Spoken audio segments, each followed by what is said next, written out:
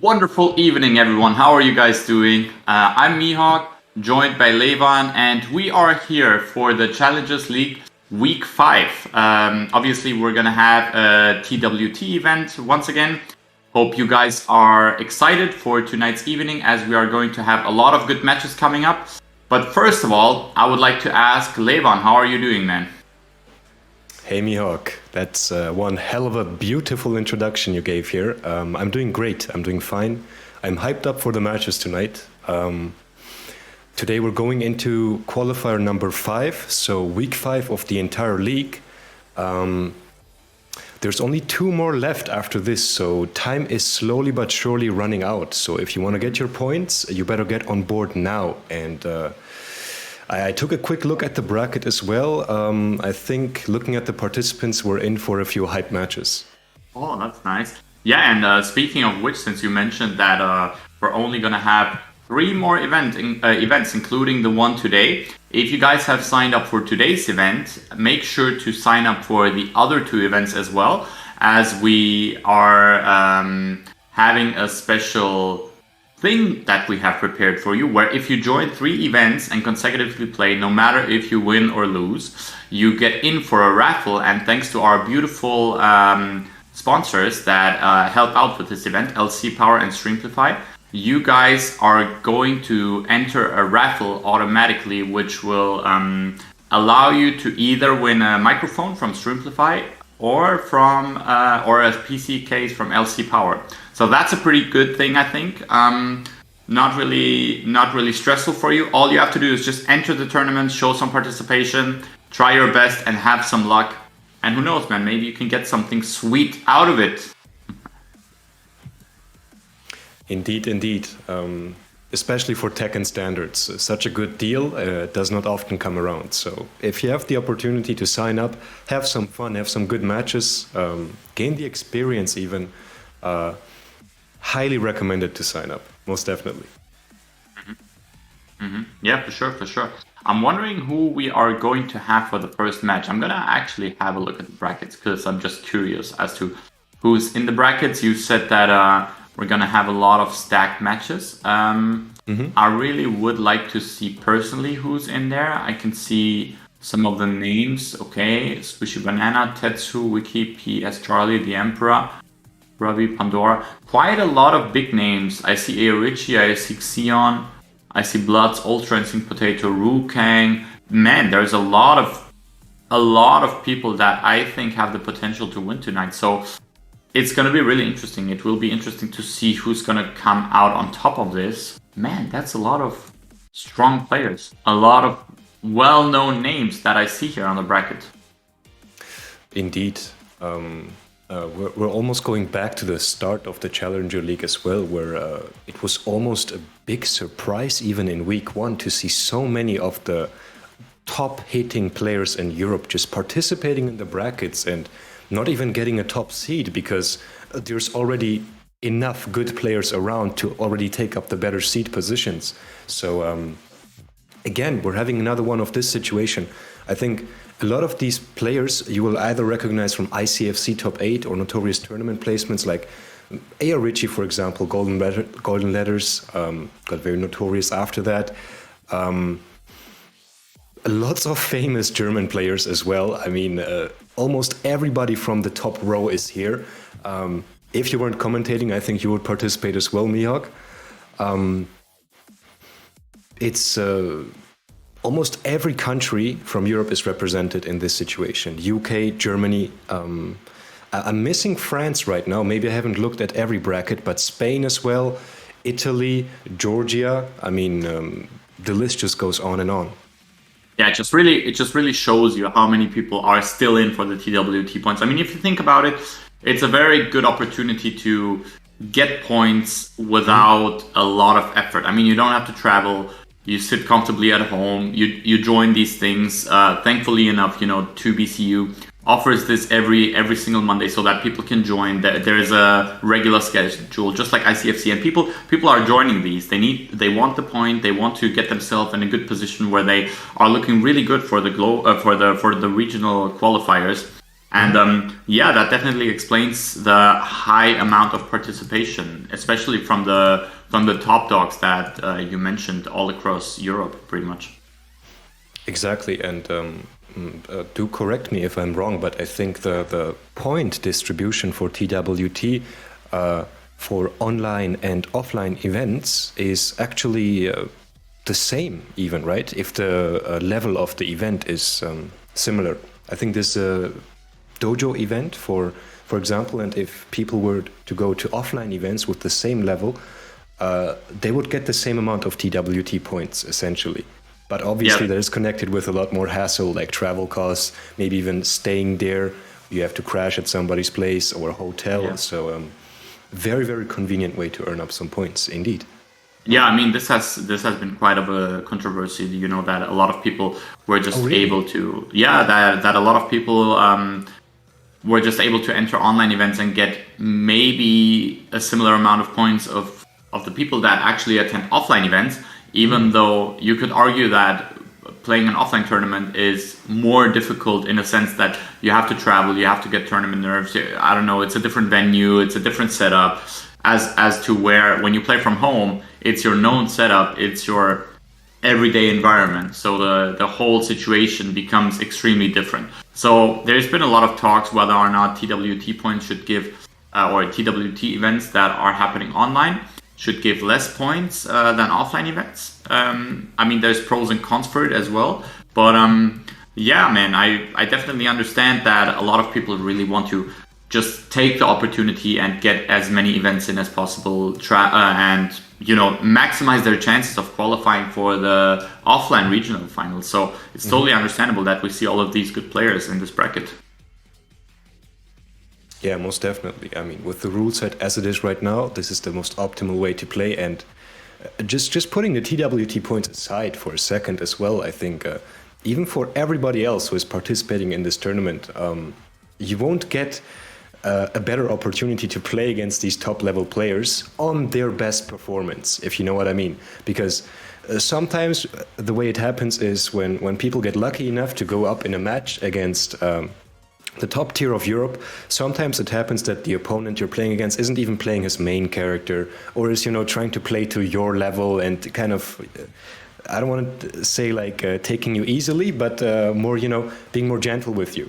But if you do manage to go through a few rounds here and the stakes are getting higher and you manage to go up against a strong player like Tetsu, for example, he will not go easy on you. And that is good for you, if you know what I mean.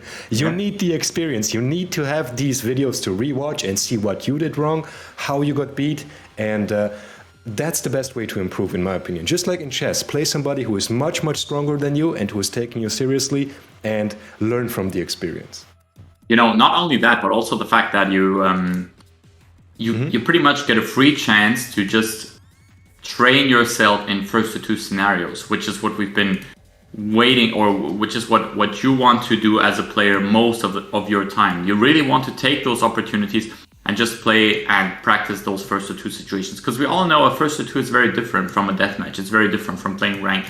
It's different than having, you know, multiple hours of time to adapt in a long set versus your opponent. In first to two, you need to be on point with everything. The punishment needs to be on point, the whiff punishment, the block punishment, ducking strings, sidestep, movement, whatever you want to put into all of it. It just becomes one big picture that you need to put together when it's time to perform. And first two sets, this is why a lot of people consider them very difficult, because it's for a lot of people it's a huge challenge to be able to manage and pull all of that off within that short set. But yeah, here we are, man. This is free training for all the people that have joined. Thanks to you guys, this event is happening, and I'm really wondering when we are going to get our first match, because I'm getting a bit impatient. So I'd like to know what's the status here. Match is starting soon, as we hear. Me too.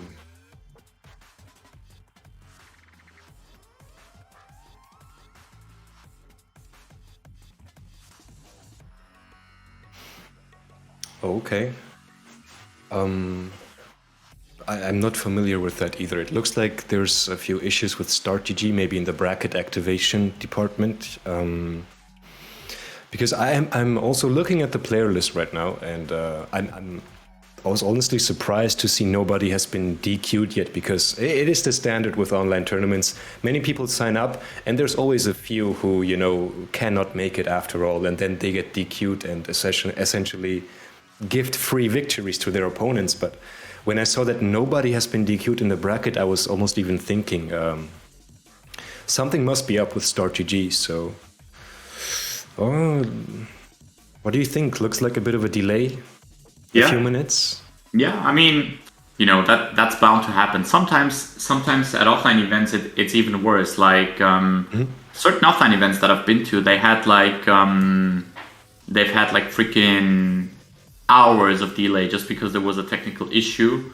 And you know, the most annoying thing is that at the end of the day, once you figure it out, it turns out to be a really, really small thing.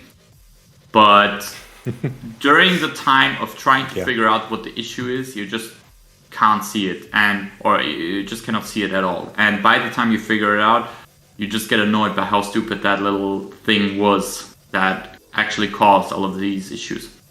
But yeah, you know, sorry for that, guys, watching from home. We're trying our best to, you know, get this going as quickly as possible. And finalizing all of this, but we are hearing information that we are slowly moving forward. StarGG is not messing up anymore. Holy. And what's promising?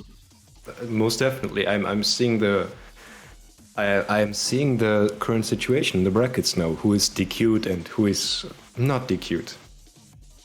Has it updated for you as well? Let me check. Yeah. I don't know. I think so. It is interesting. Very, very interesting. Quite a lot of people DQ'd. Where are you guys at? What's the issue here? Holy shit. Yeah, this almost even a very interesting, let's just say interesting sight to behold. Apologies, my microphone. So there are still a lot of top tier matches coming, but I think many of them will already be in round 2 with the current situation as is. Oh no, we still have a few. I think Tetsu's in round 4 without having to play a single match. That guy is. I mean, I'm not saying he wouldn't reach it without it, but it's still funny. It's kind of crazy because you know there are so many people that. Why did you guys sign up in the first place if you're all gonna get DQ'd? I think what's happening outside? Yeah, who knows? Monday morning, some people messed up their schedules, got a headache. I've been in contact with a few of my guys as well. I recently joined one of those German clan thingies, and I contacted my guys, and I think 2 of them already told me they had a headache and they didn't even know if they were coming tonight. So that's almost 2 potential people out, Zeku and Ultra Instinct Potato. But about the rest, come on, guys. Like, I don't know. But Zeku isn't DQ'd. I can still see him in the bracket, so I'm assuming he's playing. I'm glad he is playing in that situation then. Pushing through whatever may happen in IRL, like a headache. Didn't he earlier say in the stream chat that he may have to play against Rukang again, and that he's been playing against him 3 out of 5 times so far in this tournament series? Let me see. Indeed, he did. I think he said that, yeah. So you're planning on participating today. That's actually great in this situation then. And I'll be honest with you, we could stretch the time right now. I'm still not sure who's going to fight on stream, because if that wasn't the case, I would... Okay. Zion versus Jan Kazama, I think, is what Brian Kazama. Zion versus Brian Kazama is going to be the first stream match. Zion, very familiar name. Brian Kazama, for me personally, not so much. So, Brian Kazama. I'm thinking about this nickname. That's a very original name, Brian Kazama. I can guess as to why am I even making fun of him, man? My name is from an anime. I should just shut up. I'm an evil guy. Anyways, yeah, it's gonna be fun. I'm looking forward to see these guys play, because the thing is with online tournaments as well, there's a lot of players that you don't typically see as often, and the thing is that online tournaments really give a lot of people the opportunity to just put themselves on the map, you know. Especially with the whole COVID situation, it was a great opportunity for a lot of people to just level up, practice, and give it their very best. And now, with the whole COVID situation being in a state where you can at least attend offline events, you know, people have leveled up massively. And it's great to see that there is still a lot of new names coming up that I personally haven't seen before. And I don't know, man, maybe there's a lot of new strong players coming up that we didn't even know about that may start into tonight's tournament. Who knows? Exactly. Because I'll be honest with you, online 5-bar on PC is a much better environment than offline on PS4. Just technically speaking, I personally haven't visited many offline events yet, but from what I've seen so far, I've visited a few at this point. Offline PS4 is a bit of a how should I say it? There's many factors which can mess it up in terms of playability. Why don't you just say it? It's shit. It's but shit. The thing is that you have to get used to it. It can be. Let me be real honest with you. It will be less shit if you just play enough offline tournaments and if you play enough offline PS4 events. But at the very first time, especially playing on a streaming setup, for the people that have played offline, they know how difficult it is and they know how annoying it can be. So you know, we'll see what happens, man. We'll see what happens. You know, TWT offline events coming back as well. So I'm expecting a lot of people struggling with the whole setups, but thank God I'm hearing Tekken music in my ear. I see Brian Kazama and I see Xion on the server. Well, not on the server, on the lobby. And we're gonna get down, man. Soon, very soon. We're starting this. Hell yes. Oh, how much do I enjoy this sweet lobby music, man. Every time a tournament comes up. Unironically, it's a good sound to have, especially after a few delays have happened. And like I was saying, Xion, the country doesn't come to mind. Italian player, I think, right? Yes. Has performed very well in the past tournaments as well. I believe he has gotten a few top 8 placements even. But this Brian Kazama guy, he's from Germany apparently. I think that it's Jan Kazama. I think that has to be him. I only know one Kazama guy named from Germany, and he's normally a Jin main. I'm surprised to see Brian as the main character, but who knows, man. Maybe it's Jan Kazama, exactly, from the clan VTXA, or it's... yeah, there it is. Or it's a fan. He's got Brian Kazama and he's gone with Jin. Ultimate troll here. Ultimate troll. Maybe it's a new account, a bit of trolling happening here. Let's see. I think the gameplay will reveal the true skill level of this Jin player. Oh, the back one cancelled. Instant counter it here. Man, he's on a mission. Xion fishing for something. Oh, the Zen stance shenanigans catch Xion a bit off guard. But good composure by Xion. No matter what Brian Kazama hit him with, Xion stayed consistent and pushed through. Yeah, for sure. He's playing relatively patient. He's not really going crazy in any way. What I can see here in the chat, and you guys are right about that, since this is TWT, costumes are not allowed. Scrub, man. Jan Kazama, and not knowing about this. But you know, for the people that are playing in these tournaments, they probably don't know about that. So we're definitely gonna let him know in the next game that costumes are not allowed. You can only go with the presets and the standard outfits that you have. Round 3. Exactly. Obviously, this is not just to, you know, ruin your day and ruin your fashion show on Tekken. It's to ensure competitive fairness. Yeah, for sure. Xion is looking good for the most part. He's just, what I like about him is that he just goes for the life lead and then turtles. And as you can see that there, just confirmed the whiff, punish with shoulder, and is taking the second round here. exactly. Very, very solid gameplay here by Xeon, and I think this shows that right now he's not feeling threatened enough. I think you can tell that with most Armor King players. And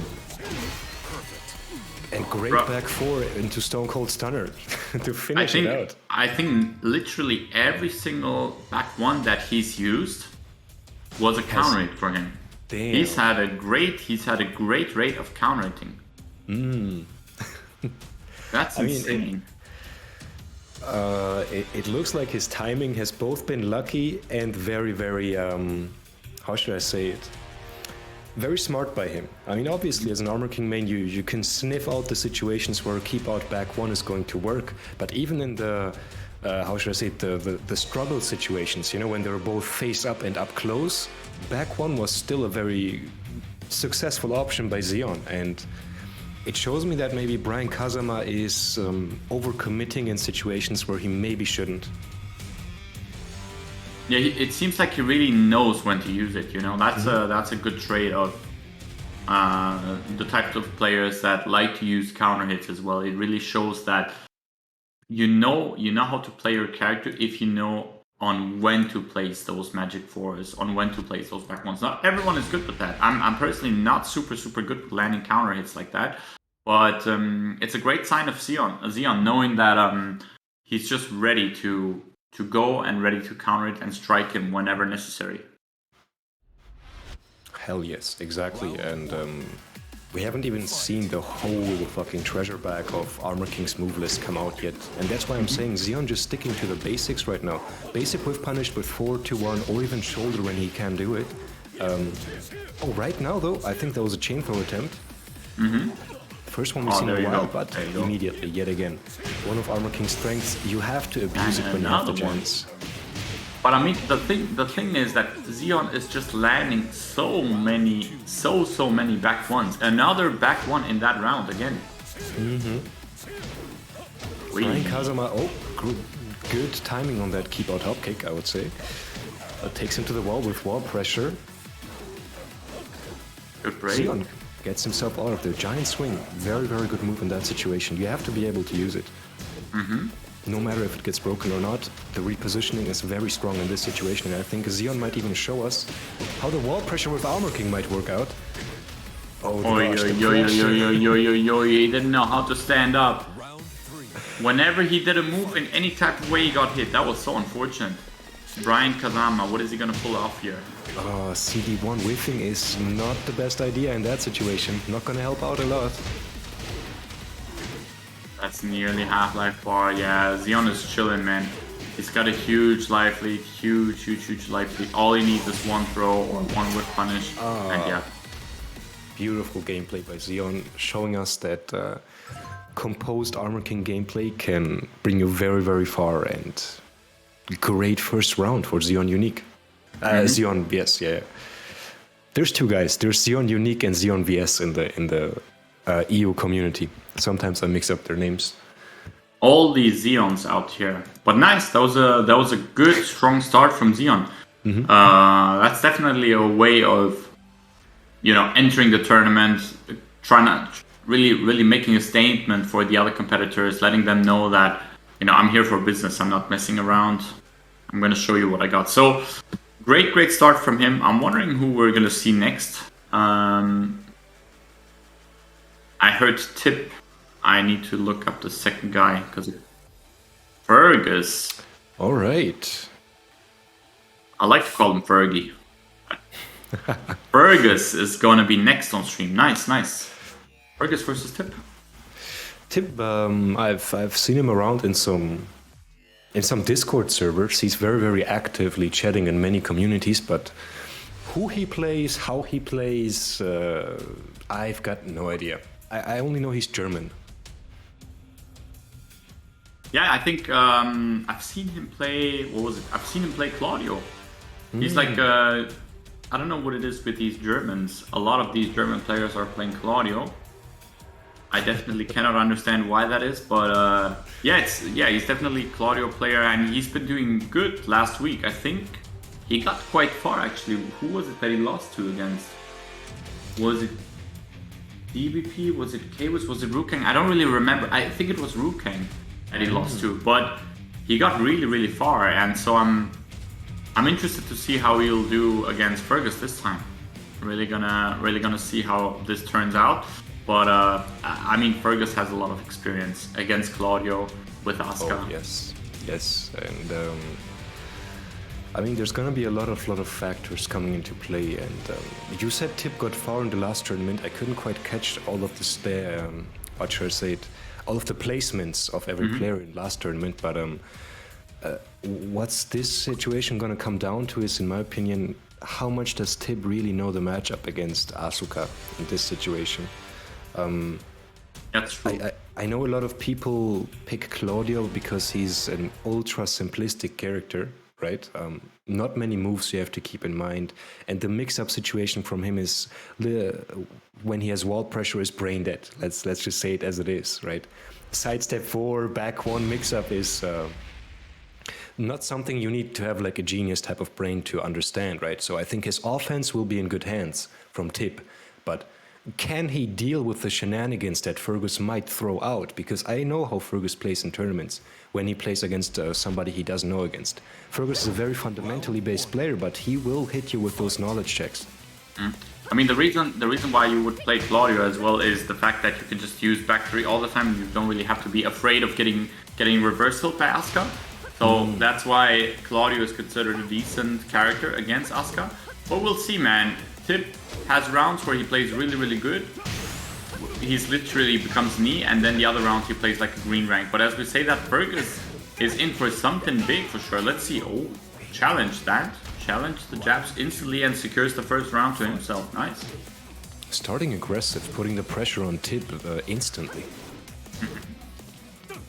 Alright, Fergus fishing for a launch. Oi, oi, oi, oi. Oh my gosh, the crushing, and the Claudio classic, the hop kick connects, and Was a beautiful whip punish though. Was from a sidestep, legit made him whip. This could be dead. if Oh yes, my gosh. that was basically one combo into vault pressure, and you're done, son. Yep. Welcome to Claudio with Starburst. Unpleasant experience for sure, but nice. Tip hanging in there. Fergus here with a very, very big light lead early on. Not even 15 seconds into the round, but Fergus is totally pressuring Tip. Indeed, making Tip spend the starburst early. However, I think down back 4 stab move actually connects against Fergus.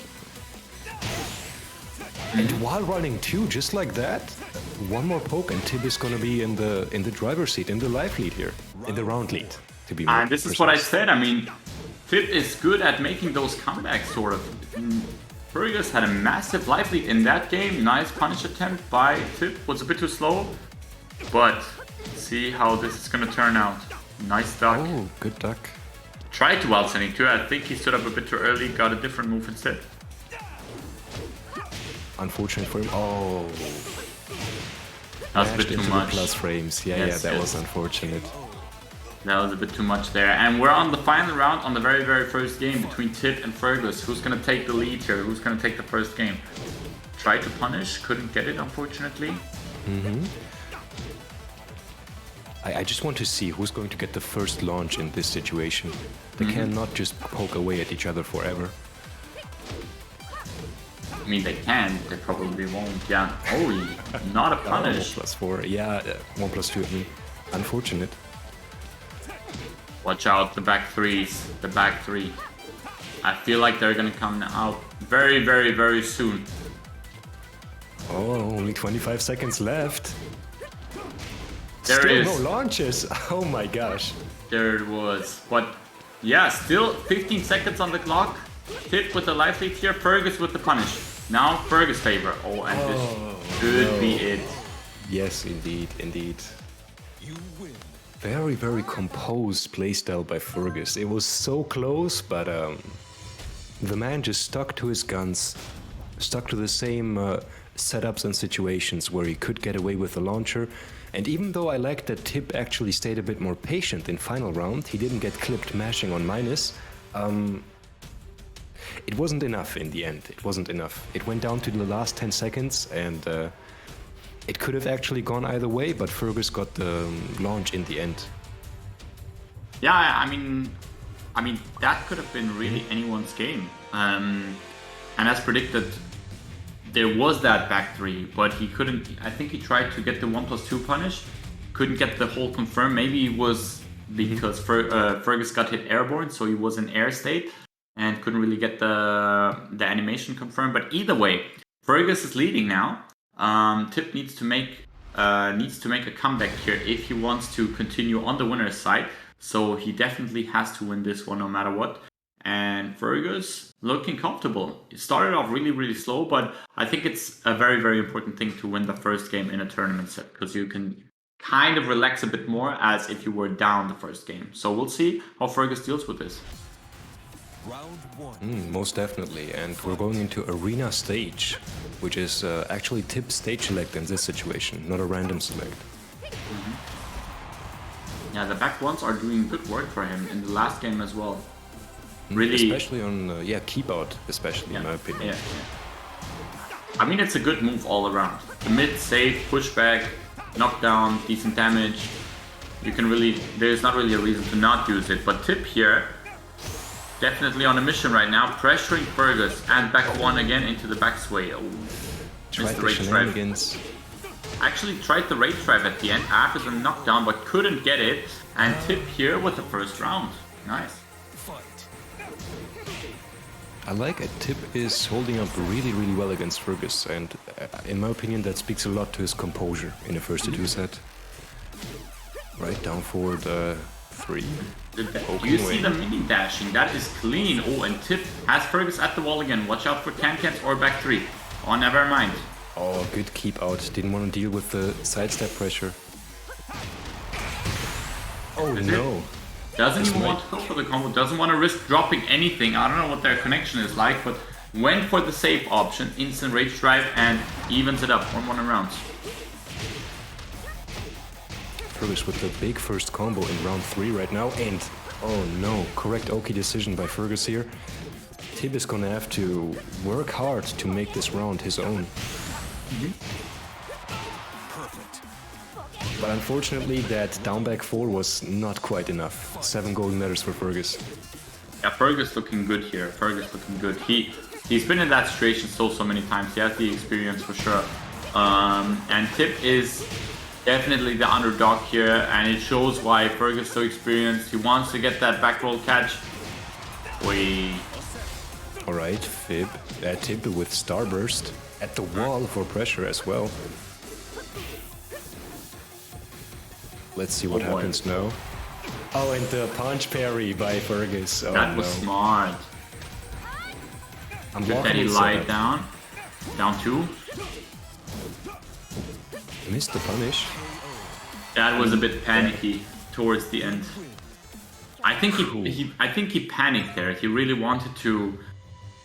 I think the moment he did it, he regretted doing it. But you know, that's what we said earlier. In the first to two set, you just have to be on point with everything. You need to be sure that the moves that you use are the ones that you wanted to use. It's about proper risk management, and in that situation, throwing out the wall bounce like that, knowing that you could die for it on block, was a risky call. It could have worked, but the favor or the situation was not in his favor, and Fergus showing great defense and patience there, closing it out and winning 2-0.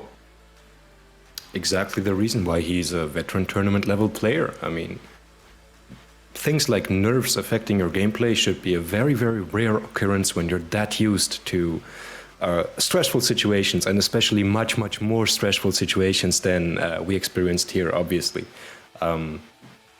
It's a good thing because it kind of desensitizes you against regular clutch situations, in my opinion. If you have traveled internationally, if you have seen a massive crowd behind you, if you have almost gotten to a top 8 or been in a top 8, it hardens your nerves and your willpower, most definitely. Yeah, for sure.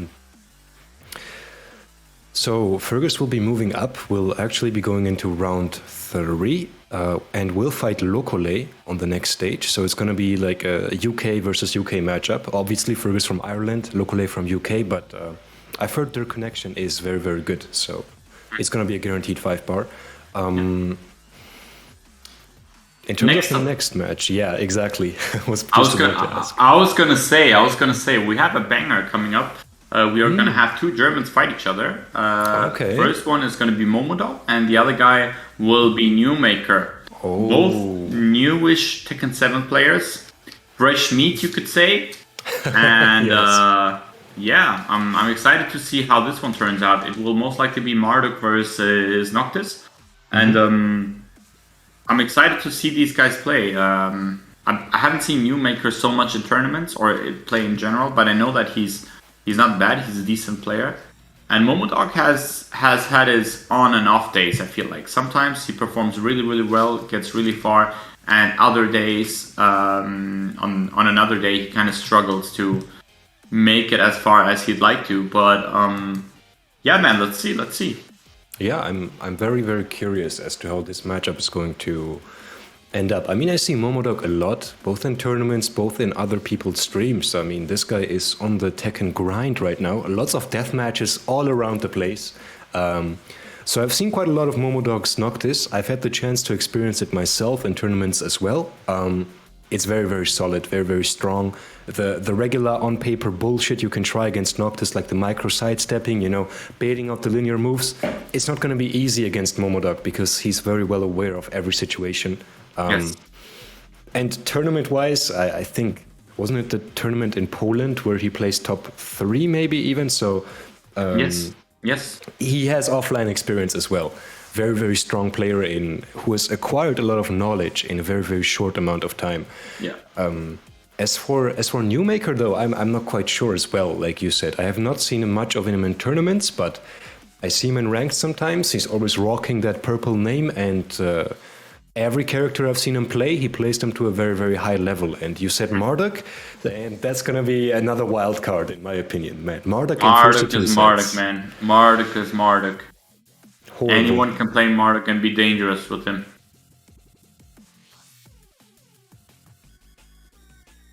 Okay. So I know you guys got excited for all the talk that we had just now.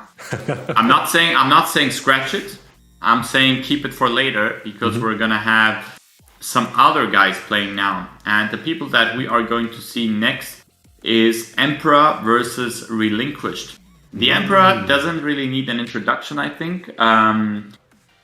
Most likely the best player in Sweden for pretty much ages now. Has been playing Jack back in the day, but with Tekken7 that has changed. He's now become a gig-ass main.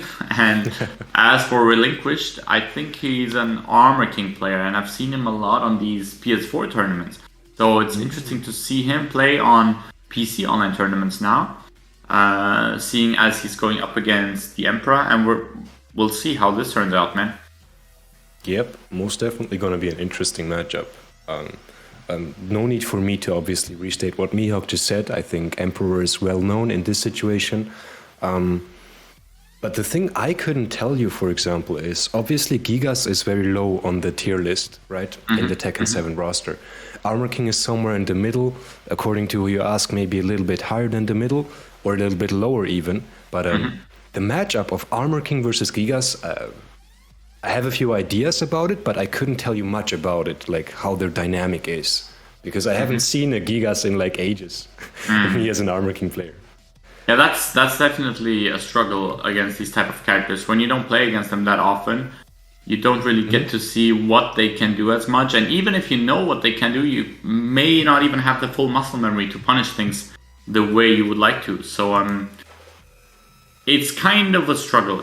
It's kind of a struggle for sure. If you don't really know what's going on, then it'll become a struggle. But we're still waiting on the guys to show up.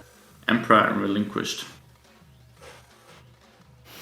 Yeah, because what I see in a lot of tournaments sometimes is when people are going up against Emperor, I think there used to be a time where a common strategy was to just pick Geese for some reason against Gigas, because I think it's the parry, which works very well against Gigas's, what's the stance called? I don't even know, the stomping Goliath into... stance, yeah. Goliath stance. I think people were relying on that parry a lot, but I think that also fizzled away because Emperor just dealt with it without much problems. But no idea what the current meta is nowadays in that situation. Yeah, I Maybe understand Armor that. I understand. Kingpin. Yeah, maybe Armor Kingpin parried that mix-up as well. Who knows? He actually can. He actually can. And Oh, really? Yeah, he can. And Gigas cannot. The Armor King reversal is one that you cannot chicken. So, in case that Relinquished is ready for the reversal of that punch, Armor King can deal with it. Either way, you can also if you're ready enough, and if you have fast reactions, you can also counter it on reaction. But there's always a risk of move A going under move B. We've seen it many times. So Yeah. I think you're safer off just going with a regular reversal and then going from there.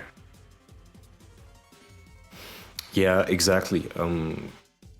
And I think Relinquished, I just saw his rank as well, True Tekken God, and yeah, he fizzles around the same ranks. Tekken God Prime, True Tekken God, those kinds of players who maybe they reach TGO once and then they kind of fall down again. Maybe he's not at that level yet where people can consistently stay at TGO level, and I'll be honest with you, not many people are.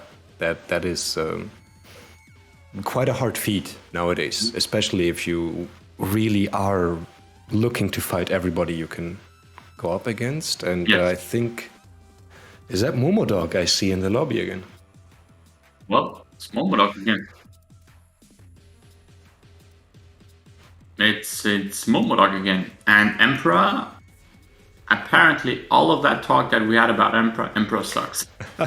Forget all that I said, Emperor sucks. Now he's I'm obviously joking, he's not here, he got DQ'd. And forget all I said, because Emperor is not playing tonight.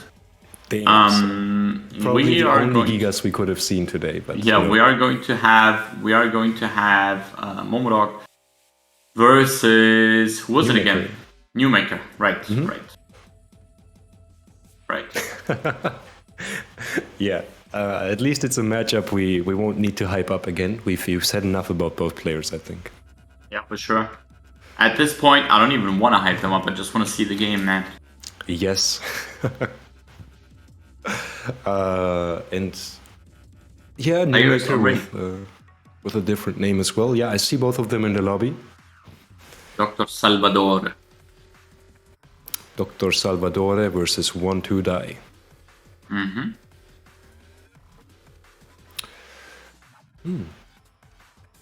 Gonna be a good one. Most definitely. Two questions on my mind are we actually going to see the armor, the Marduk from Newmaker in this situation? I think so. I mean, if you already have a TGO Marduk, there are not many reasons which go against Why not pick picking him him in tournaments. Yeah, of course. Yeah. I'm sure there's many moral and ethnical reasons which go against it, but gameplay-wise, I think it's a good choice to go with it in tournaments. There's a guaranteed spot in hell for playing Marduk, but if you want to go down that route, no one's gonna stop you. Exactly, and it looks like Newmaker has no problems with going down that route, picking Marduk without any hesitation. And yeah, Momodog with Noctis, obviously, his main character. I like the difference in wins, by the way. TGO Marduk with 166 lobby wins and Noctis with like 3,000 something. Noctis is a true committed character, truly committed. Marduk is like that character that you play every now and then, but for Noctis, you have to grind him day and night. Otherwise, stuff like this will happen. Dr. Salvador here with the instant tackle. What else would you see from Marduk? It's working out good so far. I wouldn't expect anything less from a TGO Marduk. Oh, Momodog, aware of the duckable situations here, but the jab extension from down forward 3 is kind of hard to punish sometimes, because obviously the extensions can come out as well. Throw gets ducked, but no punish by Newmaker. Well, this is a rough one. This is a rough one. Rage the drive. rage drive. Oi, oi, oi. Didn't get the chip damage, Oh no, and he went for the down for 3. I think Momodok wanted to crouch there first and then go for the generic down 4. Knowing that Noctis doesn't have a regular generic down 4, you always have to crouch if you want to get that full crouch down for 4. Oh, really? Yeah, he doesn't have a generic down 4. Not that and not a big jab either. Oh, that's a very tough life for Noctis players in that situation.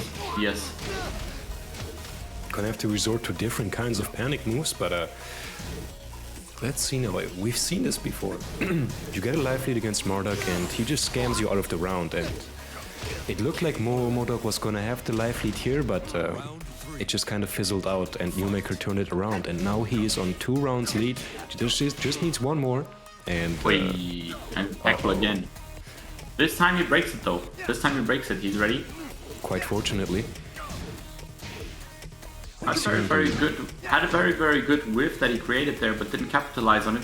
Momodok definitely under pressure. He needs to win a round if he wants to stay into this first game. Good punish here from him. Oh, and the 1+2 throw also hits him in the air. Rage drive though, with wall conversion into hefty damage. Nice. Good very nice by Momodok. Yeah, that was good. Nicely composed, and yes, rage drive wise, both of these characters have some of the best ones in the game. And this is just the momentum is kind of switching. Momodok fighting his way up there. Ooh. And not looking bad by any means. Nice break here from Newmaker. Indeed. Oh, down back 2 connects in this situation. And the rage drive. Oh no. Here we are though. Doesn't guess correctly and he's almost dead. 1 down 3 to finish it out. Rage drive is spent. Down 4, my Newmaker. God, the block. The block was so good and so important. Momodok here fighting for his life in order to go back. But Newmaker seems a bit pissed about the last round. He wants to settle this quickly. Yeah, even put in a few more extra down 4s symbolically just to get him in there. And the down 4 3-2 string. No, that's not good. Nice. Momodok guessed correctly. Will he use the rage drive? He will. And the tackle yet again. Will he break it? Nice. He breaks it. And the oh my god, the block was so good. Oh, that was clean. That was the block in such a situation, clutch as hell. That was a good block. Very good and important block. Momodok here with the first game. Indeed. I mean, this is exactly how it sometimes should go against Marduk in this situation. That down 4 is obviously a very punishable move, but it's so quick and the range is kind of okay on it. It's a perfect round ender sometimes. And Newmaker tried it twice and both times Momodok was ready for it. I mean, you have great tracking, you have a decent amount of speed, you have an unparryable low that does it's unparryable too, you can't parry it, it's you have to commit to the duck, yes. You have to commit to the duck, and that's why it's such an annoying move to play against when you fight Marduk.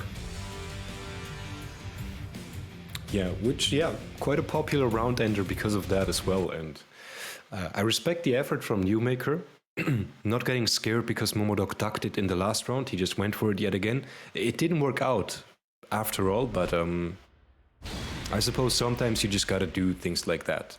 Or maybe not. Maybe that's what the first 2 set is all about. Newmaker should have realized that Momodok likes to maybe duck in the clutch, or Momodok has realized that Newmaker likes to use down 4. Okay, I'm getting too deep into the analysis now. Of the what if and what if that and... Yeah, but it's not a bad thing. It's kind of a Marduk thing. It's kind of a thing that you have to take into consideration when you play against Marduk. Down 4 can happen at any point. And Momodok was really aware of that. Let's see if he can keep this momentum up as he needs to win this game now. But, he's looking good so far. He doesn't want to take it to a final game. Newmaker instantly going with what he left off last game. Exactly, most definitely. When you have the momentum against Marduk, it's best to just ride it, because that character can break it very, very easily. Yeah, that is true for sure. Oh, nice. He ducked twice, actually. He ducked twice in that situation. Guessed wrong.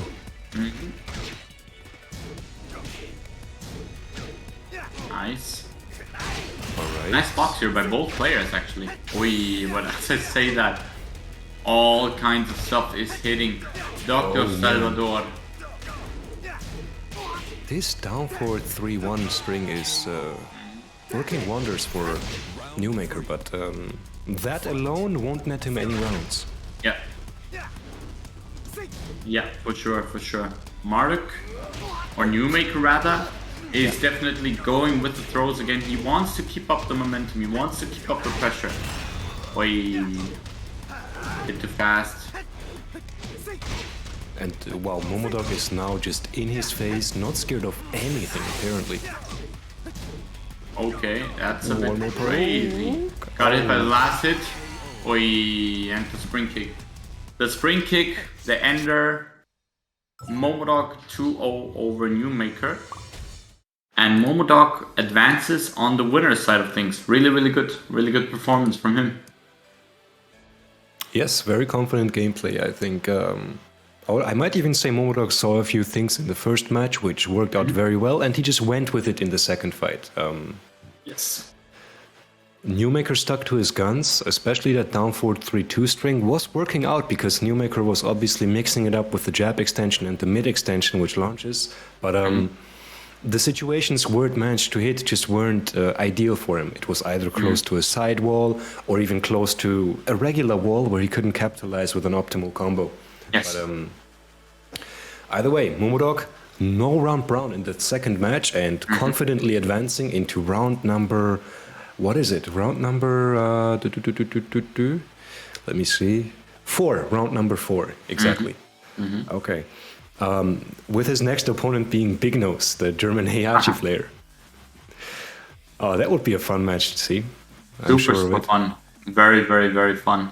I think these guys are just gonna put up a hell of a show and just, you know, do the fanciest stuff that they can possibly you know, throw out. It'll be great to watch. It'll be good to watch. Exactly. Warp Strike here, OTGF crushing the Warp Strike. It could be an insane matchup, I'm sure of it. But talking about matchups, what's the next match going to be? Oh, all right. I just got the news. It's going to be Tetsu versus Relinquished. Finally, we're seeing Relinquished, we're seeing Armor King, and we are seeing Tetsu. Tetsu, obviously having a lot of knowledge against Armor King due to the fact that he's played against me. But Relinquished is a different player than I am. He probably plays the character in a different way. But overall, I feel like Tetsu is in good hands. He knows what's going on at least. He knows what's going on. And I wonder if Relinquished can say the same, because he either has to face Claudio or he has to face Lydia. And both of those characters can be quite annoying to play against, especially when Tetsu is the player behind them, controlling them. And we're gonna see how this turns out. Yeah, I'll be honest with you. Tetsu's playstyle almost doesn't match how he looks in real life. Like, he looks like such a kind, cool, chilled guy, but once he starts committing to those Lydia hell sweeps and hits you with like 3 of them in a row, you're like, who is this crazy man? And why is it hitting me? I don't understand it. But okay, it's gonna be Lydia after all, not Claudio. Definitely a bit of a bigger knowledge check for Relinquished here, because against Claudio, I would say it's a bit easier to learn, and obviously the character has been out for much longer than Lydia at this point. But I think we'll just have to see. Oh, great Dark Upper Whiff Punish by Relinquished. Yeah, this was a great start from him. Instant Whiff Punish with Dark Upper as well. Tetsu now trying to come in, trying to push in. Nice block by Relinquished. Yeah, he's been doing good so far. The blocks have been on his favor. He has to lively, he can chill now, but... Oh, that he hits kill. Never mind. You did the Mihawk. Just did the Mihawk, man. Tried to finish it out with the Shining Wizard, but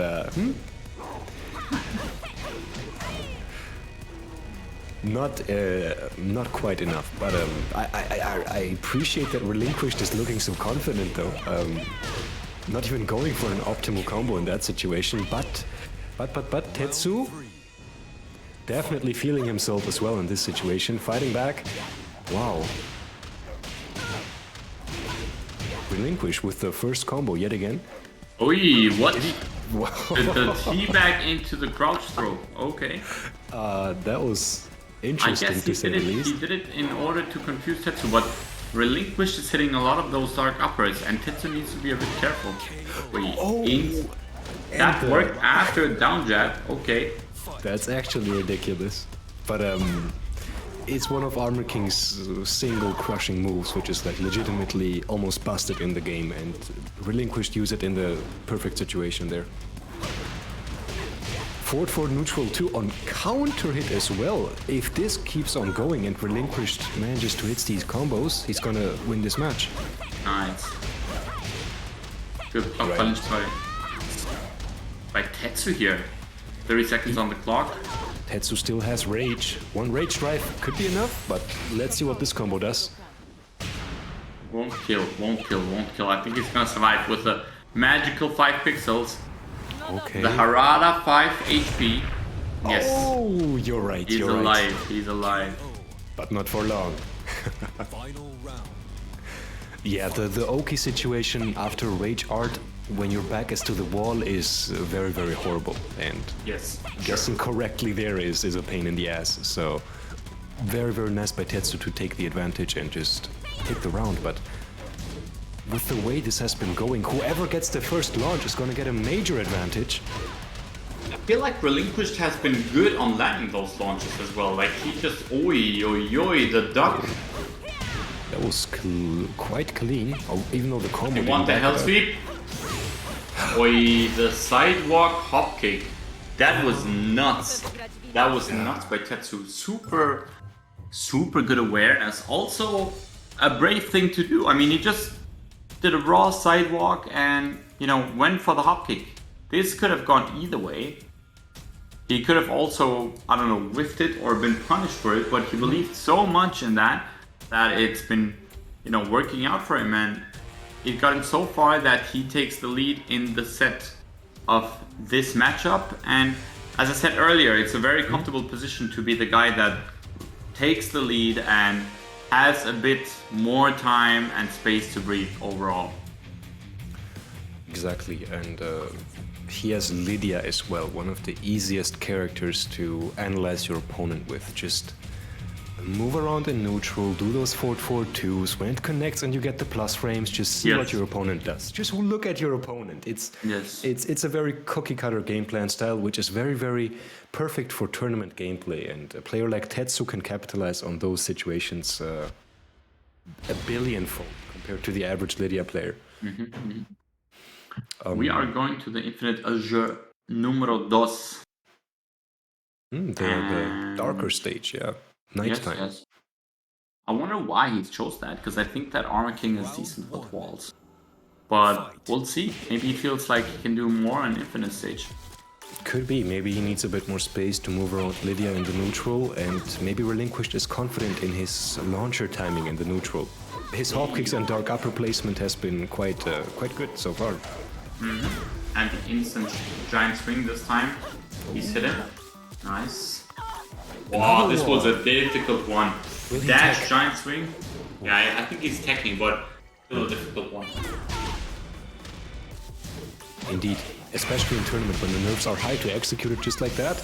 But rage drive for Tetsu into and now the classic Tetsu reset. Oh, it hits him. It hits everybody. At least once in a first to two. Again, with a crazy comeback. Even though Relinquished pretty much every single round takes the lead and just makes it look like it's very easy, but then Tetsu just steps in and makes the comeback. As you can see here, instant whip punish on the hop kick. Exactly, and wow, Relinquished just standing in his face. I wonder what his plan is. Oh, CD4 I wish that move had more range, but it just whiffed in Lydia's face. And talking about whiffing, Tetsu whiffing hop kick and getting launch punished by Relinquish in this situation. Yeah, I mean, this is a rough situation overall. Tetsu always manages to make the comeback somehow, but this time Relinquished, finally securing the round here for himself. Indeed, it seems like just one single backdash into either hop kick or dark upper has been a good round start against Tetsu for Relinquish. Alright, right now though, both players even on life. Ooh, Tetsu going in.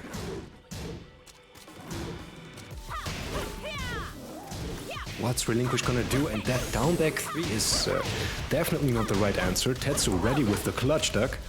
Yeah. And Tetsu, is he gonna close it out with a generic down 4, the typical classic round ender.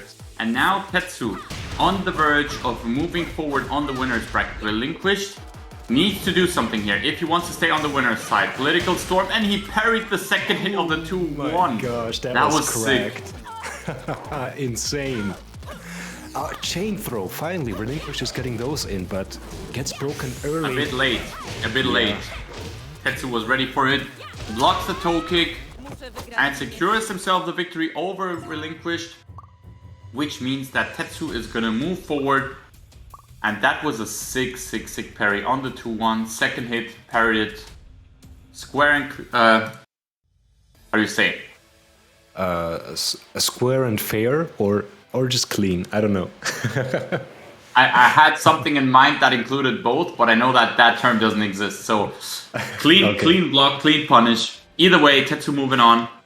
Relinquished, moving on the loser's side of the bracket. And... yeah, that was a good match from both players. I tell you, if Relinquish plays like this in loser's side, he's gonna make it far. I'm sure of it. Those launch timings were just insane on his side, and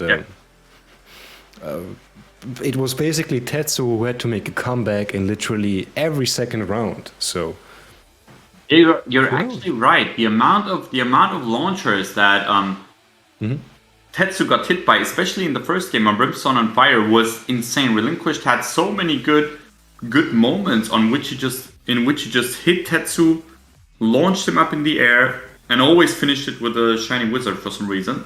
Didn't get the maximum damage there, but either way, yes, it always felt like Tetsu was the guy that had to make a comeback. But he was able to do that pretty much every single round, and so it just shows what kind of caliber Tetsu is right now as well. He's been playing really good in those clutch situations. And the funny thing is, I just had a look at the bracket, and now that Tetsu has moved on, he has to play the winner of Xeon versus Rukang. So in case that Xeon wins, Tetsu might have to play another Armor King later on in the bracket. But a very different one. And I mean, I still remember Xeon's Armor King from the very first match we saw on stream. He was much more passive than Relinquished. Much more passive and actual with confirm, with punishment based gameplay. I think Relinquished got a lot of launches based on timing and instinct, but Xeon is much more of a, visually confirm a with punish it type of guy, and analyze when he can go with a chain throw, for example, and not just remember the chain throw in the clutch like Relinquished did a little bit. Because it was already too late when he started doing the first chain throw. He got unlucky, Tetsu broke it too early, and at that point it was just 2 more pokes left for Tetsu to completely close it out. And that's where chain throws are actually the weakest, because their damage potential comes from adding them up over each other while the first 2 progresses. You don't rely on them, but you always have to bring them in to give you like some kind of damage at least. And once they add up at the end of the match, if you use them consistently, that's when they are the strongest, in my opinion. However, are we gonna see the next match now? Wait, let me see. We have Fergus versus Ducky. Fergus versus Ducky is gonna be our next game. And I think that no matter what character Ducky plays, that character is good against Asuka. Bakuram is like one of the matchups that you don't really want to face if you play Asuka, and Noctis is also super, super annoying. So I'm really excited to see how Fergus is going to handle this one, since this is not the most fun situation to be in, playing against Bakuram as Asuka, but you know, we've seen it earlier. He also won against Claudio in a pretty convincing way, so maybe he can do it again and show the world that matchups don't matter for Mr. Fergus. All right. I'm just gonna keep my eyes open and see if I manage to see the deficiencies of Asuka in this matchup, in this situation. Ducky, 3+4, getting the counter hit. Dear God, is that 80% HP? Okay, what? That is Ducky, ladies and gentlemen. Ducky is also a player that is not scared to do crazy stuff sometimes.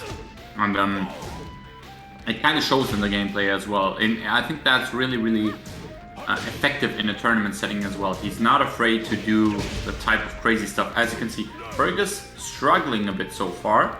Has the life deficit here and really tries to find a way in.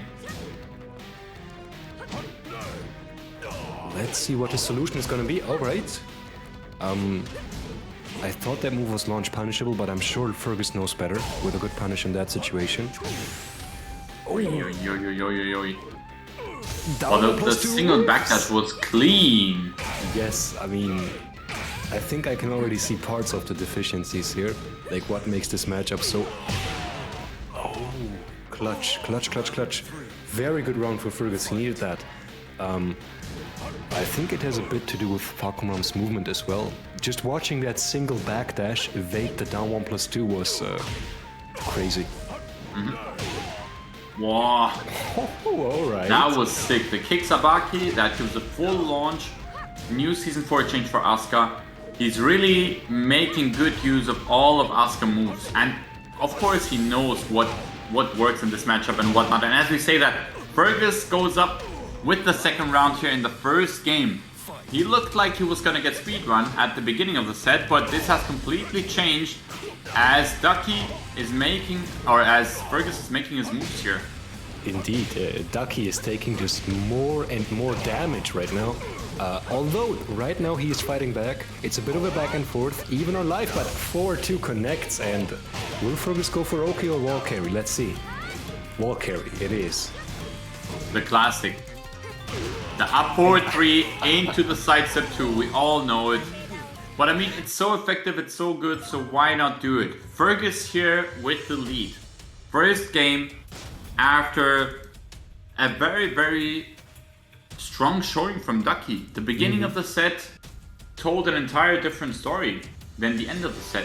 In the beginning it really felt like, okay, Ducky may have a chance to just run over Fergus, but what a comeback, what a turnaround from Fergus. He wasn't impressed at all and he just did his thing and, you know, made it work all the way. Indeed, absolutely. For those of you at home, this would be a perfect situation to rewatch the VOD, because this is how a composed and knowledgeable player can deal with a party animal like Ducky, for example. Because I'm telling you, Ducky probably did not want to stop his party animal gameplay, but I think Fergus shut it down very convincingly. And if you want to find out how it happened, this is a great resource to just rewatch and see the interactions. Yeah, for sure. I'm definitely gonna have to rewatch it as well, especially live on commentary. It's hard to catch how exactly Fergus managed to shut Ducky down, but it's just apparent that he did, and he did it very convincingly. Interesting one. We're going to the last day of Earth. Ducky's choice here. What an ugly stage. I was gonna say, if you like the stage, because I personally like it a lot. I don't know why so many people dislike this stage. Music's hype at the end. Oh, you like the music, the EDM Yeah, stuff? I like it a lot. I don't know what it is, but I like it a lot. I personally, I just have been scammed by the walls too often on this stage. That's why I think I don't So it's like more of the, so it's more the shape rather than the music. the shape of the walls specifically. Yeah. Okay. Music-wise, I like EDM. That's fine by me, and wow, fine by Ducky as well. He looks pumped up. First round Yeah. going to him. Ducky going in. Ducky going in, but Fergus, as I said earlier, not really impressed by any of it. Oh, full crouch sweep here. full crouch mix-ups now from Ducky. Oh no, is he gonna start doing those now? Let's see what happens. Nice punish. Alright, Ducky, I see you. Ooh, the jet kick. Good old jet kick. Oh, such a strong move. It's visually pleasing to watch. But not Really if you're, fun. yeah, not if you're playing against the Falcon Ram though. Then it's, oh my gosh, he does 2 more. Is he And gonna what- make the comeback? Oh my Low god, the parry. low parry. This is it? This is it? Hold on, is this, what? This is it? He didn't even need a screw, nothing. Who needs a screw in here? His rage art is the screw button. And Ducky now with a 2-round lead here in the second match. If he wins this game, we're gonna go to a final deciding game. Fergus, a bit under pressure here. What is he gonna do? Only gets a jab. Nice punish here. Oh no, and now the wall pressure shenanigans by Falcon Ram. You gotta be able to sidestep those. However, Fergus could have made it happen, but gets countered by the low extension. Ducky just needs 2 more pokes, but gets launched by the can-can. Good old Into- can-cans, and this could hurt if he gets the wall, if he gets the rage drive, he misses it by an inch. That is so unlucky. Indeed it is, and The oh, classic down 2. Oh my god, and Ducky runs after him, chases him. He's not done with Fergus yet, even though he's already dead, man. He's on the ground, he's not moving anymore. Ducky is hungry. Ducky has smelled blood, and he's on the hunt right now. Oh gosh. Oh man, he just stepped it up from... He was already playing to a 10 when it came to like aggressiveness, but Yes. he stepped it up to 100 right now. It's insane. Pressure worked out. He even got a few lucky counter hits in. Fergus was baffled, and he needs to regain composure quick because only 1 more match, and one of these guys will have to move on. That's for sure, that's for sure. We're going to see who's gonna make it, because to be honest, I wouldn't really be able to tell as of now. It's it can be anyone's game at this point. Can be anyone's game. This is very, very close between both of those players. And for the final deciding game between Fergus and Ducky, we're going to head to Violet Systems and see who's gonna advance further on the winner's side of the bracket. Alright, Violet Systems, visually a bit of a different map, but a stage, not a map. But I think size-wise, it's kind of similar to Last Day on Earth. Yeah, I agree. The classic. That does a lot of damage, man, for minus 11. It almost feels like 40%, maybe 50 is gone. Yeah. That was a beautiful time to Magic 4 by Fergus here. Alright, the keep out is working. Fergus getting a lot of mileage. Oh, Ducky keeps his pressure going by dick jabbing.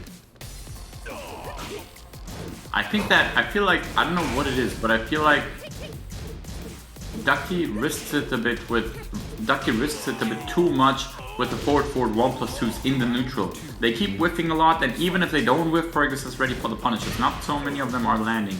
So, Yeah, Ducky is not confirming anything visually. He's essentially hoping to catch Fergus dash blocking in that situation, I think.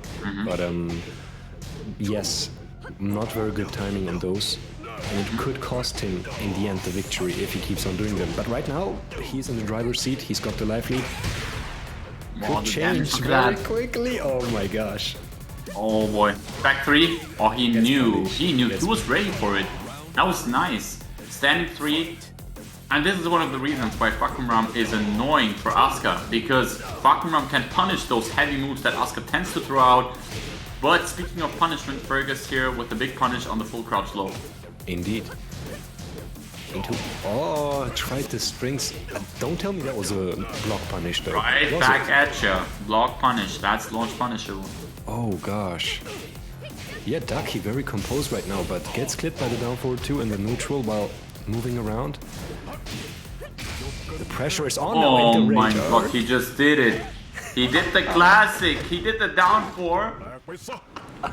With the difference that this move does not recover in crouch, but it recovers in standing. Being -5 though, Fergus was certain that he can attack, and the Rage Art worked out for him. This means that Ducky only needs one more round in order to advance.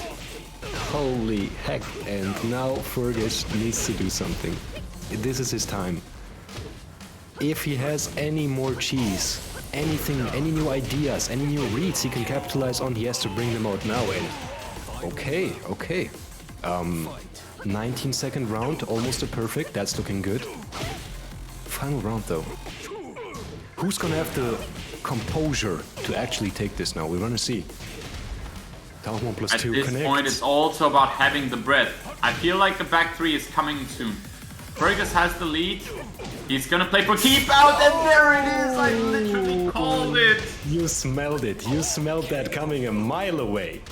I called it. I called it. It's the one thing that not only Fergus, but Asuka players do when they have a massive life lead and when they kind of need to keep out the opponent. That was a very smart and well-used back 3 by Fergus in that situation. But yeah, man, that was a fun set to watch. That was close between both players. Yes, most definitely. And you were right. So many back and forths. And in the end, it was just, is Fergus gonna use the back 3? And if he does, is Ducky gonna be ready with the block and the punish? And no, he was not. And that's how Fergus won the actual game. That was insane. You called it 5 seconds later. It actually happened. Good old smelly back 3, man. Good old smelly back 3. You gotta have the experience versus Asuka to know that it's coming. But yeah, I mean, things like that happen. It was a very, very good game between both of those guys. Close one. Fergus having the upper hand and advancing further. Ducky going to the lower side of the bracket. And who do we have next up? This is beautiful. I see Monsieur Guny from France, stepping up to the arena. I wonder who he's gonna play against. He is Dritan Rama. If I do see it, yeah. If I do see it correctly, you're right. Wow. Dritan Rama. Nice. That's nice. Arguably the best law player in EU, if I do say so myself. Yeah, I think. I mean, it's definitely between him and Ghosting. Yeah, Ghosting. Yeah, without a doubt. Both of them stand at the top of all law players, and believe me, their connection is no 3-bar. They play perfectly fine Tekken on the highest level, and this is gonna be a good show. And I know Goonie from his street cred, from his credibility. I've heard a lot about him, but I've only seen him once in an American tournament, maybe years ago, but not much after that. So I'm interested to actually commentate his match live and see how he plays. Well, you will see in a second. You will see in a second. You know, Goonie actually, with Goonie, it's a bit of a weird one because I like to call Goonie the Phantom. He's there every now and then he just disappears for months, years. No one knows where he is. No one knows what he's doing. But then he comes back and it just feels like he was never gone, really. He's just always in shape. It feels like he's always in shape, even though he doesn't really play that much. But yeah, man, gonna be a good one. Jack versus Law is what we are going to see here. Unless Goonie plays Gigas, which I know that he plays quite a lot as well. Oh, really? But okay. Yeah. Online, normally he used to play Gigas, but because this is TWT, I think he's tryharding with the Jack. Doesn't really want to go in, or doesn't want to take any risks, and just fully gonna go Jack, not risk anything. Wow, what's up with these Jack players also maining Gigas for some reason? It's always a combo package with these players. Who else does it besides besides Joey? Good old Johnny Fury. Johnny Fury, guys, remember the name. Yes, the world-class famous player from yes. Uzbekistan. Who else does it? I think you were talking, the Emperor does it too, right? His main was Jack, and now it's Gigas. Yeah, that's true. As well, I can think of more names. Just give me a few seconds. Let's watch the match first. All right. Dragon Hammer. by Driton does what he normally does. Instantly starts the pressure and fully goes for it. Indeed, you gotta stay on your toes when you're fighting against Driton. Oh, and talking about staying on your toes, that was a clutch low parry by Goonie. Yeah, indeed it was. Oh, another one. What? That's gonna be death. Yes, most likely. Wow. Two very great low parries by Goonie in this situation. But Driton Rama not phased at all, keeping it up with the low pokes. Yeah, for sure. Ooh, the booty. Damn, son. All right. Both players even on life. I feel a launch is coming. One of these guys gonna get a big launch soon. And it could have been Driton with a 3+4 with punish, but he didn't pull the trigger. Alright, what's gonna happen now? Neutral gaming by both players. Driton threatening the slide, but gets hit by forward 4-2. He's missing the ones. You can see that Goonie isn't really that confident in his execution as of now. Driton, oh no, that was way too late. That was way too late. With the down 4-2 and now Goonie with a life deficit. But I feel like he was gonna throw out Rage Strike if Driton wouldn't have killed him with the jabs before. Yes, it seemed like it was coming, especially with the timer coming to a close. What? Another clutch low parry. Even on hit, that's pretty good. Yeah, indeed. And now you're at the wall. Not a fun experience. Against Jack especially. Start guessing player, but wow, Driton sneakily turned it around, but I think Goonie is about to do the same. No, Driton doesn't let him. The classic. The Driton punch parry. Oh, down 4-2 in neutral. None of them are in rage yet, so it's quite even in lifeblood. One combo from either one of these guys is gonna be the finishing blow. And Goonie looking good, man. Goonie looking strong so far. Yeah, the low parries, the low blocks, he's on point. However, that one goes through for Driton. Reach the wall. Indeed, wall carry. I remember when that did so much damage, but it's enough anyways. It's enough. We're in the final round situation here in the first game between Goonie and Driton. Who's gonna take the first game? Very hard to call. I think it's gonna come down to the lows in this situation. Is Driton gonna keep on doing them for a low poke? However, the recovery is so bad of that, and Driton still gets the 3+4, goes for the combo. Oh, the big whiff. Goonie! Oh! This might be it. This might be it. I feel like Driton is gonna do something crazy. What a clutch duck by Goonie, but no punish. Slowly but surely. Slowly but surely. 20 seconds on the clock. Goonie with rage. Needs to hit one rage drive and anything is possible. Driton still with the life lead. 15 seconds. The clock is ticking. You need to do something. Okay. That's the start. And the rage drive. Okay. 5 seconds. Oh my god. That was so good by Driton. The bait of the toe kick just to make Goonie whiff and take the first game. That was really good. That was really good. Oh, the composure in the final seconds of the game too, to pull off such a bait like that. Wow. It really looked like Goonie was gonna make a comeback. Especially if you think of how many hits he hit consecutively within a very short amount of time. But you know, then all of a sudden Driton with the composure still baits the toe kick, takes the round, and you know, just advances further on. Gets the first game, and if he wins one more, he's gonna stay on the winner's side of things. But this was, you know, Goonie is not a slouch, man. Anything can happen still. All he needs is 2 wins, and I think this is very possible from his standpoint, since he's doing really good. That was a close one. Yes, that was absolutely crazy, like you said it.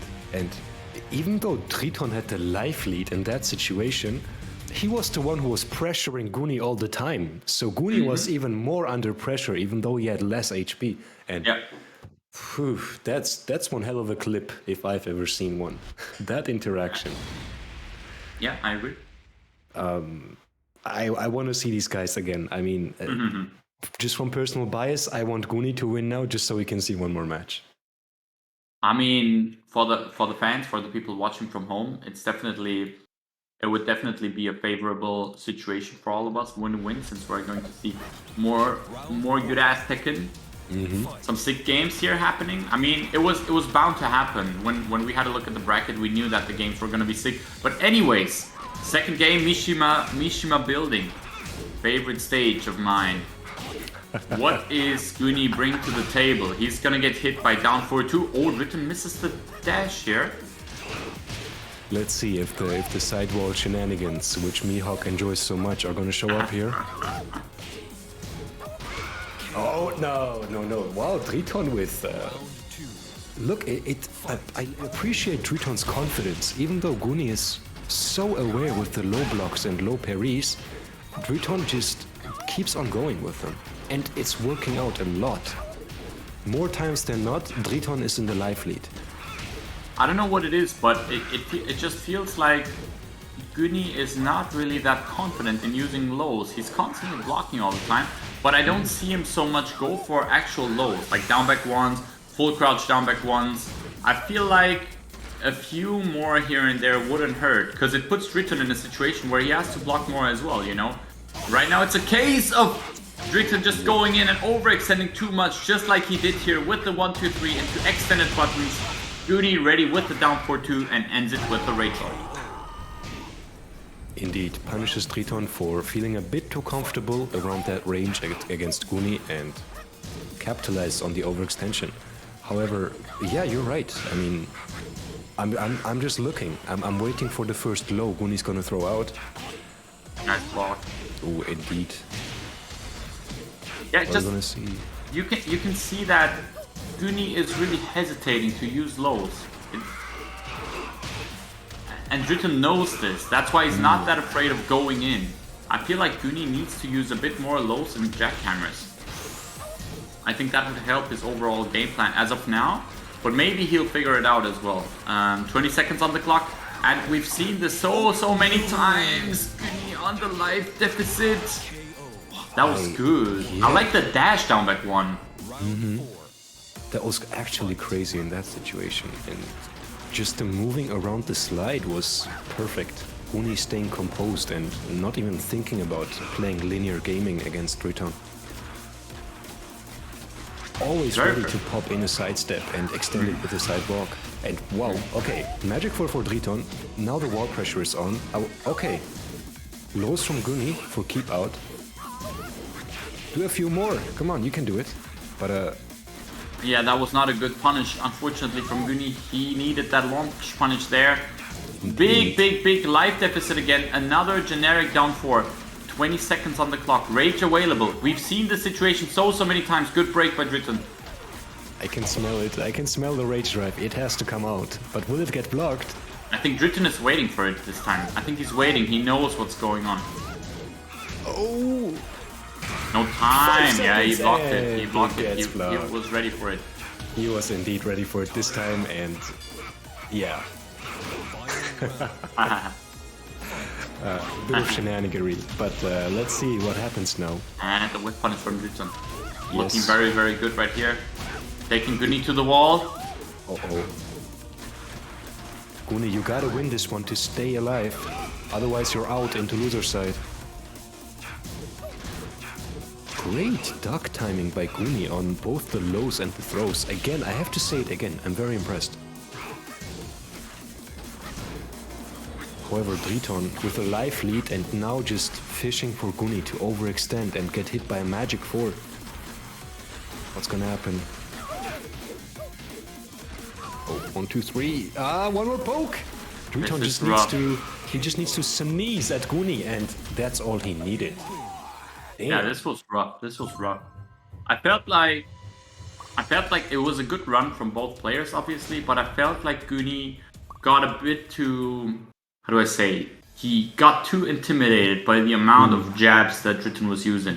I think that Jack is a really, really effective character in short set, but you need to have that type of, you need to have the sort of confidence that Anakin has when you play Jack. Because when I watch Anakin, for example, in a way, he's just careless. Like, he's not afraid of going in, you know? He's not afraid of throwing out those down back ones, throwing out those jackhammers, going in, applying pressure, instant, and then kind of prepare the whiff punish situations, and the moment the opponent whiffs, instantly whiff punish. I think that is something that I would have liked to see a bit more from Guni, have more confidence in your offense, because we know that he has great defense, but with Jack against Law, you kind of don't want him to constantly Dragon Hammer you. You kind of want to interrupt his pressure here and there. But you know, it was a great attempt from Guni, regardless of all of that. Yes, most definitely. Jack is a big boy, but he's definitely not slow in many situations. And I've been keeping an eye out after you mentioned those lows, and it was during the span of like 3 rounds. Guni won 1, Driton won 2, and then he won the entire set. But I only counted 4 lows in total in the span of 3 rounds. And that's, no matter what character you're playing, that's definitely a bit too low in that situation. So yes. A bit more confidence could have helped them, indeed. Could be that Guni is right now just coming back, because like I said, I haven't seen him in the recent times, like in no tournaments even. No ICFC, no Challenger League even, so maybe he's just coming back into it slowly, and this could be one of the effects of that. Yeah, for Guni, the way I know him, it's really a case of how comfortable he feels overall. If he feels comfortable, he will do all those things that we spoke about, but if he doesn't, then he will also hesitate to do these type of things. So it really comes down to how confident he feels during that time. But, you know, speaking of confidence, all these players are trying their best in order to advance as far as possible. And you guys can help to reward these guys properly by clicking the match arena, you know, contributing something to the prize pool. It doesn't cost you anything except for 1 or 2 clicks. Make sure that the players are rewarded for participating in this tournament. It's completely free for you and helps out the players as well. So please feel free to click the match arena, guys. Help to boost the overall donation that will go towards the player pool, towards the prize pool. And now we're going to have a German clash, Momodok versus Kaiserkulars. Damn, this is gonna be an interesting one.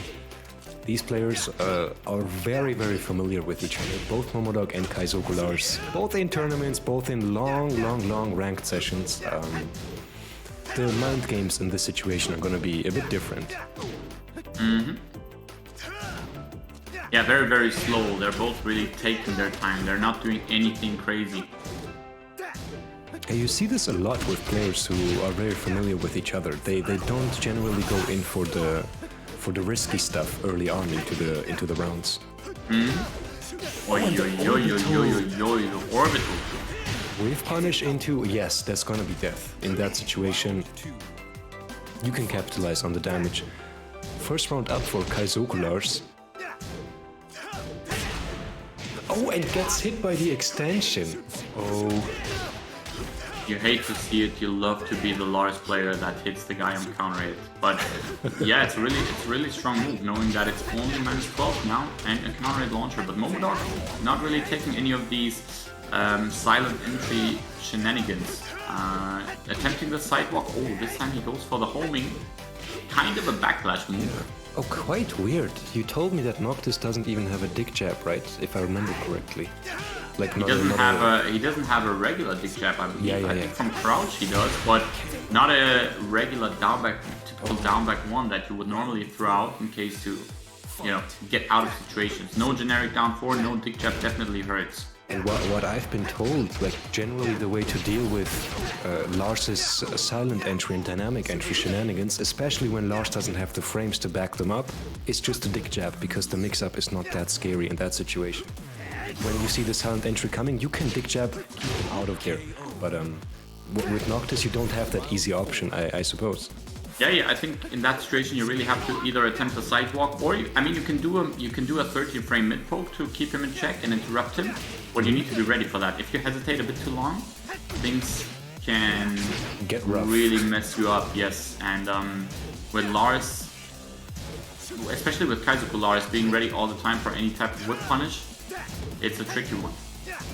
Indeed. And Momodok has worked himself one round up, but the momentum is still not shifted. It's very, very equal between these two. I don't see anybody taking the initiative right now. Yeah. Although Kaizoku Lars is slowly but surely working on his third bubble. Good old Oda. Another one? No. Back one on counter it. And Kaizoku Lars securing the first game for himself. Very, very strong performance by Kaizoku Lars here. It was a back and forth literally every one of those rounds. Just Kaizoku Lars clutched it out in the end in that situation. However, because it was so close every round, that also means that Momodok won't even need to drastically adjust his gameplay style. I think a few minor adjustments on his side, like from his perspective, what he can change is going to net him a lot of, well, how should I say it? Net him a lot of wins and rounds. Let's just call it like that. I think slight adjustments are going to be the perfect answer in this situation because it's very, very close between the two players. In my opinion, it was more of a case of how do we explain? It was a case of Momodok extending in the or overextending in the wrong situations, and Kaizoku Lars being ready for the whiff punishments. In that last round, you saw how he whiff punished with orbital or had the right timing and just caught him on counter it. There have been quite a few situations where Kaizoku Lars just really stays calm and doesn't do that much and more or less waits for Momodok, waits for a mistake of Momodok. We're gonna see if Momodok can adjust it here. He loves to pick the stage because of the wall travel that Noctis has and the weird optional side walls. Yes, the reset. Normally you can get some crazy damage on this stage. So we're gonna see what he will do here. Oh, I hope to see those combos. And oh yeah, the last stage was an infinite too, so yeah, he couldn't even think about doing these shenanigans there.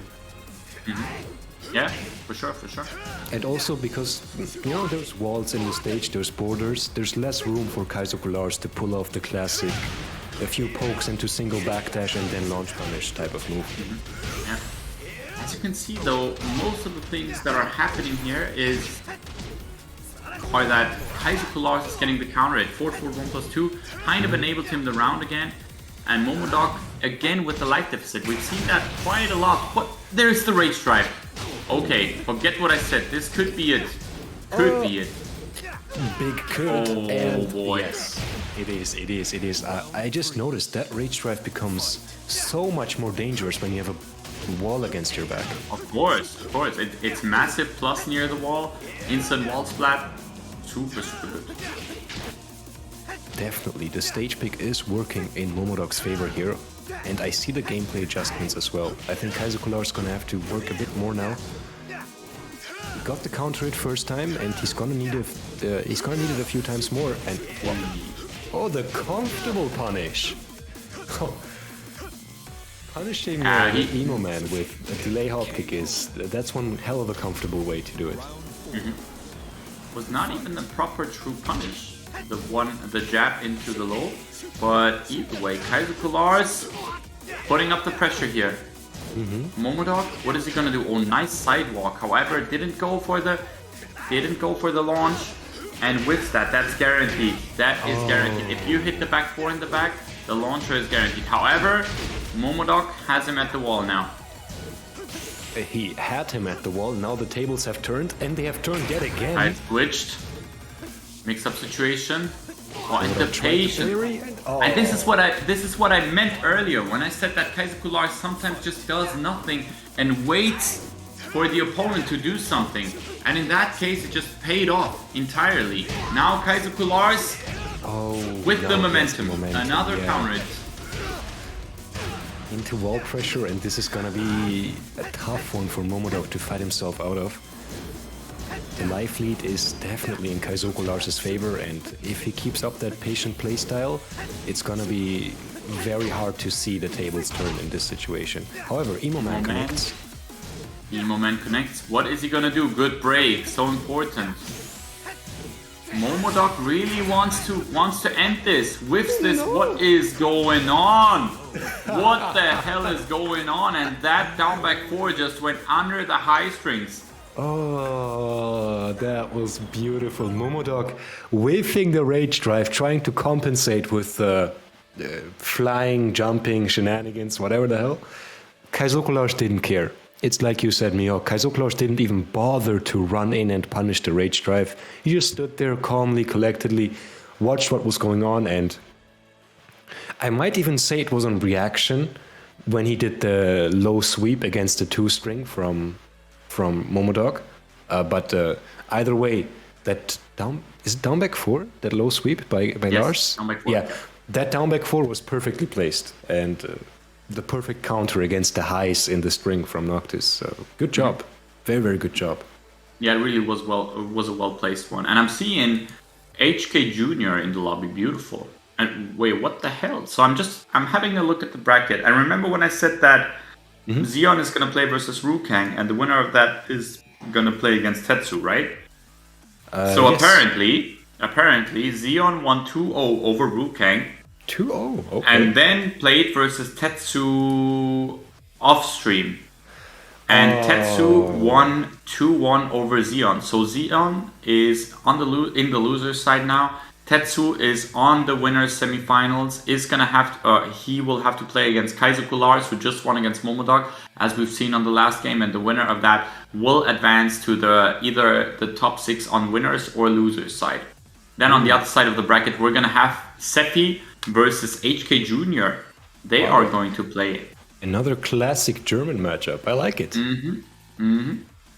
Interesting. A lot of strong players left. And then we're gonna have, after this game, we're gonna have Witten versus Fergus. So overall, man, just crazy matches coming up. Crazy matches coming up overall. Yes, indeed. I mean, winner's side is getting closer and closer to finalizing all of the top 8 placements. And I think, yeah, we only have like 3 matches left, the ones you mentioned, and then the top 8 is going to be finalized. And then it's up to the loser side to fill in the rest of the spots. Yeah, for sure. Let's see what happens now, though. Sephi Black versus HK Jr., Miguel versus Heihachi. It's going to be a good one, I can tell you that much. Yeah.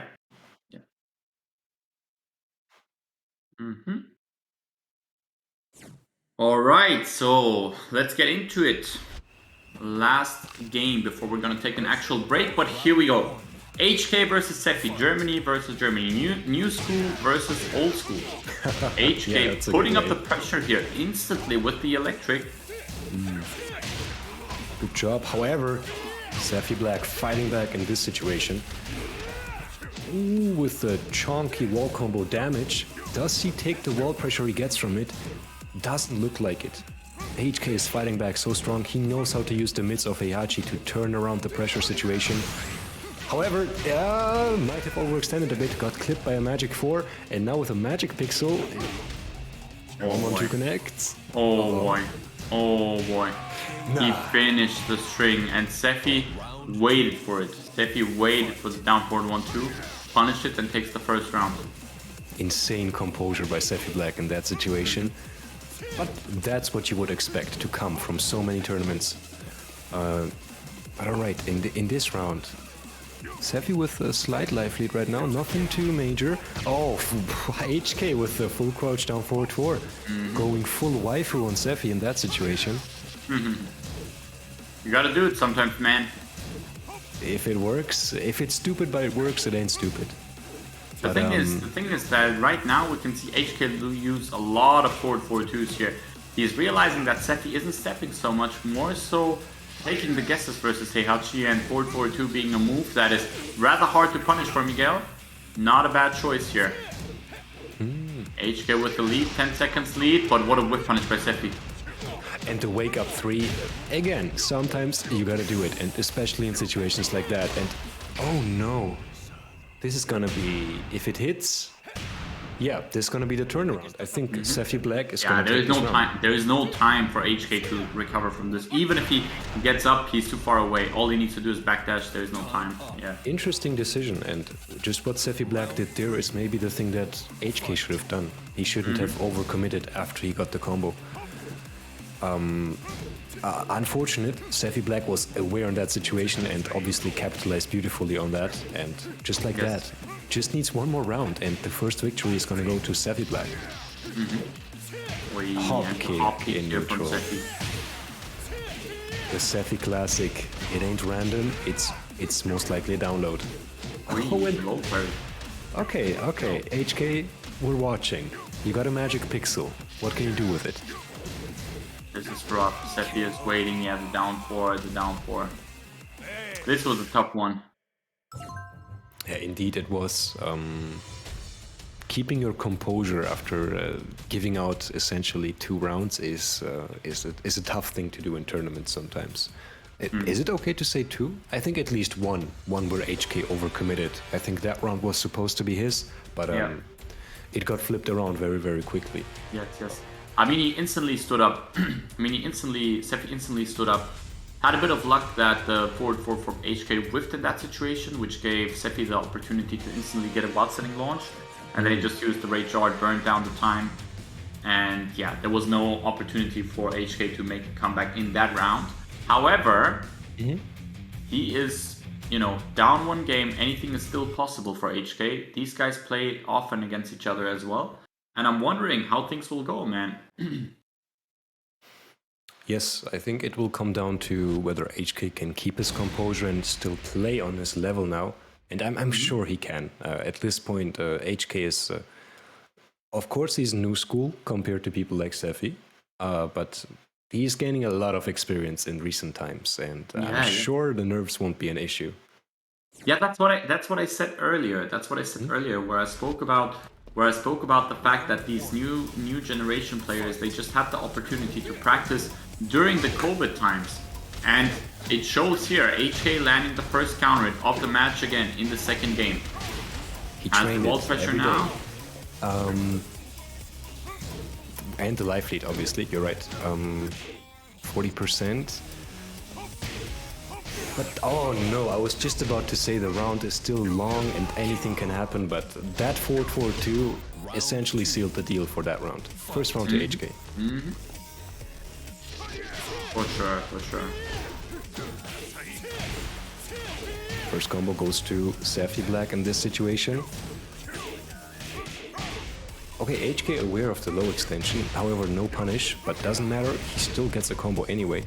Yes. Alright, neutral gaming right now. Sephi Black slowly fighting himself out of the wall. Situation's reversed. Rage Rep spent. And Sephi standing like a wall right now. He knows that he doesn't really have to do anything, but as I say that, I jinx him very, very hard as HK takes the opportunity to make a comeback here. Rage Drive spent.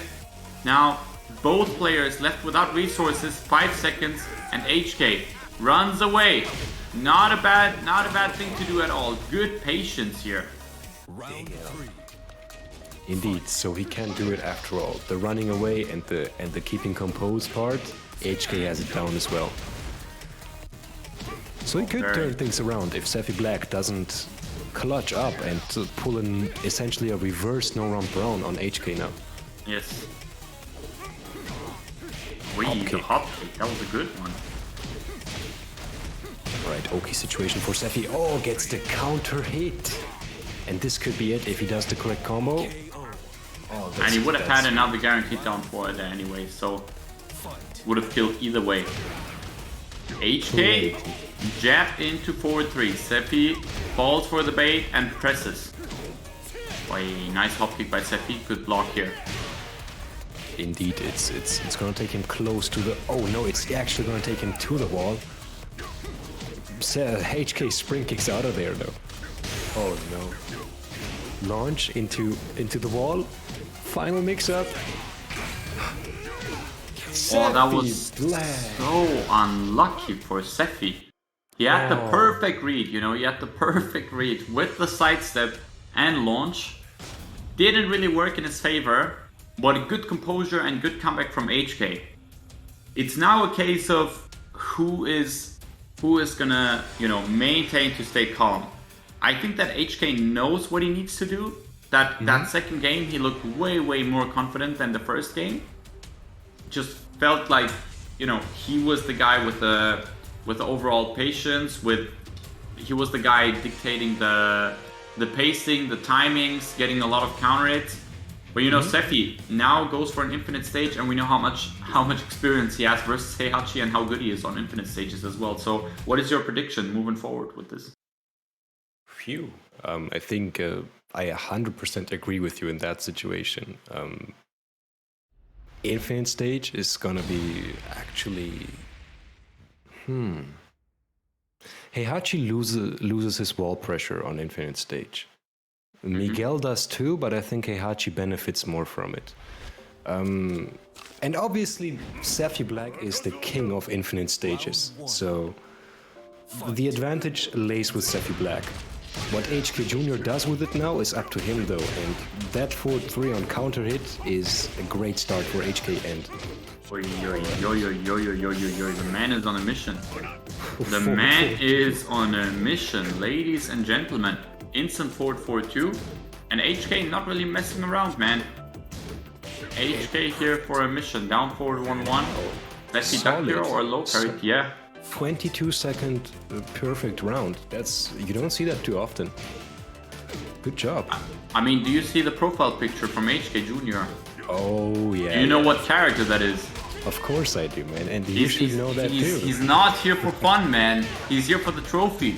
He's here for big things. He's here for business.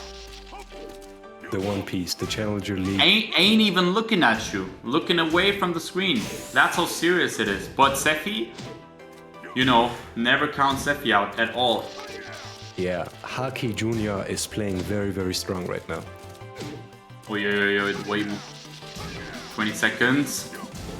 Oh, Sephi is just standing still. He's scared. He doesn't want to get hit by electrics. Well, you can call it scared or composed, I think, both at once. He has some life lead, he can chill. Definitely. Oh, good block. Clutch block. Crazy. I think he kind of had a feeling that he has to go low if he wants to make a comeback. Good read from Sephi, very important. Indeed, and it is one of Heihachi's shortcomings, unfortunately.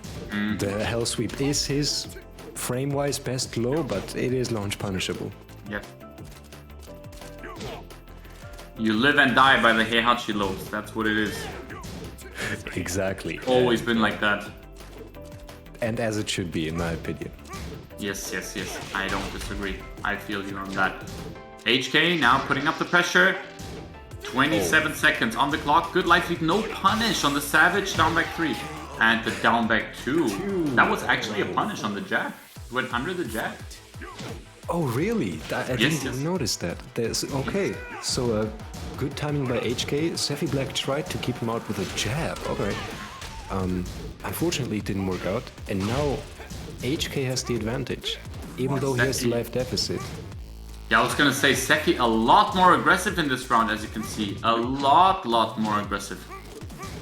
Yeah, I believe he is realizing now, if he lets this go down to the timer, it's gonna be more of a guess as to who is gonna win this, and he can't allow that to happen right now. Yeah. Oi. Oh, and Sephi Black with the ultimate pressure right now. Down 4, keeping it simple, keeping it clean. Final round. Final round between those two guys. What kind of match have we seen so far? Sephi versus HK. HK here with the big electric. Oh, no. Start of the round. 50 seconds. Doesn't get the crouch confirmed. Would have been so important, but Sephi now needs to make a comeback. Yeah, he needs to. He has like 50% life deficit right now. Sephi. And HK is chilling. HK is chilling. All he needs to do here is regular pokes. And you can see it. He's not really going crazy in any way anymore. He has the life lead. He knows about it. All he needs to do is regular pokes, and that's it. Yeah. That is it. That was clean fundamental Tekken gameplay there. Good performance. Wow. Yes, sir. Yes, sir. Good job by HK. Good job by Sephi. That was a fun match to watch. And you could see that at the end of the, towards the end of the last round, when HK realized that if he doesn't mess up in a crazy way, he cannot lose this anymore. So all he really did after he had like a half life bar life lead, all he really did was just back out, play the super regular neutral, and just poke. Poke. Forward 4, down forward 1-1, down 4. Nothing really crazy. Don't really take any unnecessary risks. And it paid off, man. HK moving on the winner's side. Has to play versus... Who is it? Has to play versus either Fergus or Juten Rama. I don't know what the exact score is between them right now because they're playing it off stream. Indeed. Score has not been updated yet. It's been a while right now, but I think the score will come in soon enough. And I'm not as familiar with the... How should I call it? The start GG layout when it comes to top 8, top 6, etc. But I think, is HK already in top 8 or is he gonna have to fight the winner of that? I think okay, he is. Okay. But before we get into top 8, ladies and gentlemen watching from home, we're gonna head into a short break. So grab yourself some drinks, grab yourself some snacks. We'll see you in a few minutes with more Tekken action here at Challenger League.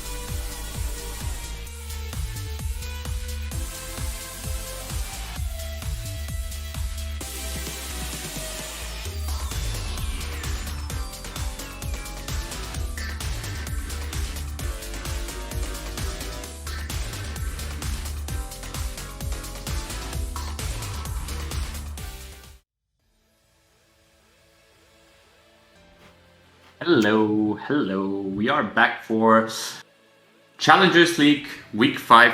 Hope you guys are doing good. I'm Mihawk. I'm joined by the Lewan. Gotta hide my water here real quick. How are you guys doing? Hope you're enjoying the event. We have come down to top 8. A lot of strong competitors tonight. A lot of crazy matches. A lot of hype action. I'm enjoying my evening. How are you doing, Lewan? Oh man, talking about enjoying evenings, I think I could not have spent this evening any better than commentating this right now. We are moving into top 8 after an already stacked bracket, and the matches from this point onwards are just going to be hype. That's what I think.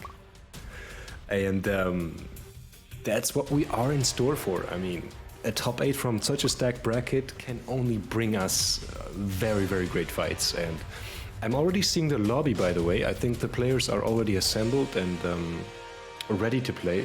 And the first match of this top 8 is gonna be Kaizoku Lars versus Tetsu. Yeah, we have another Germany versus Germany match here. I don't want to call Kaizoku Lars a newcomer because he's been playing since Tag 2. But he's had his breakout performance in Tekken7, like, you could say recently, like last year, maybe 1.5 years ago, he really started placing well and doing fine in these tournaments.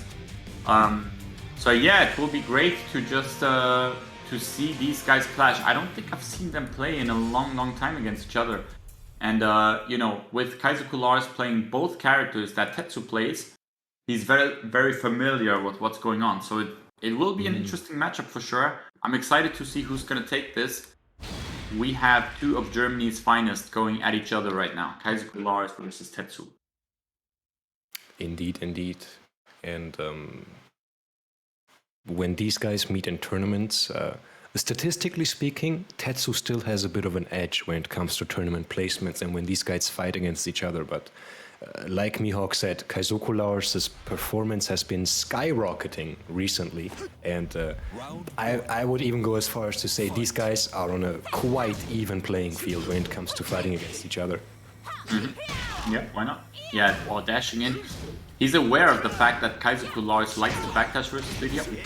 Eats a whip punish. I don't even want to continue with what I said before because of that whip punish. That was clean as fuck, boy. Super sick. Yes, and that's what you love to see from players. Don't let these mistakes just go by unpunished, because it's there. Just capitalize on it. I want the duck. Duck on the down 4-4-4 here. And Kaizoku Lars with the pressure. Oh, Tetsu has already spent the rage now. Nice block. We've seen Tetsu make a few great comebacks in this tournament, but this is not gonna be one of them. The Kaizoku Lars, you can really see that on close range, he just likes to backdash. And Tetsu knows of that, dashes in, but this time he catches him with the classic, with the Tetsu classic, the Hawk King. What else would it be? Exactly. And right now Tetsu with the insane life lead, but Kaizoku Lars, yeah. I mean, first of all, the great sneaky side switch into wall pressure, and then this combo. Doesn't matter, boy. It's all done. It doesn't matter now. That was such a clean block from Tetsu. Yeah, yes. You can tell that these guys have played quite often against each other because the things that they're doing, the things that they're blocking, make me think that they would normally use the cheat engine, but it's looking good. It is looking good so far. Everything is halal here. We don't use cheat engines in here. Yes. Everything's going good. Kuiper, you can calm down. No need to, sabotage the entire streaming situation here, but yes, both of these guys, indeed, very comfortable in this situation. But what a whip punish. I see this a lot from Tetsu, this keep out prediction hop kick type of deal, and I'll be honest with you, it works out. You gotta, not as a Lydia main, man. You're eating your own medicine. Is this happening? Tetsu scams it with the guard break and the political storm. Here for the 3rd round. Nice punish by Kaizoku Lars. And Tetsu. What is he gonna do here? All he needs is one big move, one hop kick, one counter to even it up in life. Right now, Indeed, he and needs he to make could comeback. get it. Oh yes, indeed he does. But okay, Kaizo Kulars is playing like Momodok, like against Momodok. I was about to say, very very composed. But Tetsu finding the moment right now. That was a clean combo. And the thing is that I think that Tetsu has realized that Kaizo Kulars doesn't seem to deal all that well with the stances, with the transitions. That's why Tetsu is willing to go for the mix-ups. 10 seconds on the clock now. Oh no! Okay, Tetsu gets clipped dashing in with the stance, and wow, good timing by Kaizo Kulars. Final How many round. final rounds have we seen tonight? How many? It's crazy. Too many to count. That's actually insane. Yeah. Nice punish. Down back 4. And another, so many blocks on those down back 2s. Really, really good. Yeah, Kaizo This Kulars on couldn't point. be any closer, man. It's literally no combos. Both of them are just chipping away at each other's HP right now. This is close as hell. Oh boy. However, Tetsu just needs to sneeze at Kaizo Kulars now. But oh my gosh! All right. And he pressed into that. Tetsu with the first game. But my god, that was close. That was close. That could have been anyone's game. Yeah, one hell of a nail biter of a match. That's. I like this. I like this a lot. No combo shenanigans in that last round. Just clean poking and capitalizing on frame situations. That's. I like to see matches like this sometimes. However, Tetsu clutched it out a bit. It was a bit of a back and forth in the end, but Kaizo Kulars tried something with the stances. He did like a low poke into that where Lars ballerina flips back into another stance, but Yes, Tetsu yes, was aware of everything. Just, mid check and gets him out of there. What I Yeah, I don't mean- like though is what you said. Talking about mid checks, it looked like Kaizo Kulars, I think you said, was not comfortable with the stance pressure, right? From Lydia. Unusual, because Kaizo Kulars also plays Lydia, and he should Yes. get comfortable quick, otherwise he's not gonna make it. Yeah, that's what I was gonna say. I mean, you would normally believe that somebody that has Lydia as one of his main subs, so to speak, is familiar with dealing with the stances. But you know how it is. It's very different from playing a character and then having to play against said characters. So Kaizo Kulars is maybe not super familiar with blocking the stance transitions, and Tetsu just, oh my god, he's building up that confidence from before. I think that this is the thing with Tetsu. Because he got that one round, he has so much confidence now that he can just throw out things a bit. I mean, he has one game up, he's leading. He knows that. He's very, very aware of that. Kaizo Kulars, what is he gonna do? Tried the flip Peru and the ballerina dances, but again, Tetsu was ready for it. Kaizo Kulars did do an outfit change though, maybe that's gonna make a difference. Yeah, perhaps. Who knows? Oh, stomps on her. Alright, forward dashes. I think that Kaizo Kulars is hesitating a bit to use the full crouch move as a mix-up, but oh, he drops the combo here. A bit could have been unfortunate. Yeah, could have been the round. It's getting a bit unfortunate. What a whiff punish here. Yeah. I couldn't even get the word out. Wow. The shock was too big, and good job, Kaizo Kulars. That was a beautiful bait, and yeah, it still stays super, super close between those two guys. Counter it here by Kaizo Kulars. Down back front counter it is gonna carry him to the next wall on the wall stage. With the Season 4 changes, we all know how much Lars can carry you now. Of course. But Tetsu seems unfazed and fights himself out of that imaginary wall very confidently. Oh, 2-4 punish again by Kaizo Kulars. I'm not sure what Kaizoku Lars wants to do now. Okay, now he is in rage. I was thinking if he pokes, he puts Lydia in rage, and that's a risk. But oh, did you see that? Tetsu tried the parry in that situation, but parry, and he baited it with the side step too. oh, that was incredibly beautiful.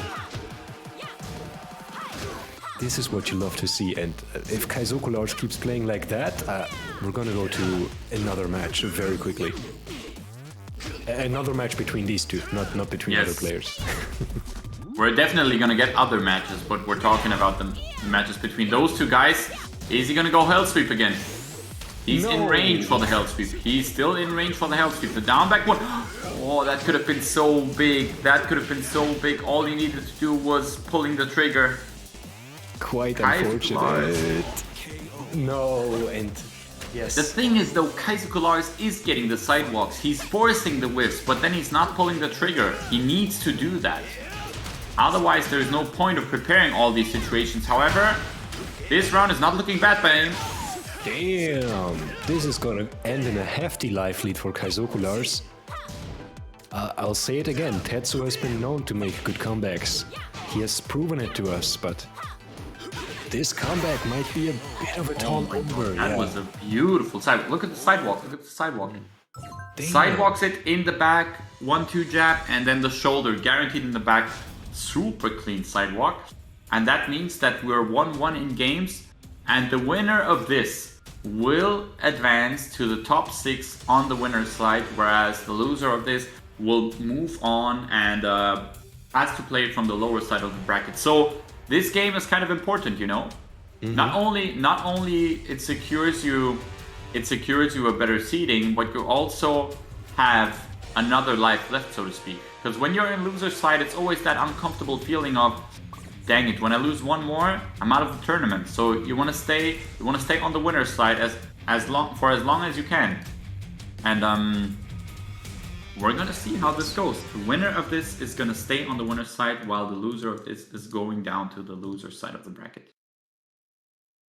Indeed, you're absolutely right. And just going down to losers as late as possible is obviously the perfect strategy, because you're just adding extra steps to your advancement in the tournament if you go down to losers early.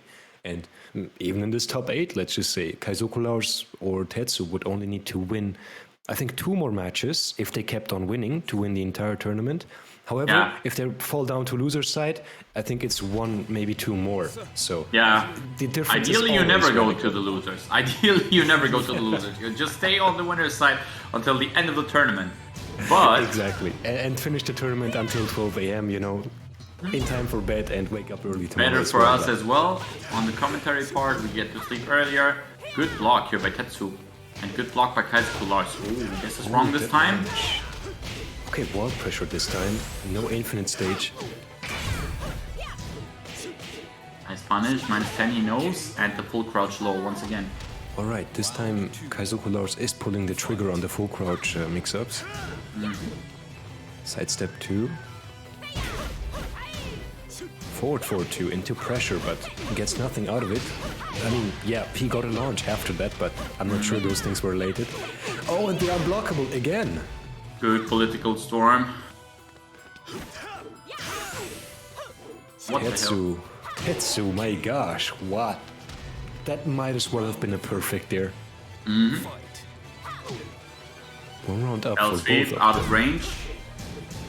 Oh yeah, it needs to be a clean hit to completely connect. And I mean, with the backdash that Lars has, it's kind of difficult to always get a clean hit. However, oh no, Kaizoku Lars here with the counter hit. Nice punish. Good punish on the hop kick. And back and forth, and nope.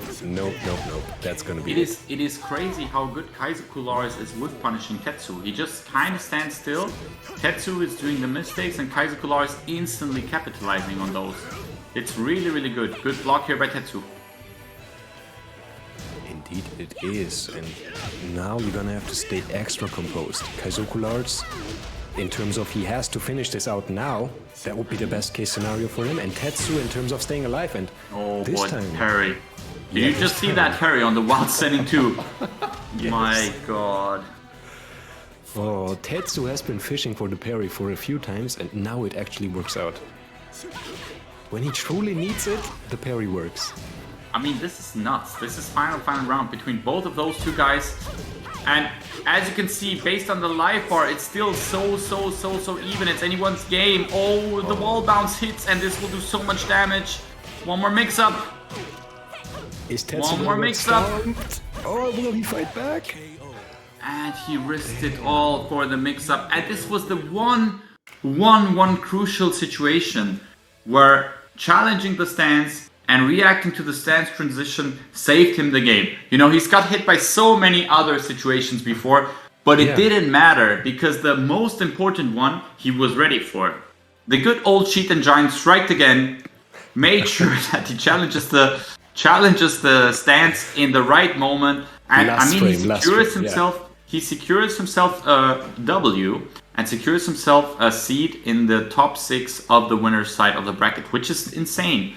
Great win over Tetsu. Tetsu still in the tournament, but great showing here by Kaiser Kulars, of course. Yes, with top 6 on winner's side, it's almost a smooth ride to grand finals, I would say. But right now, the match we're going to watch is going to determine how that ride for Kaiser Kulars is going to look. I think we're going to watch HK Jr. versus Fergus himself fighting for that top 6 winners or losers side position. So is it gonna be a Heihachi versus Asuka match now? I'm expecting it. Yeah, I could be wrong, but that's what I would normally expect. HK plays a few other characters too, but Heihachi is his main character. Yeah, I think he's also been doing really good with Heihachi lately. He's been playing him a lot of ranked. I've seen him play. And he's been feeling himself with the character as well, you know? That's an important factor as well. It's how comfortable do you feel with playing a certain character. And it just, to me, it seems like he's feeling very comfortable in playing Heihachi. I mean, he just won over Sephi 2-1. So, indeed. The sky's the limit right now. He can do this as well. We'll see. Fergus now. Let's watch how this one will work out, indeed. That was up for 3, right? That move Fergus did with. Okay, I remember that. Again, another one. I think in this matchup, it's really important that you, as the Heihachi player, you have to turtle a lot versus Asuka. That's what people normally tend to say. Otherwise, Asuka is kind of good with her keep-out tools. With Heihachi, you really have to take your timings. You have to take your situations on when you are going to do what the electric. Yeah, and as you said it, that was one hell of a nicely timed electric by HK. And the rage drive. I know for a fact that Fergus doesn't like playing against Mishimas in general. I know that he says he doesn't mind playing against them offline, but online he really hates electrics. I mean, it's very understandable. But HK is definitely going to make use of that fact and throw out as many electrics as he can in order to maximize his chances of winning here. Oh yes, because whether or not Fergus's opinion is true or not, what is true is that opinion affects Fergus, and HK can use that, but great punish by Fergus in this situation. Oh, didn't even wait for the extension with a duck, like he just instantly went for the 1-1-2. Very ballsy. Fergus. Good block by Fergus. That was really important. Indeed, he capitalized so well on that duck. The damage was plenty enough to kill him. Electric. The electrics are the big factor in this matchup. If HK can land some good electrics and if he can catch Fergus timing, it will look really good. Yeah, that's guaranteed, and the generic down 4 right after. Doesn't need anything else in that situation, and even that OTGF to pump himself up, I like what I'm seeing here from HK. Nice launch, beautiful 15 frame punish. Instantly launch that, takes him to the wall, and now Fergus here with the pressure. Alright, back 2. Power Crush gets maybe accidentally ducked, I would say, because there was no punish coming after it, but still, HK survives, and now, yeah, sides have switched. Fergus with the back to the wall and gets clipped by the wall standing 2. Counter it. Oi, oi, oi. 1-1-2. Well, HK's timing game is looking good, but is it gonna be enough to win? And runs away, and another down 4. Fergus waited for it. You could see him duck or fuzzy parry for a slight moment. But HK here with the timing gets himself crazy, the dude. first game over Fergus. Yeah, I mean, that is that's nuts. Bro, first game? Yes, but just winning like that. I mean, HK is playing a mastermind timing game right now. Electrics connect. 1-1-2, both as a punish and as an interruption in neutral, connects. But even though he is so successful, it's always extra close because Fergus is always on the keep up, you know. HK gets something in, Fergus always replies back eventually. So none of these guys have a guaranteed victory in this situation. I think it's always going to come down to both players being in rage and the clutch situations deciding of who gets to poke out themselves to victory. And what? Lily. I think this is not a bad choice considering that Lily generally performs well versus Mishimas and versus Heihachi in general as well. Okay. But yeah, I think that Fergus really has made Lily his secondary character whenever he feels like he can't do it with Asuka or when he feels uncomfortable with Asuka. And one of the reasons for that is being the forward 4, what we are seeing here. It performs like a Brian 3+4. Now on counter it launches. And of course he can control the space. He can use sidewalk, he can do everything. And this round looks very convincing. Fergus, Wow. what a statement with Lily. Hella quick perfect by Fergus in this situation, and literally the moment you listed down the moves, that was the moment when Fergus threw them out, and it was also the moment where they worked out beautifully, and it looks like they still are. Wow. HK finally getting some damage in. But okay, HK I guess needs to adapt, like a different character, and it looks like Fergus is also playing him a bit differently when it comes to the timing, but okay, they're even on life in this situation. Yeah. Anyone's game. Oh, the big opportunity here from HK to launch the forward 4 and counter it, however, misses it. And now Fergus again. With the life deficit actually. Not much time left, 10 seconds. In rage. HK could have gotten that. Nice block, and that should be it. Forward 4. Yeah, there it was. There it was. I called it out, just like I called out back 3 earlier on. Dude, you're comfortable with fighting against Fergus, dude. If you fought him in tournament, I think you would have a comfortable time. It's just a general thing of experience. But yeah, HK knew that as well. Now with the life deficit though, and gets counter it. Fergus here with the pressure. And if he keeps on going with the... Okay, Fergus, calm down. Actually, no, don't calm down. Keep doing whatever you're doing. It's working out perfectly. HK missed the electric, only got a wind guard fist. Alright. What's he gonna do? Fergus is chipping away at HK's life bar. Electric. Alright, this could be the start of something. 4-3. No. HK couldn't capitalize on the momentum. He has to start back from scratch, essentially, in neutral. The down forward 2 in that situation. The down forward 2 counter hit. And final round here for HK and Fergus in the second game. If HK wins this round, he's gonna 2-0 Fergus, and this is a beautiful start with the electric here. Uh-oh. We've seen this before. HK on life lead. Fergus is gonna have to work his ass off now. Boy, oh boy. HK not scared. Is he gonna do another one? Nah, he would never do another down back 2. But oh my gosh. Oh my god, he overextended, and now he's gonna get hit by that as well. Fergus at the low parry. You are joking. HK with the parry. That was Holy moly, insane. that was a sick parry. Bruh. That was a clean parry. You know, in that situation, he put him in a very uncomfortable situation. He really had to choose. Am I gonna go low? Am I gonna go mid? But either way, Fergus with the perfect read, HK with the perfect read on Fergus low, getting the parry and securing him a 2-0 victory. Moving on to the top 6 winners side. This is nuts. Actually nuts. The back and forth was too quick to commentate, I would say. There was, first of all, the backdash by Fergus in that final interaction was completely surgically beautiful, but unfortunately he couldn't capitalize with a wall splat, I think. But Fergus goes in, tries a low to just, you know, be done with it, not think about it anymore. But wow.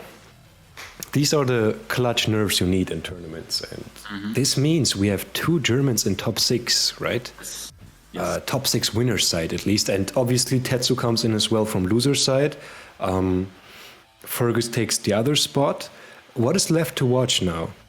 Let's see. I think we have. Let me check the bracket right now. Actually, I think we had Sephi that had to play versus Rukang. I don't know how that went. Sephi, let me check the loser side of the bracket. So Madara won versus Xeon. BOZ, I don't know who that guy is, but he seems to be really good. Won 2-0 over Momodok.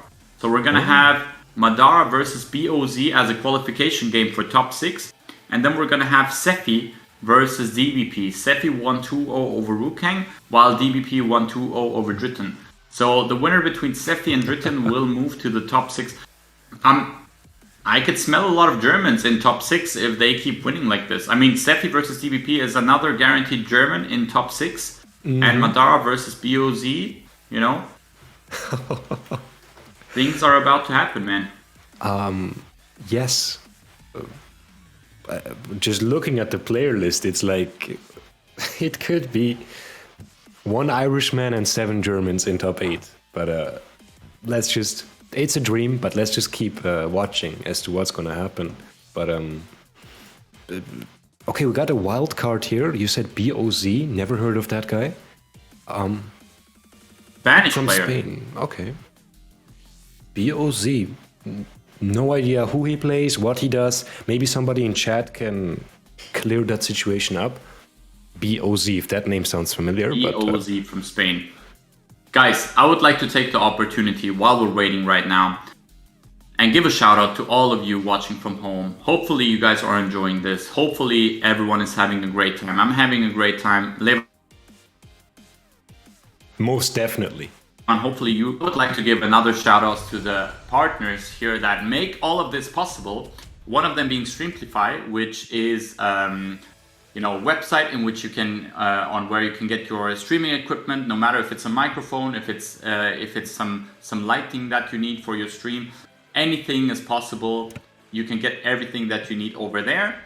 And then we also have a beautiful PC hardware power that is called, let me have a look at it, LC Power, mistaken. And these guys are providing some nice stuff for us as well. And there is one special thing for you guys at home as well. As you can see, LC Power, beautiful PC hardware. No matter if you need a case, if you need a fan, if you need anything, feel free to check these guys out. And another beautiful thing for you, another additional extra in case you guys didn't know about this. If you have joined a qualifier so far, make sure that you join the next 2 qualifiers, because the people that join 3 qualifiers in total out of the 7 are automatically join a raffle in which they can win some stuff from either Streamplify or LC Power. So without any cost from your side, without any extra work that is necessary from you, you guys can win big times. You guys will get into a raffle. And hopefully you guys will get something. That was a lot of talking from my side. Bro, that was... Do you need That a was a glass big of water monologue. or something? Yeah, take a I'm gonna breath. drink now because we're gonna get into this action and you're gonna guide us through it. I'll try my best. And surprise, surprise, BOZ is a Ganryu player from Spain fighting against Madara's Lydia. Okay, Madara not opting for Geese right now. Quite an interesting situation if you ask me. It's an infinite stage as well. Let's just keep on watching and see how things will develop between these two players. Oh, BOZ with the first big launch into okay. Solid combo Ganryu is damage. one of those characters where you also feel really uncomfortable playing against. There is not that many Ganryu players. There is not that many super good Ganryu players. So Yeah. it's difficult on multiple layers. There is not that many people that play him. And yeah, this is a good test for Madara. Boss is looking really good here. Taking the first game, or the first round in a very convincing way. And what I'm surprised about is that Madara is actually playing Lydia instead of Geese. And I wonder why. I don't really know why. I had the same question earlier as well, but only God and Madara know, dude. I don't know how to tell you. First combo, first solid combo for Madara in this situation. Works out quite well. Perfect life situation because Boss is not in rage yet, but he is killable by one combo. As Madara demonstrated right there. I wonder if we're pronouncing the name right. I hope it's BOZ. I don't know how the name is pronounced. Maybe someone in chat can clarify in case we're doing something wrong. But Best of Zombies. Best of... Okay, what? That's a Call of Duty player for sure. Or a Resident Evil player. No idea. Anyways, Best of Zombies, ladies and gentlemen, taking here the second round versus Madara. Madara going in with the Hell Sweeps. This guy is good. As I said, I never heard of him, but this guy's good. Yeah, I like his movement and his neutral performance is looking good because he's hitting Madara moving a lot. Is Ganryu his main, do you know? I really wonder. I mean, I would guess so because he's TGO, but he looks like somebody that plays multiple characters, so I don't know if he's playing his main currently or not. Indeed, and he has that purple name tag as well, which is... Oh, you can get it with one TGO, but you're gonna have to have other characters. Watch your ankles, beautiful man. And no punish, -10. That chop is -10, and that is guaranteed if you stand up right away. Damn, and the full outro too? This man is not playing around. Alright, first victory for... Oz. Boss. Yeah, let's call him Boss. Fair enough. Yeah, I've seen a few theories in the chat room too. He apparently has like a World of Warcraft icon or something. So maybe he has the name from that. Could be. We don't know. All we know is he plays a sick Ganryu, and question is now, is Madara gonna change it to Geese or not? We'll see. To be honest, I can't really tell you as to why he picked Lydia in the first place. Because I think that Geese is a very good character for this matchup. If you're gonna read the mid, you will just go mid parry with Geese. You'll get a full launch, and if you go low, you go for the low parry, and then you get another full combo as well. So I think the Ganryu has to watch out way more if he plays against Geese rather than when he plays against Lydia. But maybe there is something that I'm missing out on. We'll see if he's gonna go Geese this time.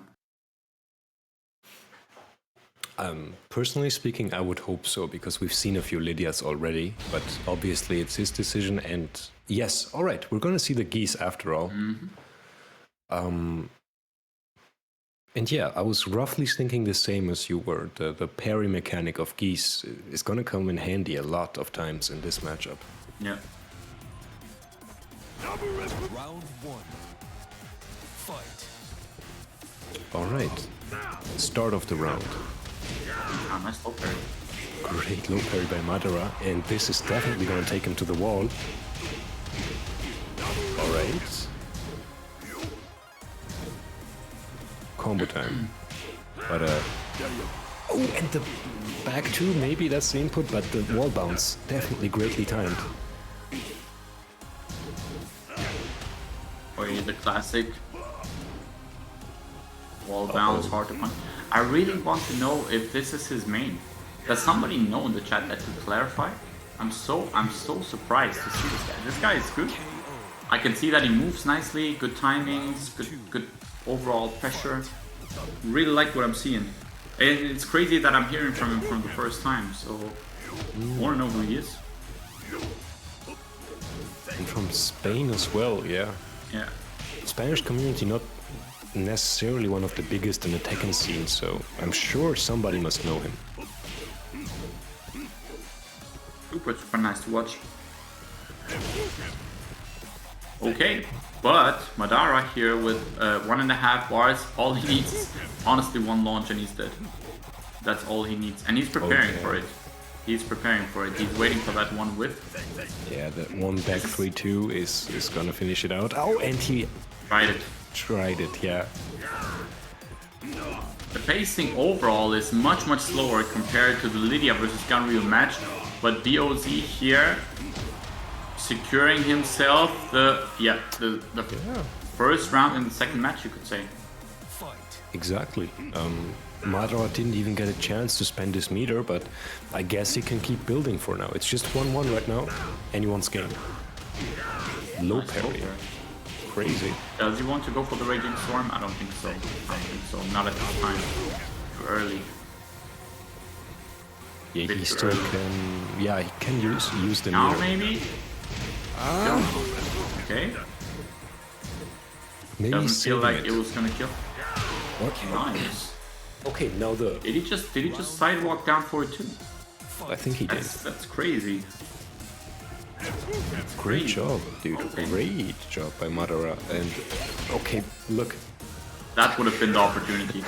Yes. And But as we said, I mean, Geese is known to be the character that can really just outmove you and then punish you really hard the moment you do a mistake, and that's why the character fits him so well. It fits to the playstyle, but not if you're getting counter hit like that from Best of Zombies. damn. Alright, Madara. Has a life disadvantage, but okay, if that had hit the wall, we could have seen some interesting stuff. However, it is gonna be final round now. Madara, if you're gonna spend your meter, it's gotta be now. You want to make sure that you use it. If you're not going to use it now, oh my god.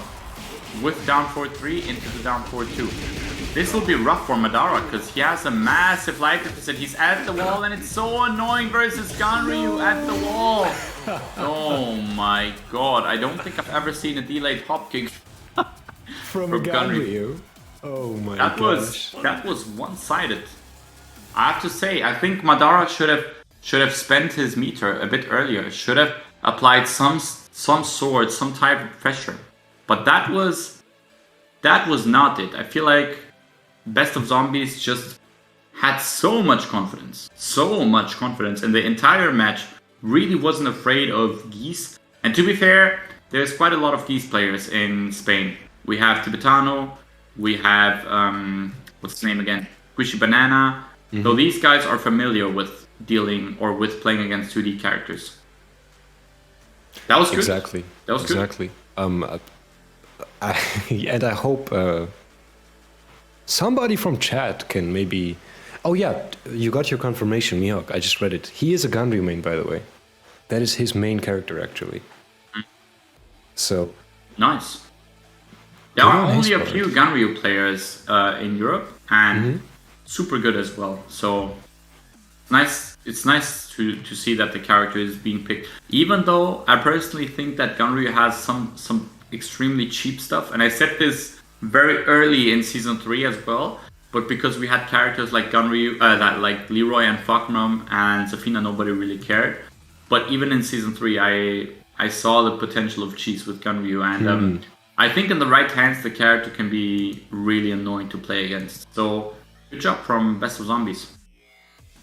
Yeah, I mean those 5 lows in a row at the end were quite fun to watch. Especially with that delay hop kick ender as a cherry on top. That was. I mean, it's a minus. If you think about it, it's a minus 12 low. That is, I think, plus. Yeah, it's plus 5 on block. Puts the opponent in crouch. Nasty. At the wall, and then you have a mid-hit confirmable wall splat. That knockdown. Super good. Super good. Super good. Relax, best of zombies, relax. What is it? Is he defending his character now? Downplaying it? Man, people get offended when I say that a character is good. What's wrong with it? It's a good thing. These people. No matter what you say it's wrong. I don't care. It can always be twisted, dude. Everything can be twisted into negativity. It's actually easier to view things negatively than to view them positively, so no need to be surprised. All good. Either way, we have Tetsu versus DBP. So apparently DBP won over Sephi.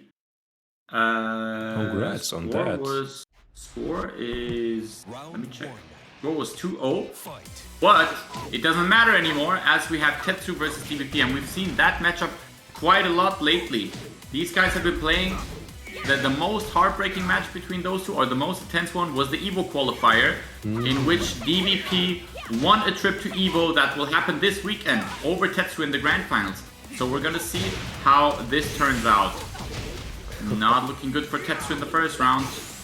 Can he get his revenge though? Oh, that duck was clutch and is gonna net him the first victory. Indeed it is. Alright. Good job by Tetsu in this situation. Yes. Neutral gameplay. I'll be honest with you, DBP is looking intimidating as hell with that 12 win streak. I think DBP has found a very effective and good playstyle for him that works in tournaments. As in, he knows when to go in aggressive and he knows when to back out. But Tetsu, so far, not really having any of it. Even though the first round was close, the second round was a lot more convincing for him. He's looking good. He's chilling. DBP trying to make a comeback here. Good life lead here for this round. And strikes a counter it. Nice magic 4 into optimal wall conversion and flip over wall bounce. You don't see that too often. But again, he went for a low to close out the round and Tetsu was ready with the clutch duck. And with the clutch comeback, 2? No, yes. Oh, down back 2. He believed in it. He believed in it. It paid off though. It was an all or nothing situation. Yes, and when it's that tense, your mind is preoccupied with other stuff sometimes, other than reacting to that down back 2. Wow. Great composure by Tetsu. And you're right, DBP has found like a niche playstyle you don't see with Bob especially. I mean, generally speaking, you don't see Bobs often in tournaments. I only see DBP and Rukang play, but their playstyles are very different in my opinion. Because while I see Rukang as more of a he intimidates you by using 50-50 kind of guy, DBP uses the Hell Sweep more sparingly, but he's not afraid to go for the party crazy Unga Bunga mix-up stuff. It's essentially like you said, he has a good feel for when to go in and when to counter hit fish, back off, play more defensive and solid. Good balance for his bot. I think the general comparison would be that Rukang likes to do it a lot more compared to DBP. DBP is more of the guy that only does it when he really needs to, but Rukang wants to force you in a play in a way where you have to constantly guess, which is not a bad thing to do with WAP. I mean, he has the tools for it, but they just play it different in that regard. Exactly. Nice touch there. Hey, that does not work. I was about to ask, for Hopkick. That does not work. Bob suddenly OP, launch punishing hop kicks? Yeah, no, I don't think so. Oh, and a CD too. Okay, I'll be honest with you. Yeah, this is... I've been seeing this... What? That was sick. That was sick. Tetsu actually started sidewalking, expecting DBP to throw out the rage drive and force a whiff, but DBP just dashed in and then a regular back two. Super smart. Very solid, and that is generally speaking what works against sidewalking. And Tetsu has shown a tendency of doing that a lot when it comes to clutch situations. Alright, sidestep 1+2 by DBP. Oh, Tetsu ducks the high extension. Forward 4-2. Down 3+4. Guaranteed follow-up. Both players in rage. Okay, one player in rage. Wow, the block. Important block by Tetsu here. Wow, very important. The awareness, the commitment. Again, it goes down to that. DBP has gone low before last match, and Tetsu has gotten those ducks a lot. Maybe we'll see the adjustment. Maybe DBP will go for mid again to close out the round. If Tetsu even lets him get that far, that is. Down back full by DBP. Power Crush gets punished. But the CD1 ran into that CD1. And that's, I think, exactly what you're saying. DBP sometimes just saves those moves for situations like this where they just pop out of nowhere and they just connect. They just connect and do their job. Yeah, the reason why these moves hit so much is because he barely uses them, and by the time he decides to use them, you're not really ready for it. Either way, Tetsu is still in this one. Nice step. On the delay, you can sidestep down forward 1-2, which he did in that situation. He has him now at the wall. Great And now the awareness. 3-1. Nice. Oh, yeah. Power Rage Crush drive, again. perhaps? Oh, he No. finished it. He actually finished the full thing. Sometimes I guess you gotta do it, and I think he had the HP as well to survive the punish, but great risk calculation by Tetsu there. Alright. Again, both players just slowly but surely poking. Oh no, the magic 4! Wall carry of the gods, and yes, full wall combo damage, and DBP decides to stay on the ground and lay on the ground into what? Muszę wygrać w imię wszystkich Polaków. Okay. Interesting decision by DBP. I think that he really felt like he doesn't want to stand up and get hit by anything. But by the time Tetsu decided to go for the down 2, DBP was not ready to react. Perhaps he could have spring kicked on reaction, but he just was not ready. Either way, that's a 2-0. Indeed.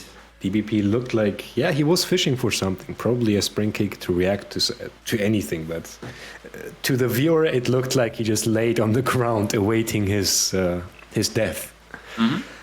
But only first match, however. Tetsu goes, wait. No, it's not first match. Yeah, it is 2-0. Apologies. 2-0. Yeah. Yes. Yeah. Losing orientation a bit. It is over. Tetsu's So going we to have- advance to the next match. Yeah. So we're gonna have BOZ, aka Best of Zombies. That name is gonna kill me. Versus Fergus. Versus Fergus, Most likely okay. Asuka versus Ganryu. And I think that Best of Zombies should definitely know what's going on in the Asuka matchup, knowing that he has somebody like Black Kazama as potentially one of his training partners. Yeah, will be a good one. I'm excited to see who's gonna make it. Yeah, it's gonna be an interesting one to watch. I don't think you often get to see Ganryu versus Asuka in any tournament. Yes. So keep your eyes open for that. And while we're waiting, yeah, congratulations to DBP on scoring top 6 this tournament. Those are definitely going to be some both TWT and Challenger League points for him. For sure. For sure. Super good. Super good. We're gonna get into the game now. Best of Zombies versus Fergus. To be honest, as I said, I've never seen Best of Zombies play. I personally like the way he plays. We'll see how this goes, man. How If he well keeps does playing- he deal against Asuka? Yeah, if he keeps playing like he did before, great movement, not afraid to be in your face, but also great dash cancels. How good does Ganryu deal with Asuka's keep out bullshit? I've got no idea, to be honest with you. I don't What was the play question or again? see Sorry? these characters. How good does Ganryu deal with Asuka's keep out bullshit? If she does back 3, can she be comfortable with back 3 or? I think she can because Ganryu doesn't really. I mean, perhaps, perhaps forward 1+2 if you do a long one, like a long ranged one. But That could hit. Wow, I that would be insane. I'm not sure. I'm not sure. I've never seen this matchup play, so I can't tell. But Fergus starting off pretty good. Counter it, drops the combo unfortunately. It's gonna be And another one, second chance. Uses it well, I hope. Yes, he does. All right. Big life lead for Fergus here, and best of zombies. Gonna have to work. Bring the work. Doesn't no have the duck. extension. Yeah. But who needs to duck if you're gonna throw out a dumper to the ship? Yet with the rage drive? Yes, rage drive and the stomp. Or he goes for The stomp. stands back 1+2. Nice, nice. The crazy headbutt. The thing with Ganryu is that he doesn't have a 10 frame jab. His jabs are 12 frames fast, but then +3 on block. So Ganryu, in order to... Ganryu really struggles if you're just in his face and poke him a lot. He then has to start using the headbutt, which is -13 but 10 frames fast. So it's kind of a patient game that you have to play versus Ganryu, but Fergus is doing good so far. Doing really, really good. Indeed, he is. I mean, he's keeping up very good in terms of life. And again, okay, he... Oh, that did so much damage the last hit. What the hell? I was kind of confused. I thought we might even see a final Oki situation at least, but apparently not. Okay, Fergus Magic 4 again. Okay, the counter hits. The counter hits are adding up. Fergus seems really comfortable in this matchup. I didn't expect it to be so to me this looks a bit one-sided so far, but maybe I spoke a bit too early. No, Fergus takes this round. There are some moments where it's just Fergus being all over him. It feels like when Fergus wants to get damage in, he gets his damage, generally speaking. And when he's on defense, the best of zombies seems to be a bit struggling to open him up. Yeah, for sure. And another wall bounce. Fergus is getting hit. Ooh, that time he was ready with the duck. No hit confirmed. There we go. Patience finally paid off, but didn't really get anything. Yeah, that was a heartbreaker. Just one more poke for Fergus and the up forward 3 to finish it out. Fergus looking very, very, very comfortable. So far, he didn't really look like he was struggling. I mean, he lost one round, but overall, he was in the driver's seat. You can tell for sure that he was in the driver's seat. He just controlled the whole pacing of the match.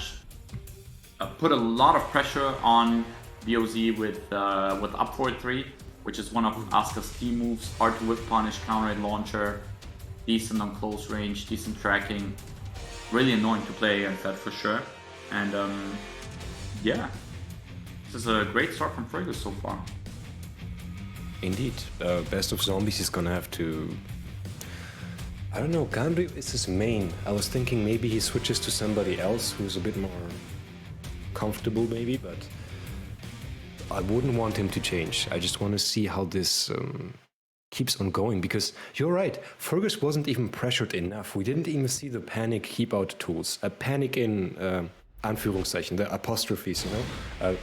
Obviously Fergus does them kind of calculatedly, but he was not under enough pressure to even use those moves. But oh yeah, you're right. Character change. What? Jack? Okay.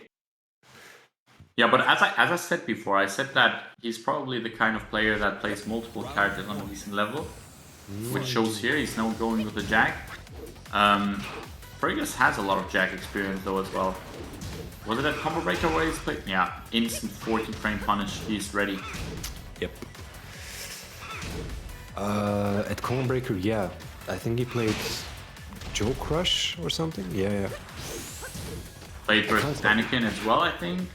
Anakin as well? Okay, then Was it he's in Anakin? I good think hands. so. I mean, he's played against Anakin before in the past, so he definitely knows what's going on in this matchup.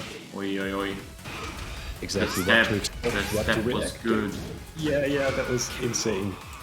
Uh-oh. Nice. Round 2.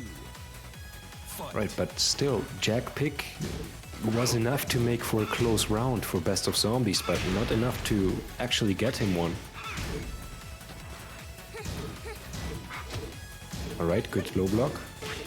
4-4-2. What's the plan here? 4-2 connects, oh my gosh. At the wall we are. Damage. Now the pressure starts, and the jump overtake. Yeah. As I said, it's pretty much from what I've said in the beginning. It's just Fergus being all over BOZ. He's really in the driver's seat and feels himself. And you can tell that the more they play, the more you can see that Fergus is willing to try out things and just run over BOZ right now. This is beatdown right now. It's just running over him. And BOZ doesn't know what to do at all. Fergus with the, is it the 6th round in a row? BOZ got 1 round so far. It's, Fifth round in a row, yeah. 5th round in a row. Yeah, this is looking like a beatdown. This is a beatdown.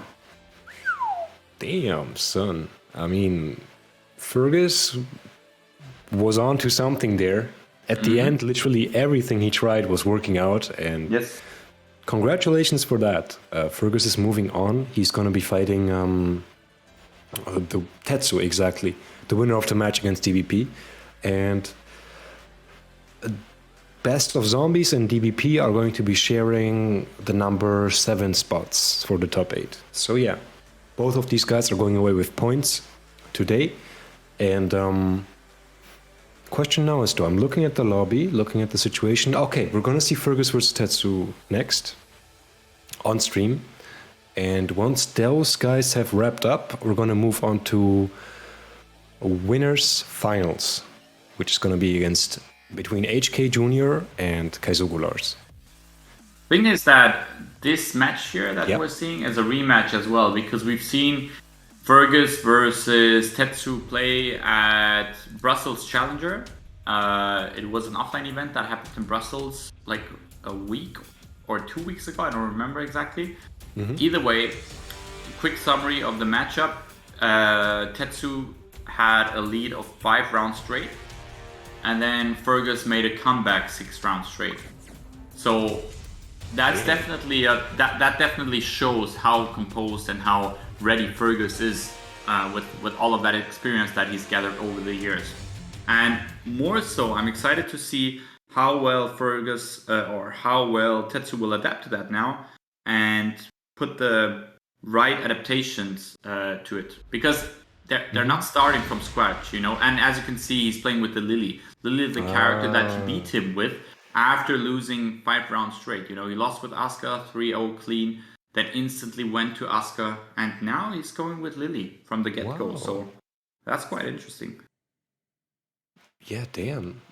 So actually, he got 6 rounds with not Asuka but Lily, his secondary character. Yeah.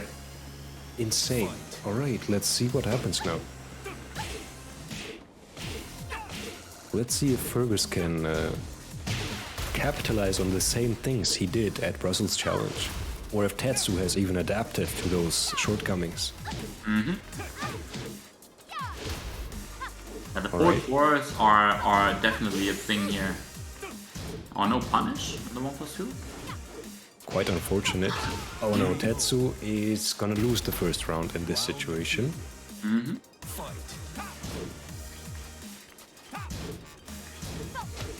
What's the strategy? Good clutch duck by Fergus. Nice punish.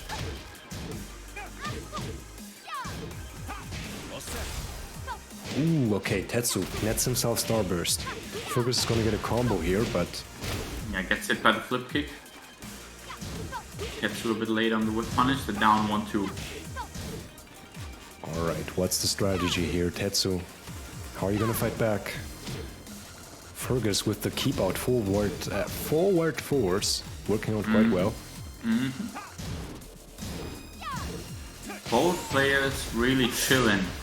But as I say that, Tetsu hits him with the starburst, forward 1+2, takes the second round, and we're right back at the start, evened up. Exactly, step 0 for both players. I can kind of see... Yeah, but Fergus is ultra comfortable with Lily. He uses all of her tools so well.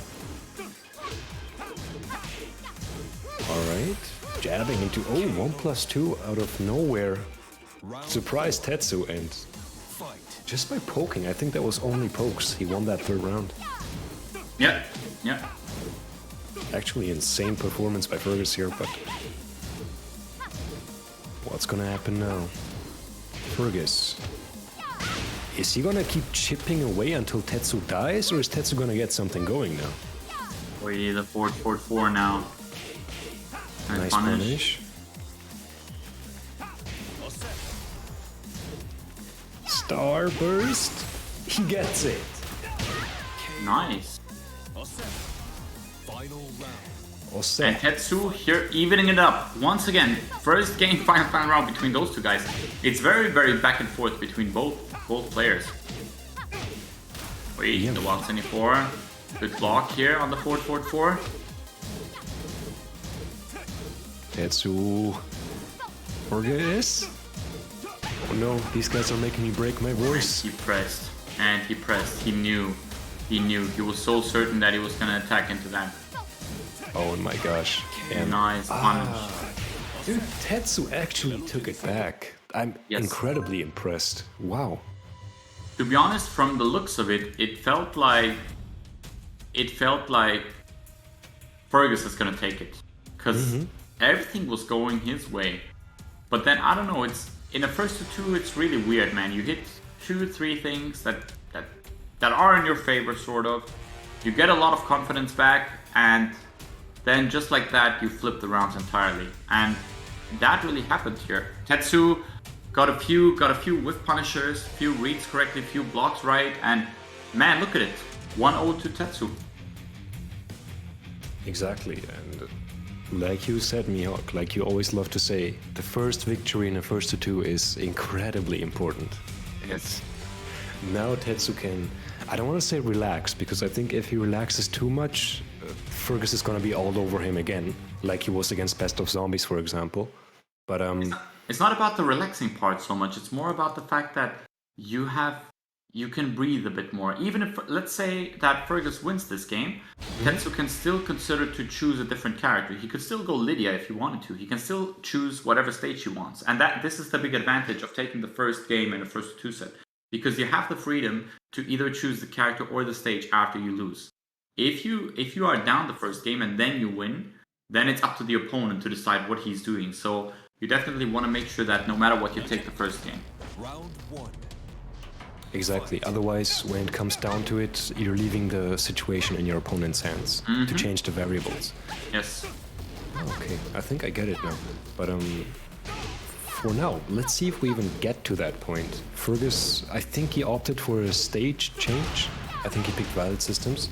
It was not a random select. So he definitely wants some walls, is what I'm getting from this. Yes. A running 2. Oh, the extension from back 3. Clips Fergus and the wall kick. This does a lot of damage.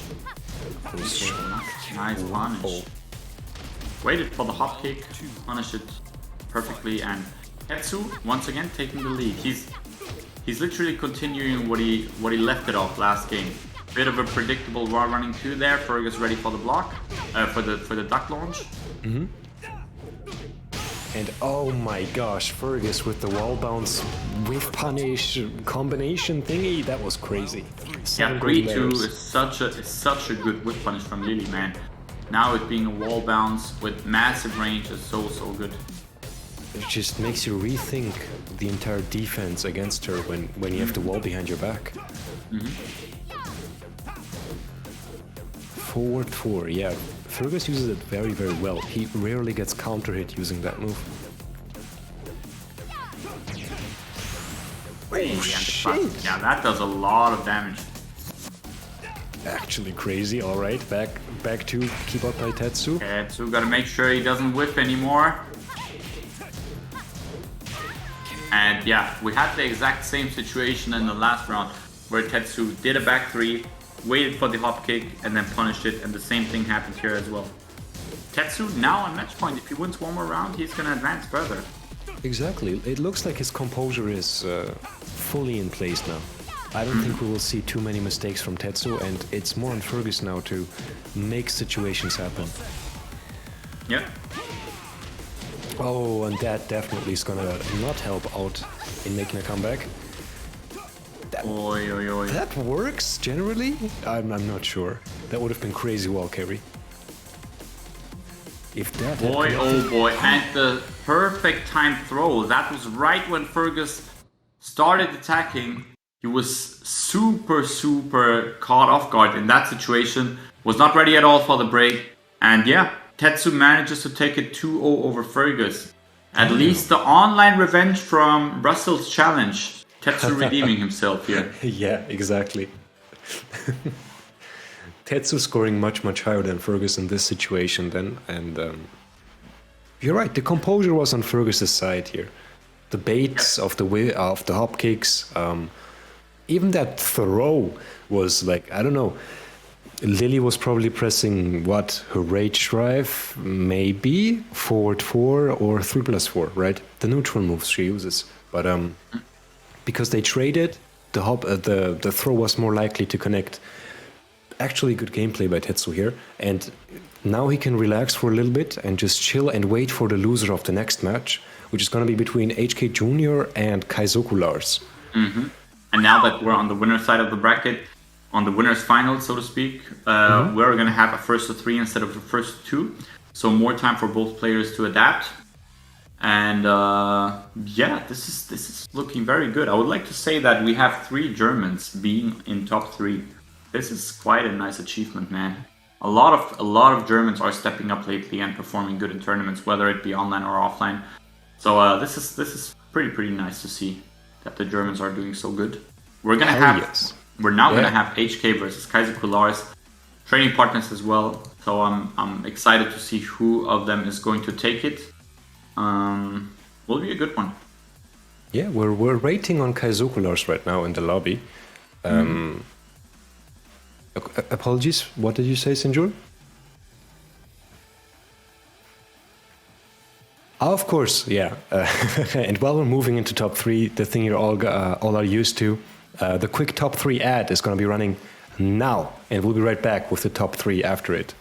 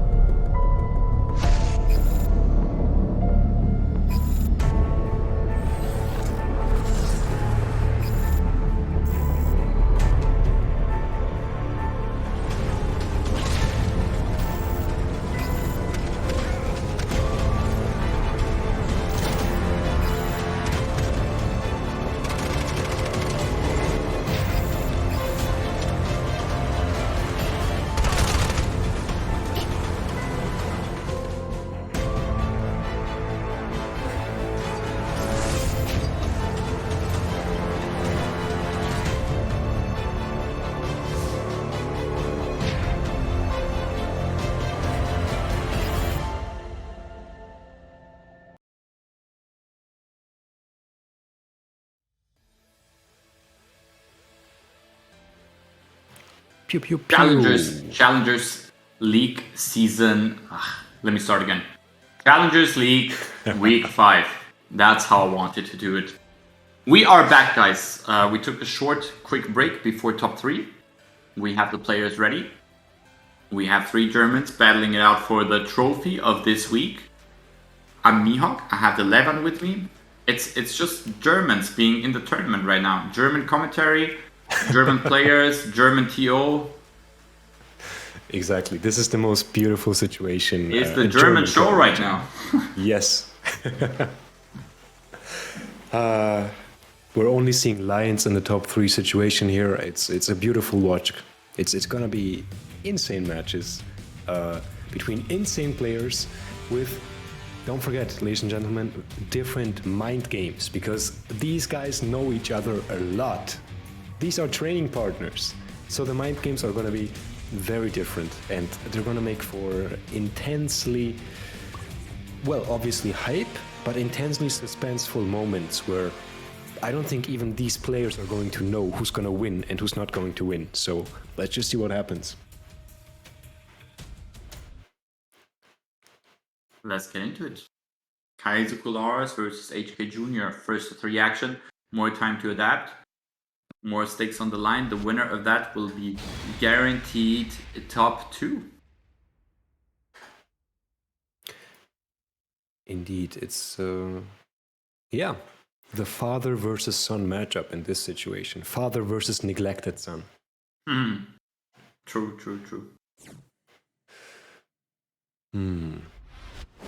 HK Jr. with the Heihachi, Kazuko Lars with Lars.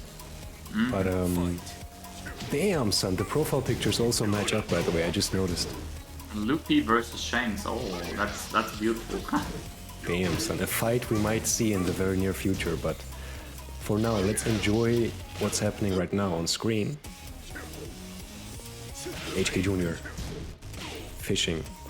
Back 4 for keep out. Kazuko Lars blocks it. While standing 2 crushes Kazuko Lars' throw or jab. I couldn't quite see what he did there, but it was crushed. 4-4-2. Alright, what's happening here? Both players even on life, and the round is slowly coming to an end. Yeah, 15 seconds left. The classic, the jabs are constantly hitting here. And Kaiser Lars chilling. Chilling his Not balls really. off. That was good. That while standing 2. And the jump over was very, very, very important. Weibu, as you can see. Damn, HK is not happy about that loss. Yeah. He's gonna want revenge. I'm sure of it. Was smartly played by Kaiser Lars though. Evaded that perfectly. Great keep out and great evasive tools. That's how you gotta use them. HK. Wow, HK is gonna have to make a big comeback, and that combo drop is not helping. Come on. Up 4-3-4. Electric. Kazuko Lars with the keep out, and again, he can chill. He can just chill on life lead. Kaiser Lars doing good so far. Doing really, really good. Taking the life lead and then chilling. Kind of running away. Yeah, back and forth, interrupting in between, whatever the hell. But it only works because he's getting the life lead early on, which is... Again, he's gonna get the life lead from this combo. HK is, I don't want to say slipping up, but Kazuko Lars is finding the cracks and capitalizing on it. Electric, alright. Combo time. That is a strat that I've used during my early days of Tag 2. Forward, 2, use the pushback and then electric. I love to see it again. Brings back... love to see it. Brings back memories. Right? Yeah. Yes. Oh, it's a good strategy which has worked out for HK in this situation. Oh, again, another 4-4-2.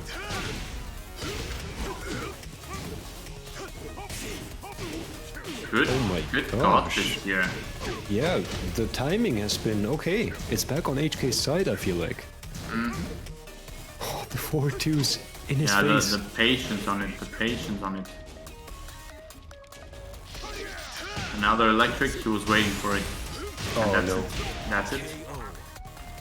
The get up kick was greedy from HK in that situation, because he just got, as he wanted to go with the get up kick, he got counter hit by the standing 3 and got ate the wall bounce. So Kazuko Lars here taking the lead. Very, very good compact play from him. Yeah, even when HK looked like he was working on making a comeback happen, it's just a regular old Monday for Kaizoku Lars. Staying composed and keeping his game plan up. But first victory there, I'm sure HK has plenty of chances to make a comeback though, especially since, like you said, it's a first to 3 match. We're in for a ride. Yes. That's the typical thing that you witness when you watch a first to 3 between players that know each other. When you watch these guys play, you just see that they don't really do the typical stuff that you would normally see. They do a lot of stuff that you may not understand or that you may not be able to comprehend, but the reason for that is the fact that they've played so often against each other that the regular stuff that you would expect them to do doesn't work as much or isn't as effective, so they will go for other options. Exactly, it's literally a different world of mind games between these two. Round 1.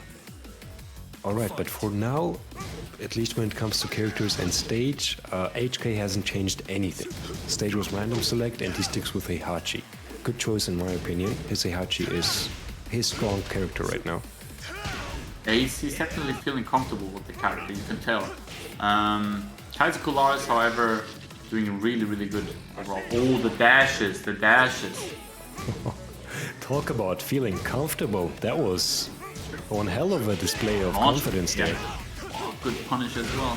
Yeah, that move is minus 14. Not that many people punish it the way they should, but Kaizoku Lars is super ready for that. Boom, the shoulder as well. And now, going for the low. Last time he got counter hit when he went for another option. This time he's going for the low to beat the rage drive. This time he gets clipped by the 4-4-2 though. HK has been fishing for that for the last 5 branches, for the last 5 rounds. Finally it connects and down forward 1-2 on whiff punish. Damn! Oh, that could have been a massive launch for Kaizoku Lars. He had the right read, but he didn't believe. He didn't go for it. Didn't pull the trigger, unfortunately. Yeah, that was rough. HK turning it up with the here with the electrics.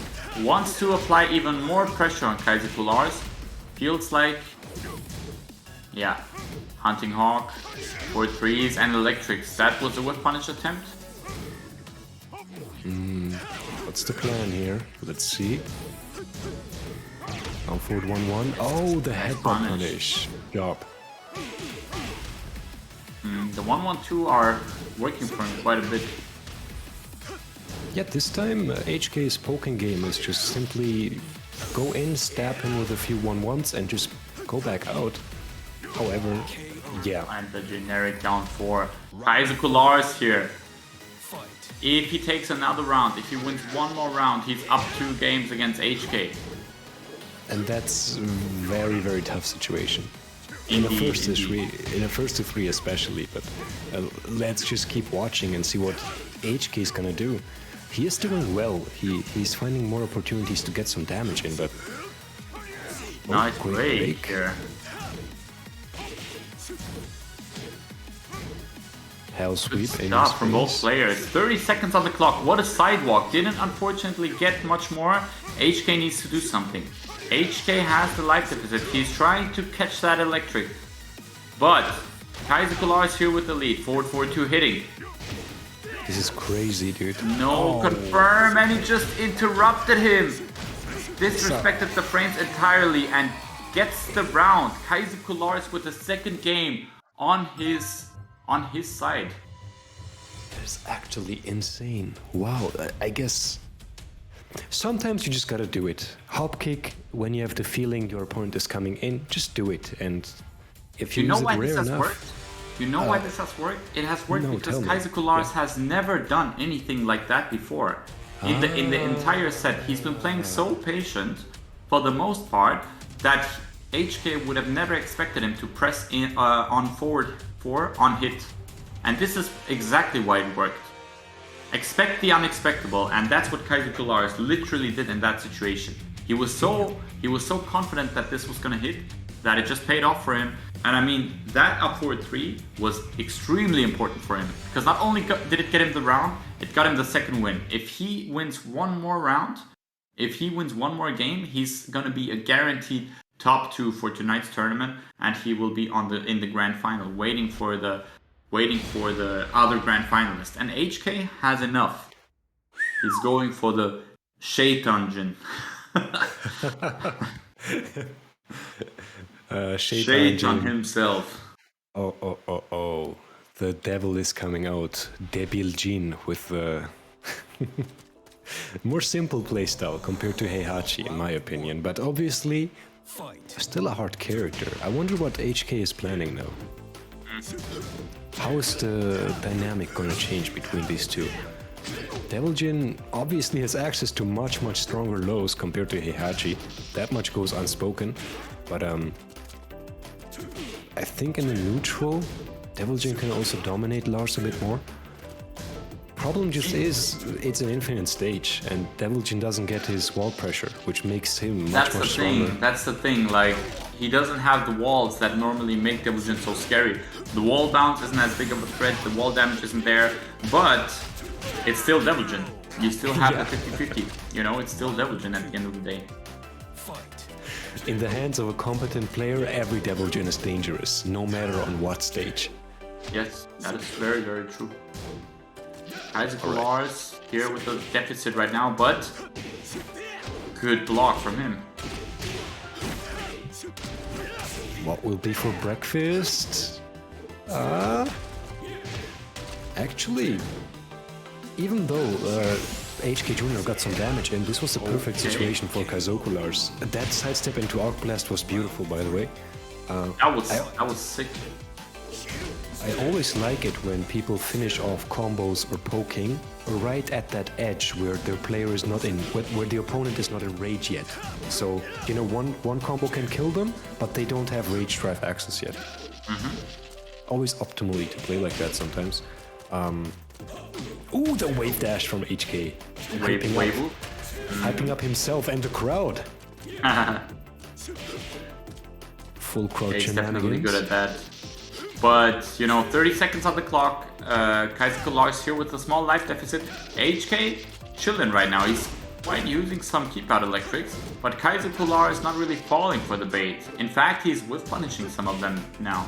So he's gotta be, HK gotta be careful to not whiff too many electrics. Otherwise, he may get launched. 14 frames, he wanted to go for the electric. I respect the attempt. Either way, 6 seconds on the clock, and yeah. What is he gonna do? You can't punish that and still block it. No time. No time. Round 4. I don't think anything could have worked in that situation, to be honest with you. Just magnificently played by Kaizoku Lars, and just one more round left, and Kaizoku will actually win and advance to grand finals. Nice by HK. Wave into wall 72, that was clean. That was very, very clean execution. However, Kaizoku Lars is not out yet. HK with a massive lead here. Massive lead. He's chilling. He's on an infinite stage. He doesn't need to do anything. But, yeah, I was about to say. That's it. Nice. Yeah, he caught Kaizoku Lars being a bit more nervous in that situation, and the wake-up kick punish for that while running 3 was magnificent. If it even was a punish, maybe Kaizoku Lars smashed into it or something, but great awareness by HK. What a beautiful whiff punish there. Whiff punish the down back 4 with the wild 72, and yeah, HK right now really using those keep out electrics. Nice punish. That's minus 14, could have been launched, but doesn't really matter as much. 30 seconds. Man, what an electric. That was a face. Yeah, that juicy electric. Hella dashed into it. And now what we're seeing is a situation that in which Kaizoku Lars has the freedom to choose either the character or the stage. And this is why I said it's so important that you just get the the early wins. Because obviously HK has won, but if I was Kaizoku Lars, I would probably consider going for an infinite stage again. I don't think you really want to play on a wall stage against Devil Jin, even if you're Lars, even if you have the crazy wall carry. But at that point, it doesn't really matter as much. All you want to do is not face the wall when you're playing against a Devil Gen. So you have 2 more chances essentially to play on an infinite stage and just play like how you did before. Get the whiff punishes in, get the poking damage. But he is going for a wall stage actually. Damn. However, okay, but with a bit of an asterisk with it, I would say. Island Paradise, of course, the first part of the stage with the balcony is quite small. But once that balcony gets broken, the stage just grows massively in size. Yes. And I think that maybe that's what Kaizoku Lars is trying to net on, that his wall carry is going to be the advantage when they get to that beach. However, now we're going to see HK in a much stronger environment, though. Let's see how this works out. HK is definitely playing much more aggressive with electrics. You can see that. He's using a lot more electrics to just pressure Kaizoku Lars. But as I say that, another sidestep Arc Blast, and this easily goes to the wall. We're talking about Lars here, and look at the damage. Absolutely insane, and I think Counter Hit confirms that 1-1-1 string. If it's even possible. He just hit it, I guess. But beautifully placed, of course. Back 4 by HK. Nice. Ooh, crispy 1-1-2 punish and Hell Sweep. But doesn't go for the launch variation, just finishes the string, I guess. Yeah. Back 4. Back 4 again. There's the wall bounce. The big threat when you play against Devil Gen and the wall is nearby. Another Arc Blast. Hit him mid-air, therefore he didn't get a combo. And HK trying to keeping him out right now. Not really going with anything crazy. Down 3s, up forward 3. Oh boy. Oh boy. He had his rage, I correct and myself. Down forward 4. Yep. Down forward 4, excellent. Quite linear, but excellent round ender in my opinion. And the electrics, he wants to apply pressure. He wants to assert dominance with those electrics. It's a big threat to play against it. Nice down forward 2 here and counter it. And yep, that's gonna be a lot of damage. And the lasers, oh gosh. Yeah, HK is comfortable right now. And that combo extension was juicy. I mean, Incredible. he's kind of forcing Kaizoku Lars to do the mistakes now because he's pressuring him with electrics. He's forcing some whiffs here and there. 4-4-2, electrics mostly. Kaizoku Lars not that freely in his attacks anymore. Has to respect the electrics and therefore making some mistakes on his own. Yeah, exactly like you said. The dominance has already been established and the pressure is getting to Kaizoku Lars. However, will it be enough? It's final round. If Kaizoku wins this, it's over. If HK wins this, he survives to fight another day. Yeah. Yeah, Oh, the wave so far. Yeah, there they are. Is he gonna go Hell Sweeps now? He hasn't used Hell Sweeps a lot. Could be a viable option. Are we going downstairs? It's Lars that we're talking about, of course. Indeed we are, and now the stage is more open, obviously. Another but electric. I think Are we going to the wall? will be enough. No, it's not. Doesn't matter. Doesn't matter. Just a He simple guessed wrong. 4-4-2. He guessed for the Hell Sweep. He guessed for the Hell Sweep, and now we are in a 2v2. Not 2v2. We are in a 2-2 score situation. Kaizoku Lars did do well on both stages, no matter if it was an infinite stage or if it was a wall stage. However, the threat is a different one with the wall stage because, as you can see, the movement is limited. Once he hits the wall, he has to choose, am I going to duck or am I going to stand block? And in that particular last situation, you saw that he made the wrong read near the wall, got hit by the 4-4-2, and HK Jr. just getting a bit closer in order to make it to the grand finals. All he needs is one more win. Yeah, and it's getting much closer than, I don't want to say than expected, but you don't often see a comeback from in a first to 3 set where one opponent has the first 2 wins just in the bag, but apparently HK is working on a comeback right now, and that Deviljin switch worked wonders. It actually worked wonders. Yeah. I mean, it just seemed like he was so ready. He was so ready with he was so ready for the Heihachi that HK Jr. decided to go with Deviljin. And the most interesting part about it is he hasn't really gone, he hasn't really played the typical 50-50 with Deviljin. He hasn't really used a lot of health sweeps. He ain't really using any of that. All he's using is upward fours and electrics. And that's enough. He's minimizing the risk of getting launched by using health sweeps.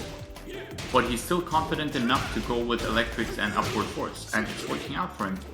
Exactly. It's a bit of a twist on the 50-50 mind game, I say. Because the longer the match goes on, the more Kaizoku Lars is going to expect the hell sweep and the more potent his mids are going to become. And also, it gives you a better chance of actually landing the hell sweep because you haven't used them earlier, Yes, it's like a double-edged kind of. The more you keep it in your storage locker, the more valuable it becomes. Yeah, as you can see, this is... Yeah, there it is. There it is. Okay. Let's see, is HK gonna bring them out now? The hell sweeps! And this one gets blocked, ladies and gentlemen, unfortunately. Yeah, HK, I think he saved it for the last game. Those hell sweeps were saved for a nice conversion. Very, very nice conversion. Not much damage, but the combo looked visually pleasing. Yeah. Alright. Another electric. HK. Did he lose his faith in the hell sweeps, or will he keep going? That's the question. He got a win very, very nicely last match without using any hell sweeps.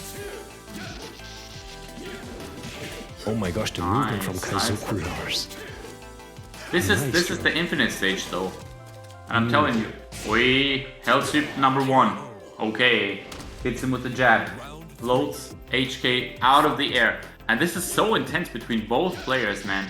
This couldn't be any closer. Nice block. Nice. And the block on the keep out down back 4 and okay, alright. That is one of the hassles with Deviljin, I would say. You do need electric if you want max damage, and sometimes you drop the combos, and this time let's see what Kaizoku Lars does in terms of damage though. Arc Blast into decent combo. What's the script? What's the meta here? What's the idea? What's the script? Yeah. It's on stage, ladies and gentlemen. I just had to my god, the whiff punish. The script is a juicy Arc Blast whiff punish from Kaizoku Lars, and once again, he's on match point. All he needs is one more round. One more round is all he needs. The pressure is on to HK now. Is he gonna have to advance through losers, or will he get to sit on the throne in grand finals? Nice punish on the low. Wake up 3 by Kaizoku Lars and immediately goes into orbital. Clips HK in the backdash, maybe. Oh, and just like that. Down 1-4 to finish it out. Clean GG's. Nice performance by Kaizoku Lars. I think he definitely took the advantage with him of getting those wins early on and then properly adapting to HK's Deviljin. Looking good. This is looking good. Kaizoku Lars 3-2 over HK. That was sick. That was fun to watch, man. This was super tight to watch. Again, another final... Was it? It was final round, wasn't it? Yeah, and I mean, we've seen this. The reason why we see this so often is because these guys play against each other all the time.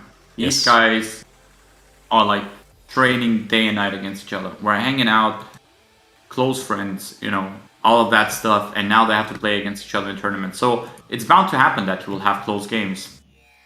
And the match coming up right here is another classic, El Clasico from Germany. The two upcoming newcomers, Tetsu and HK, playing against each other. We've seen them play quite a few times recently in tournament as well. Tetsu has had the upper hand in the last few matchups where they faced off against each other, but you know, HK is on fire tonight, and you know, maybe he'll pick out the Devil Jin straight from the get-go, because his Devil Jin was looking really, really good in that last set. He's warmed up with Devil Jin. I was thinking the same, actually. I mean, Devil Jin, first of all, looked very good right from the get-go, and he won't need to go into the get-go now. Weird sentence, because he's already coming off of playing Devil Jin, and playing Devil Jin quite well. So maybe he can ride that momentum. And well, now the question is going to be, what is Tetsu going to pick, Claudio or Lydia? And depending on what the answer is to that, actually it doesn't matter. I think Devil Jin will be the more comfortable pick against both Lydia and, oh my gosh. Okay. I take back everything I said. Neither Devil Jin nor Claudio nor Lydia is going to happen tonight, ladies and gentlemen.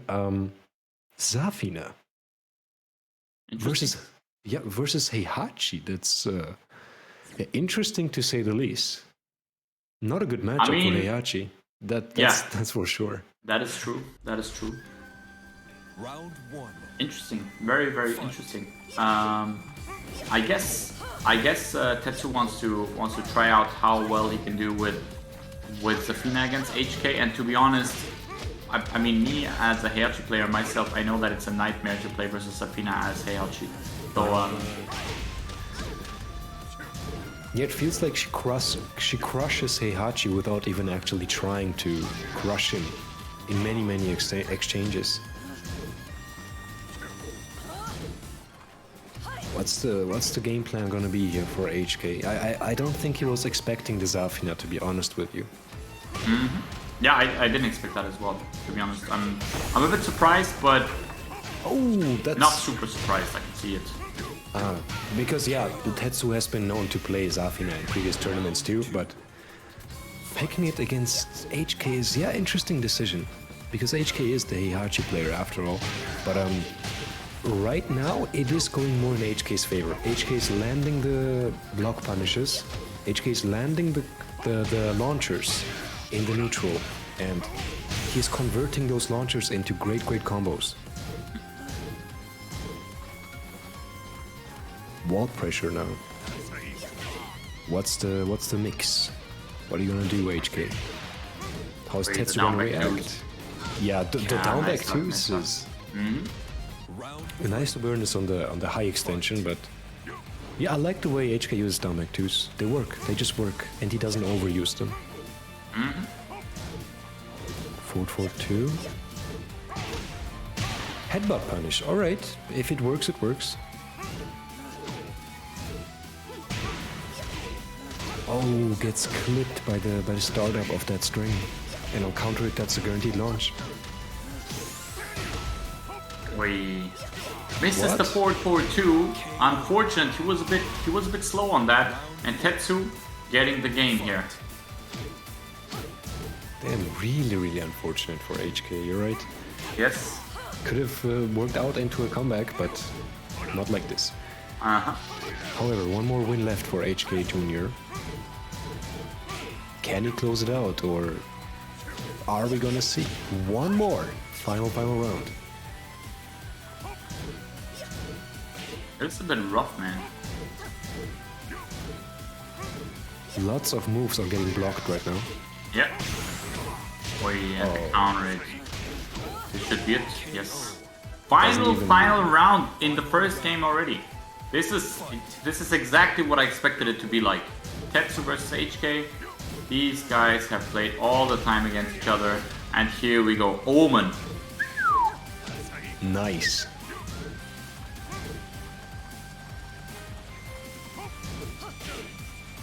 That's actually a punish for 4-4-2. Really? Yeah. Alright. Back 1+2 is a legit punish. You punish it with a... Okay, that's interesting. Even though it doesn't look like it, but it is. That hurts. Zafina. Alright, final round though. And life-wise, they're almost completely even. Yeah. This is a very close one. This could go either way. Look at this, 10 seconds left and neither of them are in rage yet. They aren't even in rage. This more is seconds. so rough. This was smart. This was smart. You know what I would have loved to see? If HK rage arted between the second and the third hit, because I think that's what you can do. That was a smart choice of Tetsu. Finishing the whole string, willingly taking the risk of getting punished, but by the time the punish connects, the time runs out. Yes. Yeah. So the only option for HK there would have been to just go with the rage art. If there was a slight delay in the last hit of the string, the rage art would have connected. You absorb one hit, but you're not gonna die from it. But it does so much damage that you will still, win the whole thing. That would have been so genius. You don't see that kind of gameplay often too. I mean, he would have literally done the Q dance from the very, very Yes, first pretty Tekken. much. Yes. Oh my gosh. Even though, yeah, that situation was on block and this one was on hit, but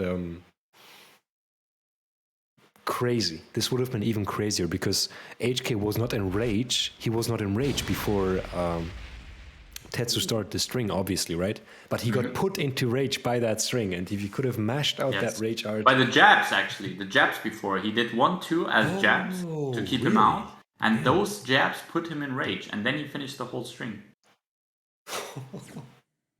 Anyway, we're not seeing Heihachi anymore. We're seeing Devil Jin, and this will be an interesting one for sure. Yeah, let's see how things are going to change now. Back to the Devil Jin pick. Worked out almost well enough to get a victory against Kaizoku Lars. Let's see how it works out against Tetsu. And this time he's deciding on switching early on as well, like not forcing himself to stick with Devil Jin. Nice block on the down back 2. Alright.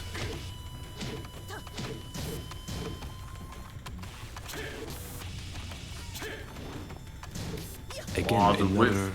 Yeah, another big whiff, but the punish, a bit lacking. Punish.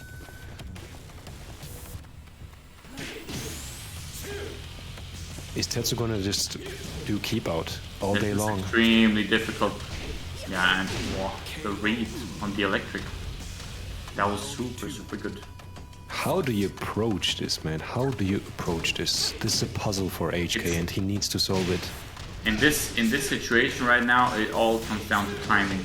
It's not about the what you're going to do, it's more about the when are you going to do it.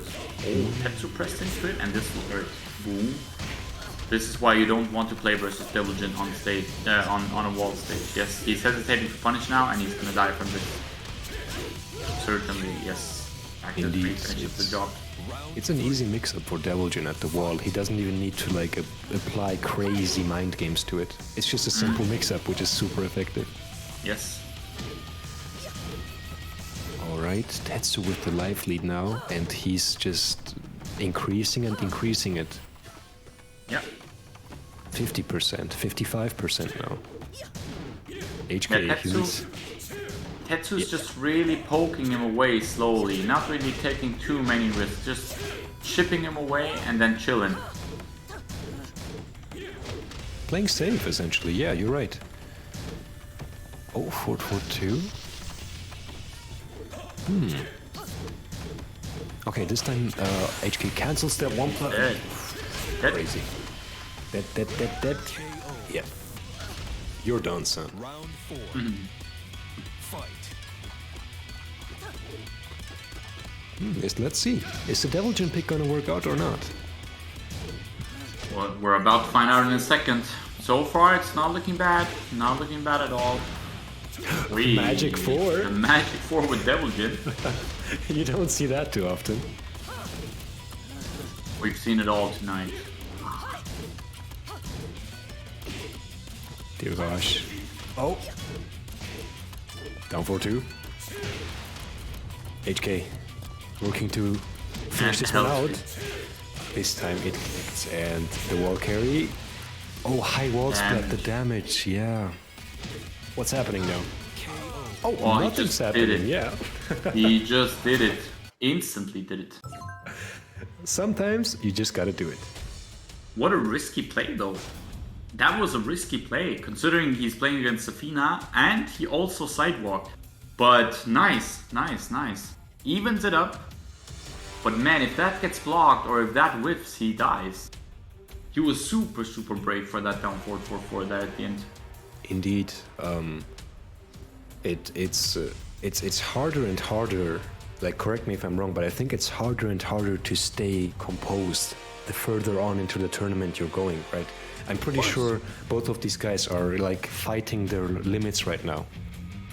So yeah, I mean they're playing against strong players and not against strong players. They both are strong players. They're playing against each other. It's kind of late. It's past 11 in the evening. These guys have been playing for a couple of hours now under pressure against difficult, strong opponents, and they need to keep their focus up. They need to keep their composure up. Of course, this is not only a question of execution. At this point, it's also a question of endurance. exactly, and things like this, like these more, how should I say it, risky plays, like instantly going for down forward 4-4 without even a delay in it, is things that can pop up, especially when you're mentally strained. And yeah, that's what it's going to come down to. Definitely a draining act, an act of drain. The longer you play, or the longer the tournament goes. Rather tough situation, but right now 1-1 for both players, so both of them are still sitting comfortably. Things still have the potential to change. Alright, down forward 2. HK, I can never tell with HK whether his down forward 2s are nicely placed or misinput electric. I believe that he likes to use down forward 2s as well. The down forward 2 of Devilgen has a very decent hitbox. If you think about it, it's a safe mid that is a counter hit launcher, has decent range and a good hitbox. So I think he's using it on purpose to just catch him with mids. Catch him pressing where he shouldn't be. Yeah. Yeah. Oh, up forward 4. Doesn't crush anything, just catches Tetsu spinning. Back 4. Wait, up 4. Yeah, up 4, not up forward 4. Incredible timing. You don't see that one too often as well. At least not in tournaments. In ranked, you see that every day. What the hell was that? That was one. That was a situation that he lagged. There's no way he just did it for the first time right now. That was definitely a situation that has been lapped and where he was ready to do this in case that he expects that move from HK. Damn, Tetsu very well aware of the situations and looks quite prepared. Yeah. Oh, that was Nice a clean electric, sidestep. Yeah. Missed it, unfortunately. And that's the thing, Mishimas don't get easier to play the longer you play in tournaments. They get harder and harder. Yes. Laser Scraper. Oh, that was clean. This will hurt. This will hurt. Final mix-up. One electric's all it needs. Tetsu fishing for the down yes. 4. That was smart. That was really, really smart by HK. That was Scammerino towards the end. You sure? It just crushed the low. It just crushed the low. Yes. Good awareness from HK though. He was pretty certain that Tetsu would go for another low and secures himself the round there. Yeah, HK now taking the lead in the set for the first time actually. Oh, while sending 2, he does the Q dance conversion. Good job. Combo damage. I mean wall pressure. What the fuck did I say? Combo damage instead. Oh, that was a beautiful sidewalk. Knowing that sidewalking left beats all the fly options, so really, really good from Tetsu. Very And smart. health speed for HK. Nice. We're going to the wall. Yes, we are. And look at this damage. Damn, son. Hell Sweep gets blocked this time. Alright, Tetsu will go for... Okay, max damage. HK fighting back. Electrics to establish some safety in the neutral, but Tetsu stays in his face. Oh, what an electric. This time he got clipped You for it. saw that, right? Yeah. That was a hell of an electric. Dash, dash, dash, dash. Wave, wave, wave. Boom. Electric. Counter it. That was tight. That was tight. Oh. A very powerful electric which sent a shiver down everybody's spine. Wow. So That was a HK very, is now, very well placed timed electric for sure. both timing wise and I don't know how to say it, man. I guess it is just the timing after all, but the impact of it, dude. Some electrics just don't feel like others. I don't know how to say it. That one hurt. Yeah. That he didn't only hit him in the game with that. That's for sure. And that also hurt outside of the game. If you get hit by that type of electric, You feel it the hurts. pain, yeah. Yes. Oh man, and this actually means that HK is now in the advantage, right? HK is leading 2-1. Yeah, so even if he loses now, he still can keep the wild card advantage of, you know, he can change things up if Tetsu does even things out. But right now, Tetsu has the decision. Does he change or does he not? I That would think be the- he's going to stay with Lydia. Most likely, I think. Yeah. It was quite a close round too, and I think Tetsu was more comfortable with Lydia because he was more in HK's face, if I dare say so myself. Compared to Zafina, where Tetsu tried to, you know, keep on the I poke here, I backdash for a million years, I poke there, I backdash out Yes. type of game plan, so... Hell sweep immediately. Alright, that's how you know Tetsu is feeling himself. Not scared to do any hell sweeps. What about HK though? Does he do them? Oh yes, he does. HK, I mean, he's in a position where he can throw out the wall bounce very, very soon. Nice punish. Oh, and by the way, this stage pick was deliberate by Tetsu, so he is aware of the risks that come with picking this stage. That's sweet. Damn! And this one gets blocked this time. Alright, I can sense it. Tetsu is... He's trying to go into that clutch mode. Where miracles start working for him. However, HK is shutting him down right now. Another hell sweep. Oh no. And he This will converts. Yep. He still hurt. Nice block here from Tetsu. Okay, Tetsu finally getting one of those blocks that were really important, but HK still pressuring. And HK using his timing for those electrics, and Tetsu not really knowing when to attack him. Oh, didn't What to get do the at all. wall bounce. Unfortunate. And, okay. HK still manages to close it out though, and by closing it out, I mean, he could close out the entire set right now if he wins this. Tetsu, what are you gonna do? I see he's trying stuff. Okay, hop kick in the neutral, that's a good start. Wall pressure. How are you gonna pressure Devil Jin? What's the plan? Another hell sweep. That's how unscaled damage. Damn, I don't think... Oh no. Hurt. Another unscaled combo for HK. And I don't think he Tetsu- said that at least once. His combos are always max damage. Well, the block. Oh my god, the block. Tetsu with the rage drive. Yes, It connects. that works. Tetsu stays alive. He can breathe. Alright. But not for long. He has to stay. He has to keep playing. You can really see that HK forces those mind games. Oh, what a punish on the get-up kick. Even delayed the get-up kick. Tetsu still blocked it and got the balcony break, and he's nearly going to the wall. That is nuts. Wall bounce. Will about Tetsu get the okay. momentum back? I think... Oh my Got no, the low parry. HK. Okay, this is the start of something. Are you gonna ruin everything right now? HK?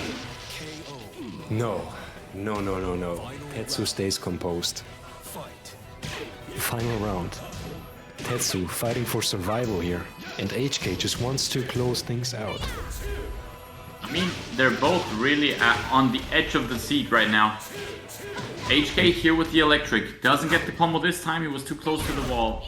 Lucky Tetsu. for Tetsu. Incredibly lucky, and oh, Tetsu fishing for the hell sweeps, but doesn't get the correct range. Oh my god, yeah, that's an option select. That's an option select. Oh, damn, that's sick. That's actually Reach sick. drive. This is nutty. This is so close. This is so close. Who's gonna get it? Rage is spent. Rage is Punish. spent. Tetsu! Oh my god, the block. Hell sweep. The block and the dash hell sweep. You are joking. The block was so important. Oh my gosh. The nerves. I'm sweating. My hands are sweating right now. What the hell? And we're just the guys watching. We're not even playing. Oh, yeah, that block into dash up. Not even a simple load. That hell sweep was actually important, just damage-wise. Crazy. Good job, Tetsu. Good job. Now, HK can switch things up again for the final match, but honestly speaking, Deviljin was working well. Yeah. I don't think he's going Heihachi. He's gonna stay with Deviljin for sure. And at this point, it's not so much about. It's not a question of should I switch from Deviljin to any other character. It's more about what do I have to change. But to be honest, it was such a minor situation. It was such a small little detail that I don't think things need to be necessarily different. All that needs to be done is you have to have maybe some luck at the right situations, get a right punish, get some right spacing here and there, get a whip punish, get a block punish. It's the small details right now. But this can go either way. Exactly. Very hard match to predict, and it's gonna come down to those clutch moments in this situation, because I don't think, as I say it, clean electric by HK.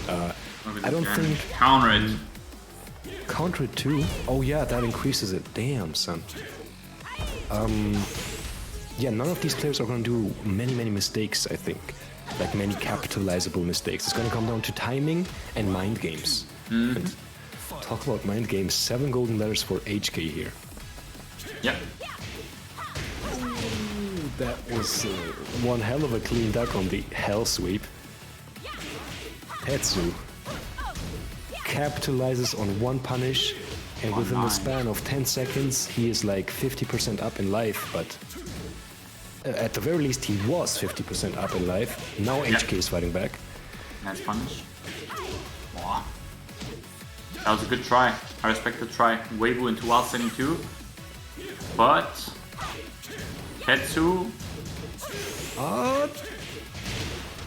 No, okay, sidewall, yeah. Oh boy. Damn, son.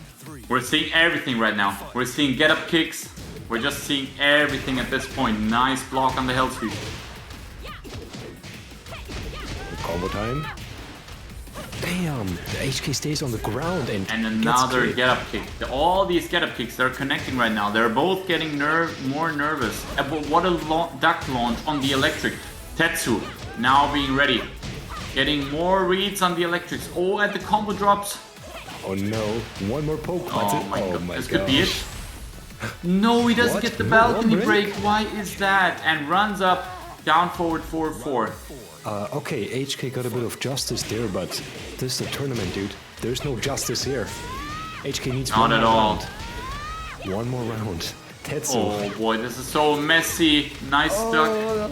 Good awareness by HK. Uh-oh, these guys are nervous. Oh boy, the hop kick. Now they're throwing everything out. They're just throwing everything out. At this point... These guys are seeing red right now. Nothing. They're tunnel visioning. Oh boy. Oh my gosh. Whiffs left and right. Political storm, no confirm. These guys are nervous at the sweep. Oh my god. No. And the whiff punish with a generic down for final round once again. Tetsu versus HK. What the hell is even going on? My gosh, who will regain composure first? Or will we finish in this chaotic situation right now? This is extreme chaos. I don't even know what to say. And there's the blue spark. Misses the 4-3. Finishes the 1-1-2. Oh boy. And he pressed into the back 1-2. HK with the read, and look at this damage. Full unscaled damage. Oh my gosh. HK. No, it's actually Tetsu who has the no, it's HK who has the life lead. And the down my for gosh, HK. Oh, these guys are messing with me, dude. Oh. Let me breathe for a second. Congratulations, HK. That was an intense match. That was nuts. That was sick. That was sick. That was fun to watch. Super close game between both of those players, Tetsu and HK. That was a fun game. Tetsu loses in a very close set to HK, down to the wire as always. Great performance by both players. Congratulations to HK for advancing to the grand final, and he's once again up against Kaiser who he just lost to earlier on, 3-2. So we're gonna see if he can make a comeback this time. Yeah, it's gonna be much more difficult this time though. He's gonna need a reset and then another extra set to actually get the victory here, so... Could happen. It could honestly happen, but he's gonna have to stay more calm, I say, because I would say, because against Tetsu you could see what happened, right? It got really hectic at the end there.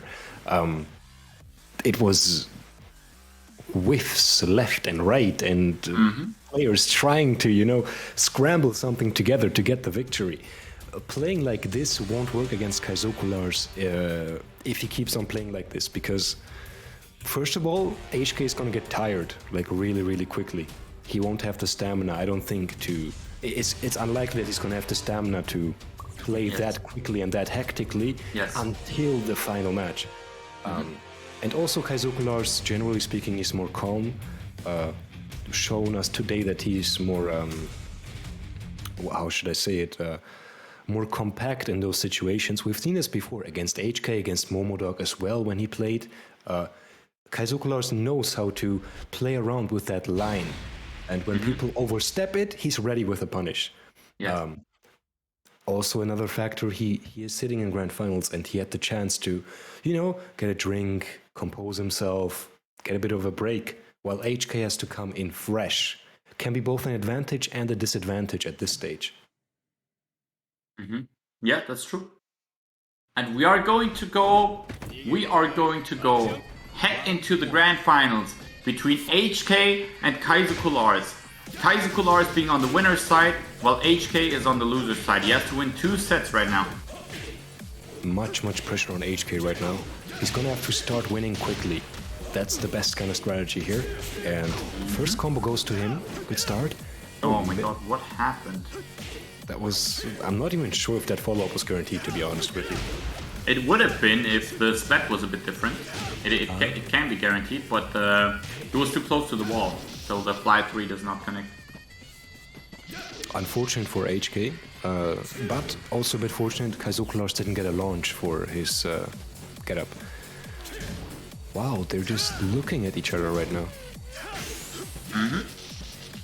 HK gets into rage first. Does he get to spend it?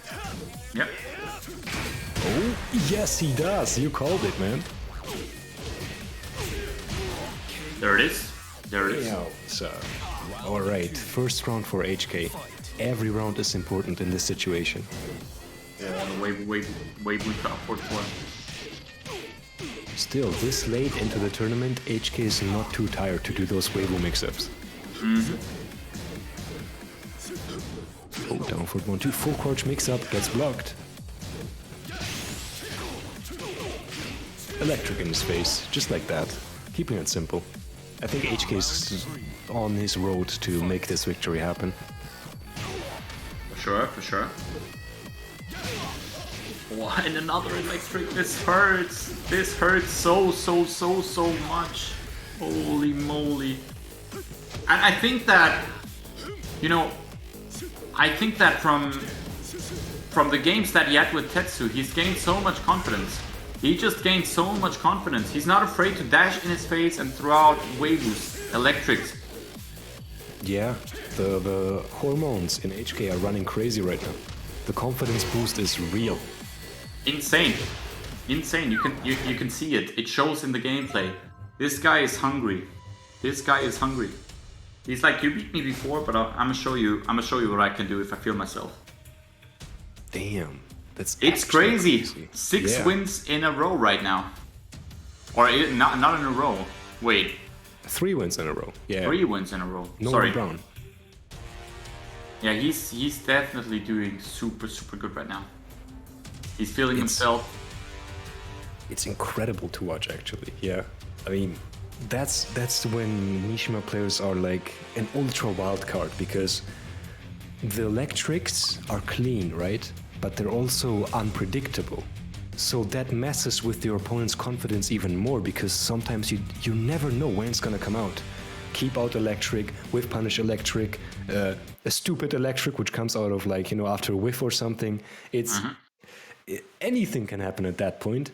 Question is though now, can HK keep this momentum going? I think he can. And the Kaiser Golar is making the only right choice immediately, going to Infinite Stage. But HK, I don't think that at this point he really cares, because if you have this type of confidence, you can really do whatever you want. Sky's the limit. And right now, he's not afraid to dash in and throw out his things. You know, you can see it. Keep out electrics, held sweeps. Not afraid to just go at him.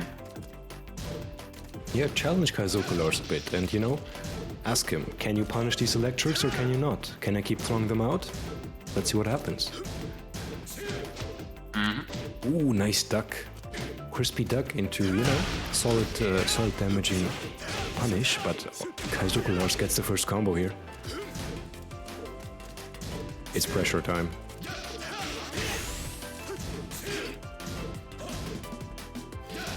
Oh, the pressure is... This is nutty. Wow, good sidewalk by Kaizokulars. That was a beautiful sidewalk. Damn. Sidewalk Beats the off the heavens. 4-4-2 there. I think it's called Demon Paw, if I'm not mistaken. I'm very bad with Tekken and with move names. Demon Paw sounds familiar, most definitely. And he stepped it to the left. Yeah, he walked it to the left, to be more precise. That was almost looking like another great step or walk by Kaizokulars, but he got clipped by the extension of the hell sweep. Netting HK Jr. the first round. His first round in this match. Oh, the hell sweeps, they're coming out. And another electric to clip Kaizokulars along with it.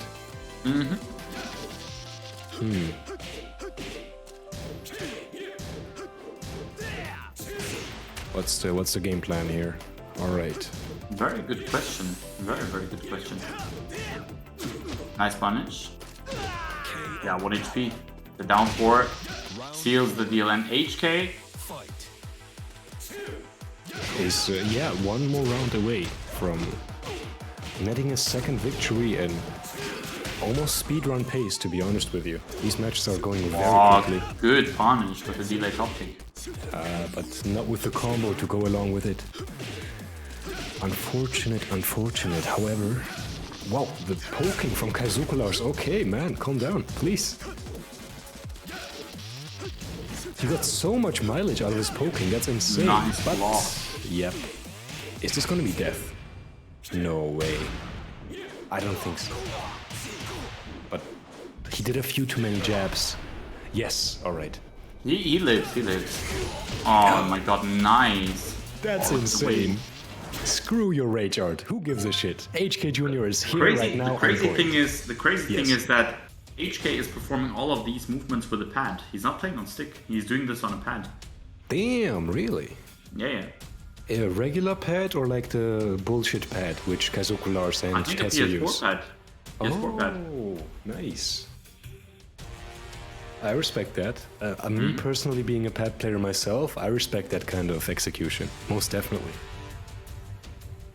It's not something that's easy to achieve, and I would even bet, I don't think he's playing claw grip. It's harder to do those executions with claw grip sometimes. But who knows? I don't know the specifics of that. And for the viewers at home, I am shocked as well, actually. look at this. I mean, many people think Pat is quite possibly the most clunkiest way to play Tekken, but it's definitely not. If you do put the hours in, you can get insane execution. And no, that's not it. That's not it. You're not picking Eddie into Double Jump. I mean, I may be wrong, but I don't think it was a matter of the character. Yeah, forget about talking about pads and shit. What is Kaizokular's thinking right now? Round 1. You think he just doesn't care at this point? He knows the reset is gonna happen, so he might as well just chill with a different character. I mean, now he limited himself even more because he now can't even sidewalk the Double Jump mix-up. So you're really forced into a taking the mix, right? Yeah. I mean, he can backdash, but how much is that gonna help you on a small stage like this? Not much. A weird decision, definitely. And Eddie in Grand Finals, yeah. Nuts. Yeah, I think that this game. I mean, I respect it because if this doesn't work, then he has another full set where he can just where you can just go with Lars again, and he knows that Eddie hasn't worked. But I do believe that you know, it's a risky pick in this situation right now. But you know, yeah, I think maybe knows something that we don't know. That could be the case, or he just he needs a bit of a break from Lars. Who knows? Stopped feeling comfortable with the character, and at least for now, it's even on rounds. But it's gonna take a lot more for Kaizoku to prove to us that the Eddie choice was justified. Alright, HK with Electric Demon Paw. Oh, that was crisp. Very well aware by HK. Ready for anything that could have happened. Damage. That was some nasty damage. Okay. That's insane. Most characters get ripped off when they get hit by a side roll. Devilgen just gets insane damage. Oh, okay. Kaizoku Lars. What are you gonna do now? Rage is spent. He blocked that. He blocked that. He didn't. The cameraman fucked him. Oh my god, the cameraman. Bro, he was on P1 side and then the cameraman decided to take a drink. Blocked, son? Think again.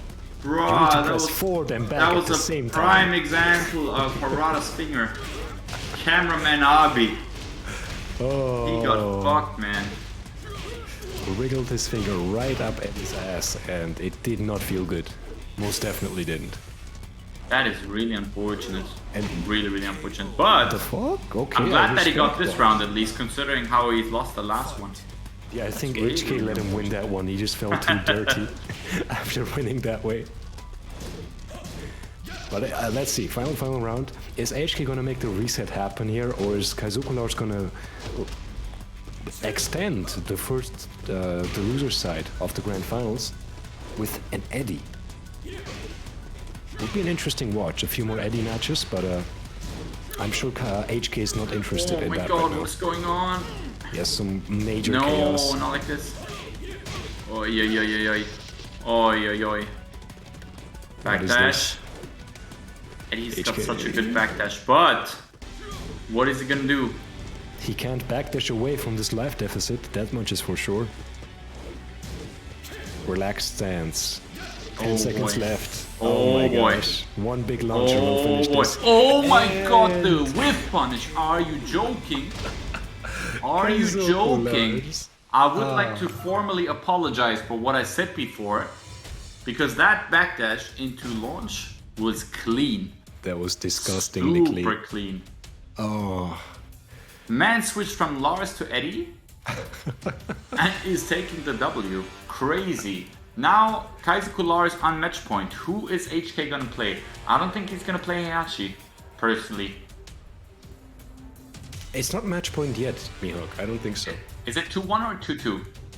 It's Sorry, one, my bad. Yeah. I got a bit too excited watching the games. My bad. Oh my gosh, imagine winning with Eddie. Yeah, the fantasies. They got in your head, bro. Plunge, though. I think that last moment, how Kaizoku Lars won, is exactly the reason why he picked Eddie. Backdash, backdash, backdash Insane whiff into... punish. I don't know the input for that launcher, but it's an insanely good whiff punisher combined with Eddie's backdash. That flip kick, whatever the hell he did, Oh boy. worked beautifully against the jabs, but oh boy it is. Oh boy, oh boy. This stage pick is not going to be very fun to watch. This is nutty. This is nutty. We have Devil Jin on Forgotten Realm. I mean, Round 1. It's not going to be good. Yeah. if you could possibly ban a combination of character and stage, it would be this one, I think. I don't think anyone would argue against this, that Devil Jin on this stage just becomes a massive pain in the ass for no reason. Nice punish.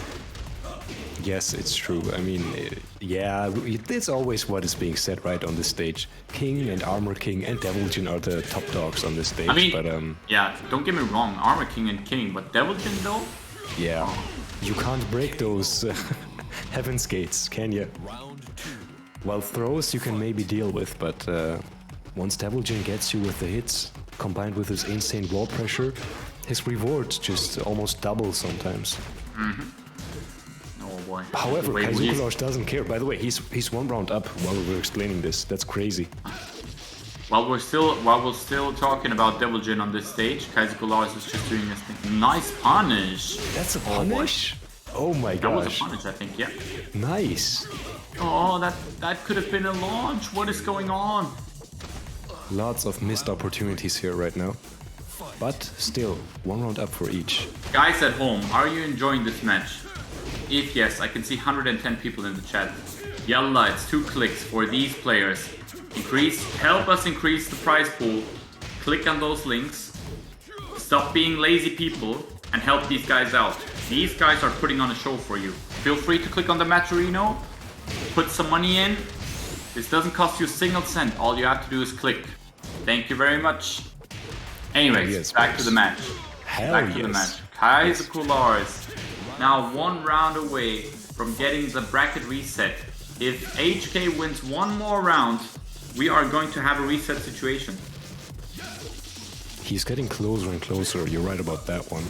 Oh, that does not work because it covers in crouch.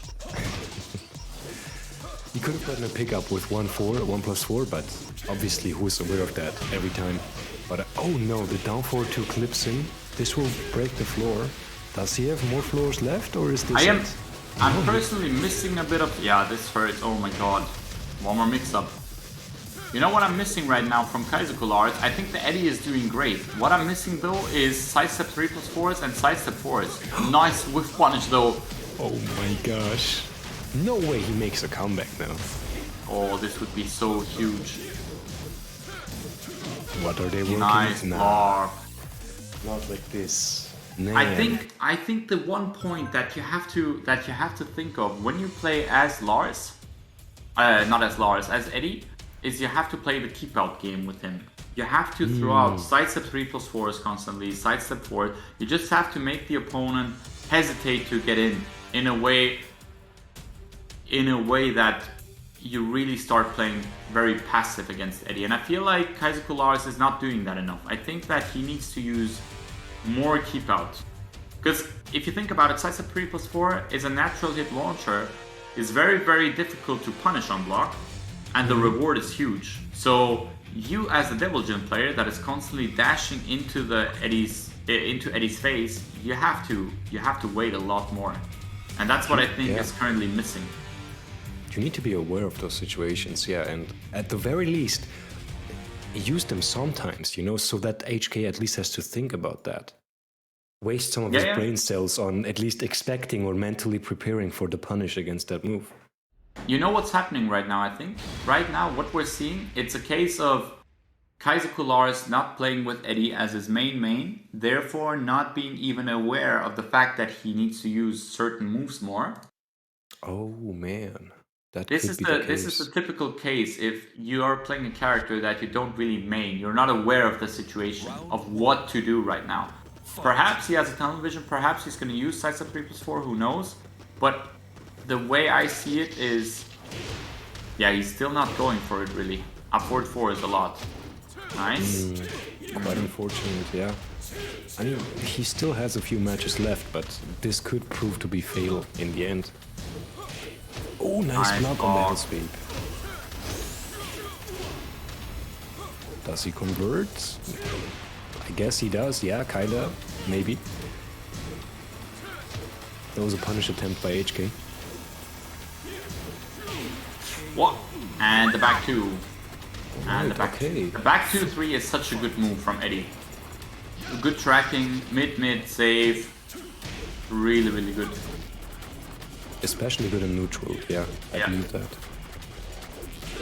And the first round of the reset goes to Kazuko Lars right now. Alright, back and forth, back and forth. Oh, the down back twos. HK, what's your plan here? Come on. He's really never using down three, sides of 3+4. That's so interesting to see. Oh. The 1-1-2. Now HK in the life lead. But one rage drive could fix this. Or wall splat. There you go. Oh no. No, the tables Rage have flipped drive. again. Oh, but it whiffed. What are you gonna do now? He knew. Yeah. Nice. Not like this, son. Not like this. Smart choice to go for rage art there because it was kind of obvious that Kazuko Lars was going to keep up the pressure. Guaranteed. Wow, that looks so sick. Yeah, damage is kind of minimal too, but it looks powerful. Powerful.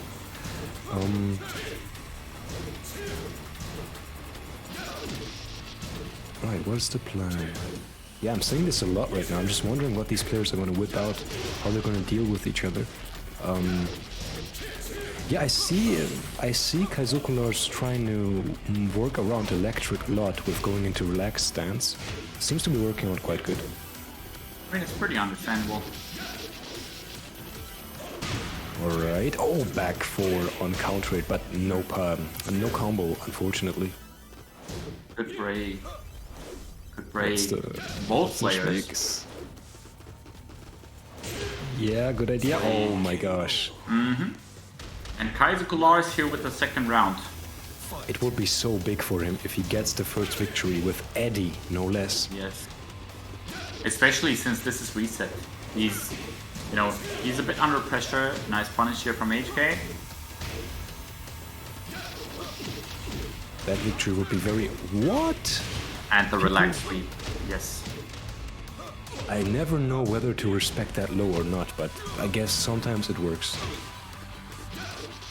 Good I mean, launcher for sometimes you gotta go Lars. for it, yeah? I mean, it's reactable, right? And even on hit, you can still block it, or is that a different sweep? I think that's a different sweep, right? I think you're talking about something else, yeah. Yeah. This should be it. This is it. Yeah. I believe so. Guaranteed. Yeah, guaranteed Guaranteed. follow-up, right? Yeah. Damn, son. Kazuko Lars. This is crazy how Kazuko Lars is holding up with HK's Devil by using Eddie. This is nuts. So this is not what we expected. I think the whole character switch Not at all. meta was not something I would have expected to see in the top 8. So We went from Heihachi Lars to Devil versus Eddie, and that Yeah. in grand finals. so That's right kind of now, crazy, man. Yeah, HK Jr. is now fighting against Kaizoku Eddie, and yeah, okay, that was a bad pun. But first victory to him. Just 2 more left, obviously. But with the way things are going, I would almost expect another character switch from HK. Even though he's looking so comfortable with Deviljin. I wouldn't be surprised if he sticks with Deviljin, but this character switch is kind of in the spirit of the top 8 right now. Actually going Heihachi, interesting. Actually Damn. going Heihachi. That's like legitimately crazy. I'm surprised. I'm not gonna lie. I'm surprised. I did not expect this. We'll see. We'll see. Yeah, how does this work out? How does this affect the matchup right now? HK going back to the roots, to his most comfortable character. maybe the Devil Jin break was enough, and now he can tap back into the Heihachi gameplay. I hope that it pays out for him because he's played so much Devil Jin that I don't really know if he can get back into Heihachi as quickly. Yeah, you're right. You know what I mean? Both Mishimas, yeah, they play very differently from each other. And then not only has he played Devil Jin against him, he's also played Devil Jin against Tetsu. So for the last 6-7 games, he's played Devil Jin. But as you can see right now, it doesn't really matter as he still manages to get, you know, the rounds with Heihachi. Alright, yeah, first round with Heihachi, that much is for sure. Can he keep it going though? I mean, right now the pressure is looking quite good. Kaizoku Lars' approach is kind of similar as what he did against Devil Jin. He goes into relaxed in neutral, tries to bait out... Yep, there you go. Nice job by Kaizoku Lars. He tries to bait out whiffs by his insane backdash. Game plan kind of looking the same. And obviously sidestep 3+4 is still missing. But at this point, if he gets the victories, I guess he can live without using them. Yep, for sure. Out sweep, rage drive spin. Good mix-up. Oi, oi, oi. This is doing him quite a favor actually. The relaxed stance and all these stances that he's using, all these transitions, they are quite doing the job for him right now. Yeah, indeed. Nice. He was ready for that. In that situation, yes. Kaizoku Lars was not quick enough to go into relaxed stance there. Oh, down forward 1-1. No, that's the Heihachi wall pressure I want to see, but yeah. And that's the big risk of playing Heihachi versus Eddie because that down forward 1-2 will instantly get launched. Good break. Oh yeah, Eddie is quite comfortable while standing punishment. That's right. And he's forcing him to use a lot more 4-2-2s, as you can see. He's making it so that he's lying on the ground. He's really forcing a situation out of him. Oh, that was a bit too optimistic. And he ducked. He ducked. But that's just how it goes. When it's that close, it's just a guessing game at that point. Yes. But getting to that point where it's just a guessing game is a long, long road. And it looks like HK has to fight a lot to even get to that point right now. Yep. 4-3. Oh. One back, 2. Alright, HK right now in a slight life lead. Oh, quite a bigger life lead now. What's the plan here? Wall pressure. This is rough. Yeah. And That's HK, you know, staying very, very, very composed, even though the bracket has been reset, even though he lost the first game with Devil Jin. This is a solid performance from his Heihachi. Yeah, incredibly impressive. Adapted very quickly to Kaizoku Lars' game plan. Even though Kaizoku Lars, I don't know, he made Eddie almost look anti-Mishima with the way he played. That whole electric party animal type of gameplay HK was doing with Devil Jin against his Lars was completely shut down by his Eddie. But now that the Heihachi has come back in, I feel like the pace has slowed down a little bit more. And the mids of Heihachi are doing God's work right now. I think one of the things that you can see in this matchup is that you can definitely see that HK doesn't feel as comfortable playing against Lars doesn't feel as comfortable playing against Eddie as opposed to the Lars that Kaizoku Lars offered early on. You can see that in certain situations. I mean, I play Heihachi myself, and there are certain situations where I feel like he could hit him more often. I think that if you choose to play Heihachi versus Eddie, the move choice needs to be a bit different. You need to use more generic down 4s, more generic down 1s, because they hit him in relaxed stance. And there are situations where I don't see it as much, so I'm wondering if he's a bit uncertain. But either way, now that he's playing Heihachi again, Kaizoku Lars decided to go with Lars instead of the Eddie, because he now has neutral again. Yeah, and as you can see, it pays off instantly. Gets the Arc Blast sidewalk. Yeah, that's what we're more used to, right? Kaizoku Lars getting launchers out of a sidestep and not out of a backdash per se. And wow, hefty life lead for him indeed, and comfortable situation. I think one combo would be enough to kill HK here, and HK is not even in rage yet. Gonna have to do some work now to even things out. And that electric is gonna help out a lot with that. Alright. Oh, the poking game by HK. Is he gonna turn things around now? Oh, No. the one block. That was extremely important, but he blocked it this time. He waited for it. Yeah. You want the damage with Heihachi, you better start risking your life. This time. We're seeing a lot of down back twos, and we're seeing a lot of forward twos, but we're also seeing the electric punishes on the spring kick. Beautiful. Nice. Yeah, HK, wow. Very good block. I mean, alright, I think HK looks unfazed by what Kaizokular's Eddie did to him. Because the electrics are back, they're literally back. HK is establishing dominance in the neutral again. Yep. Oh, what's Kaizokular's gonna do here now to even things out? To put them on an even playing field? The orbital, alright. Instant orbit. Carries him into infinity. 4-4-2.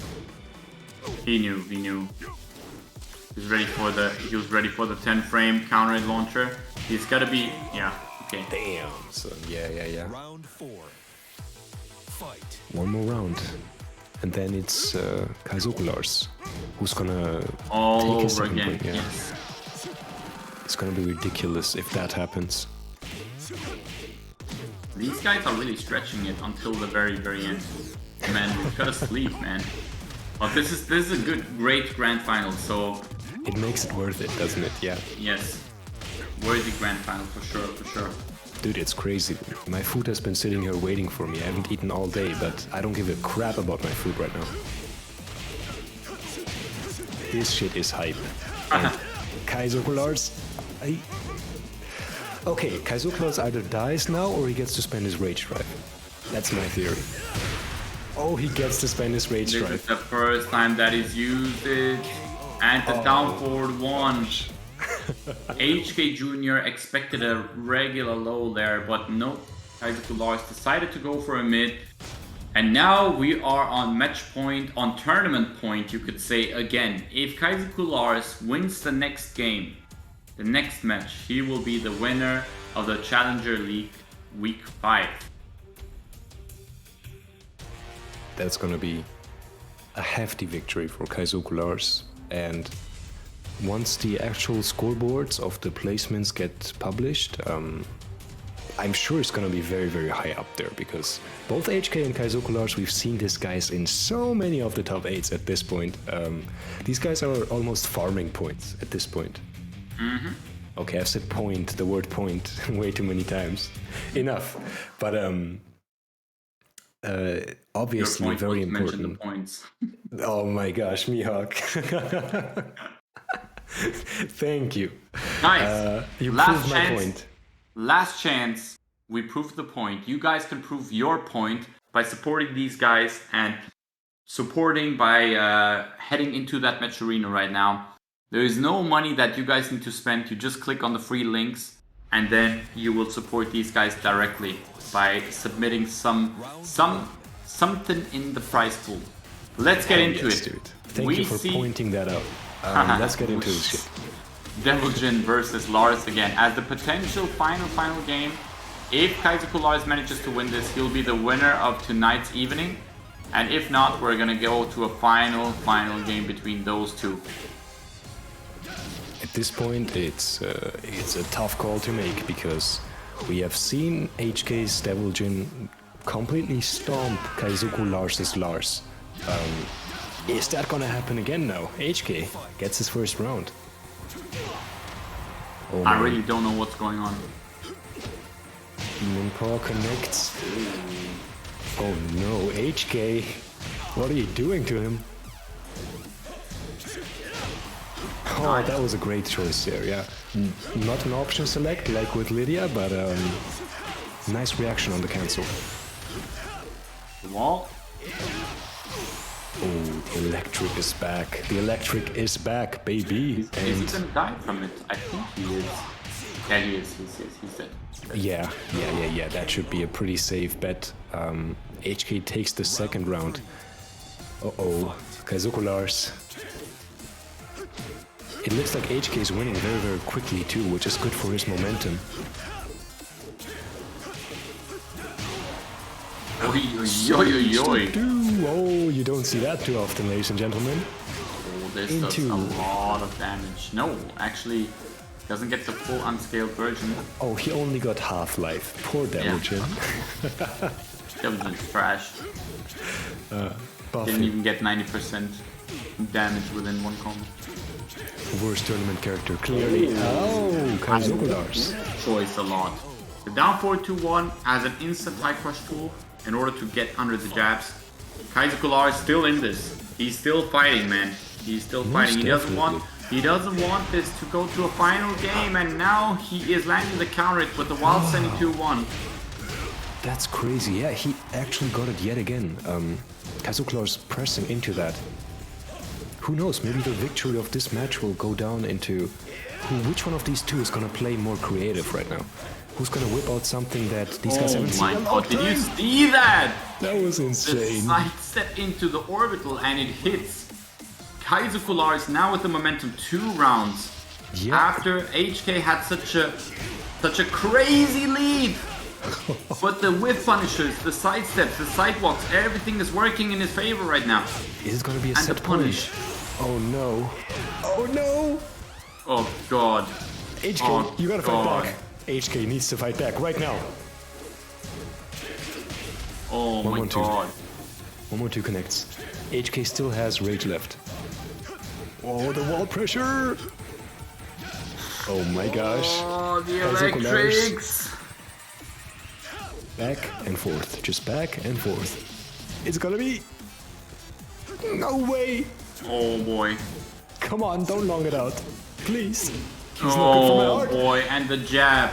Oh my gosh, and Kaizoku Lars actually is taking this one I'm not gonna say convincingly, dude. Solidly and confidently. That was a close one, yes. Yeah. But it was a 6-6-6 grand final between those two guys. And that was a lot of fun to watch. Wow. I'm a bit exhausted, I'm not gonna lie. Oh, really? That went way longer than I expected and way longer than I wanted it to be. But it's bound to happen if you have two players that know each other so well and that practice with each other. I think just for production, I think we need a compilation of the amount of final rounds we had just in top 8 alone. I think that's unprecedented in the Challenger League. Sure, it's actually unprecedented. Now, tonight was a sick evening. Congratulations once again to Kaizoku Lars. HK Jr. did a great job. Tetsu did a great job. Fergus, BOZ, Best of Zombies, and DBP. That's our top 8. Congratulations to everyone that has made it. You guys are getting TWT points. I would like to personally say thank you as well to Sinju for keeping up the production, for hosting this tournament, and of course to all the partners that are involved here, Stream Amplify and LC Power. LC Power, sorry, it's a bit late, man. It's a bit late. I'm a bit slow in my head. LC Power, and of course to you, Lewan, for commentating with me. Hell yes, dude. It was a pleasure. Guys, we'll see you next week again. We're gonna head out. Enjoy the rest of the evening. Take it easy and goodbye. Have a good night, everybody.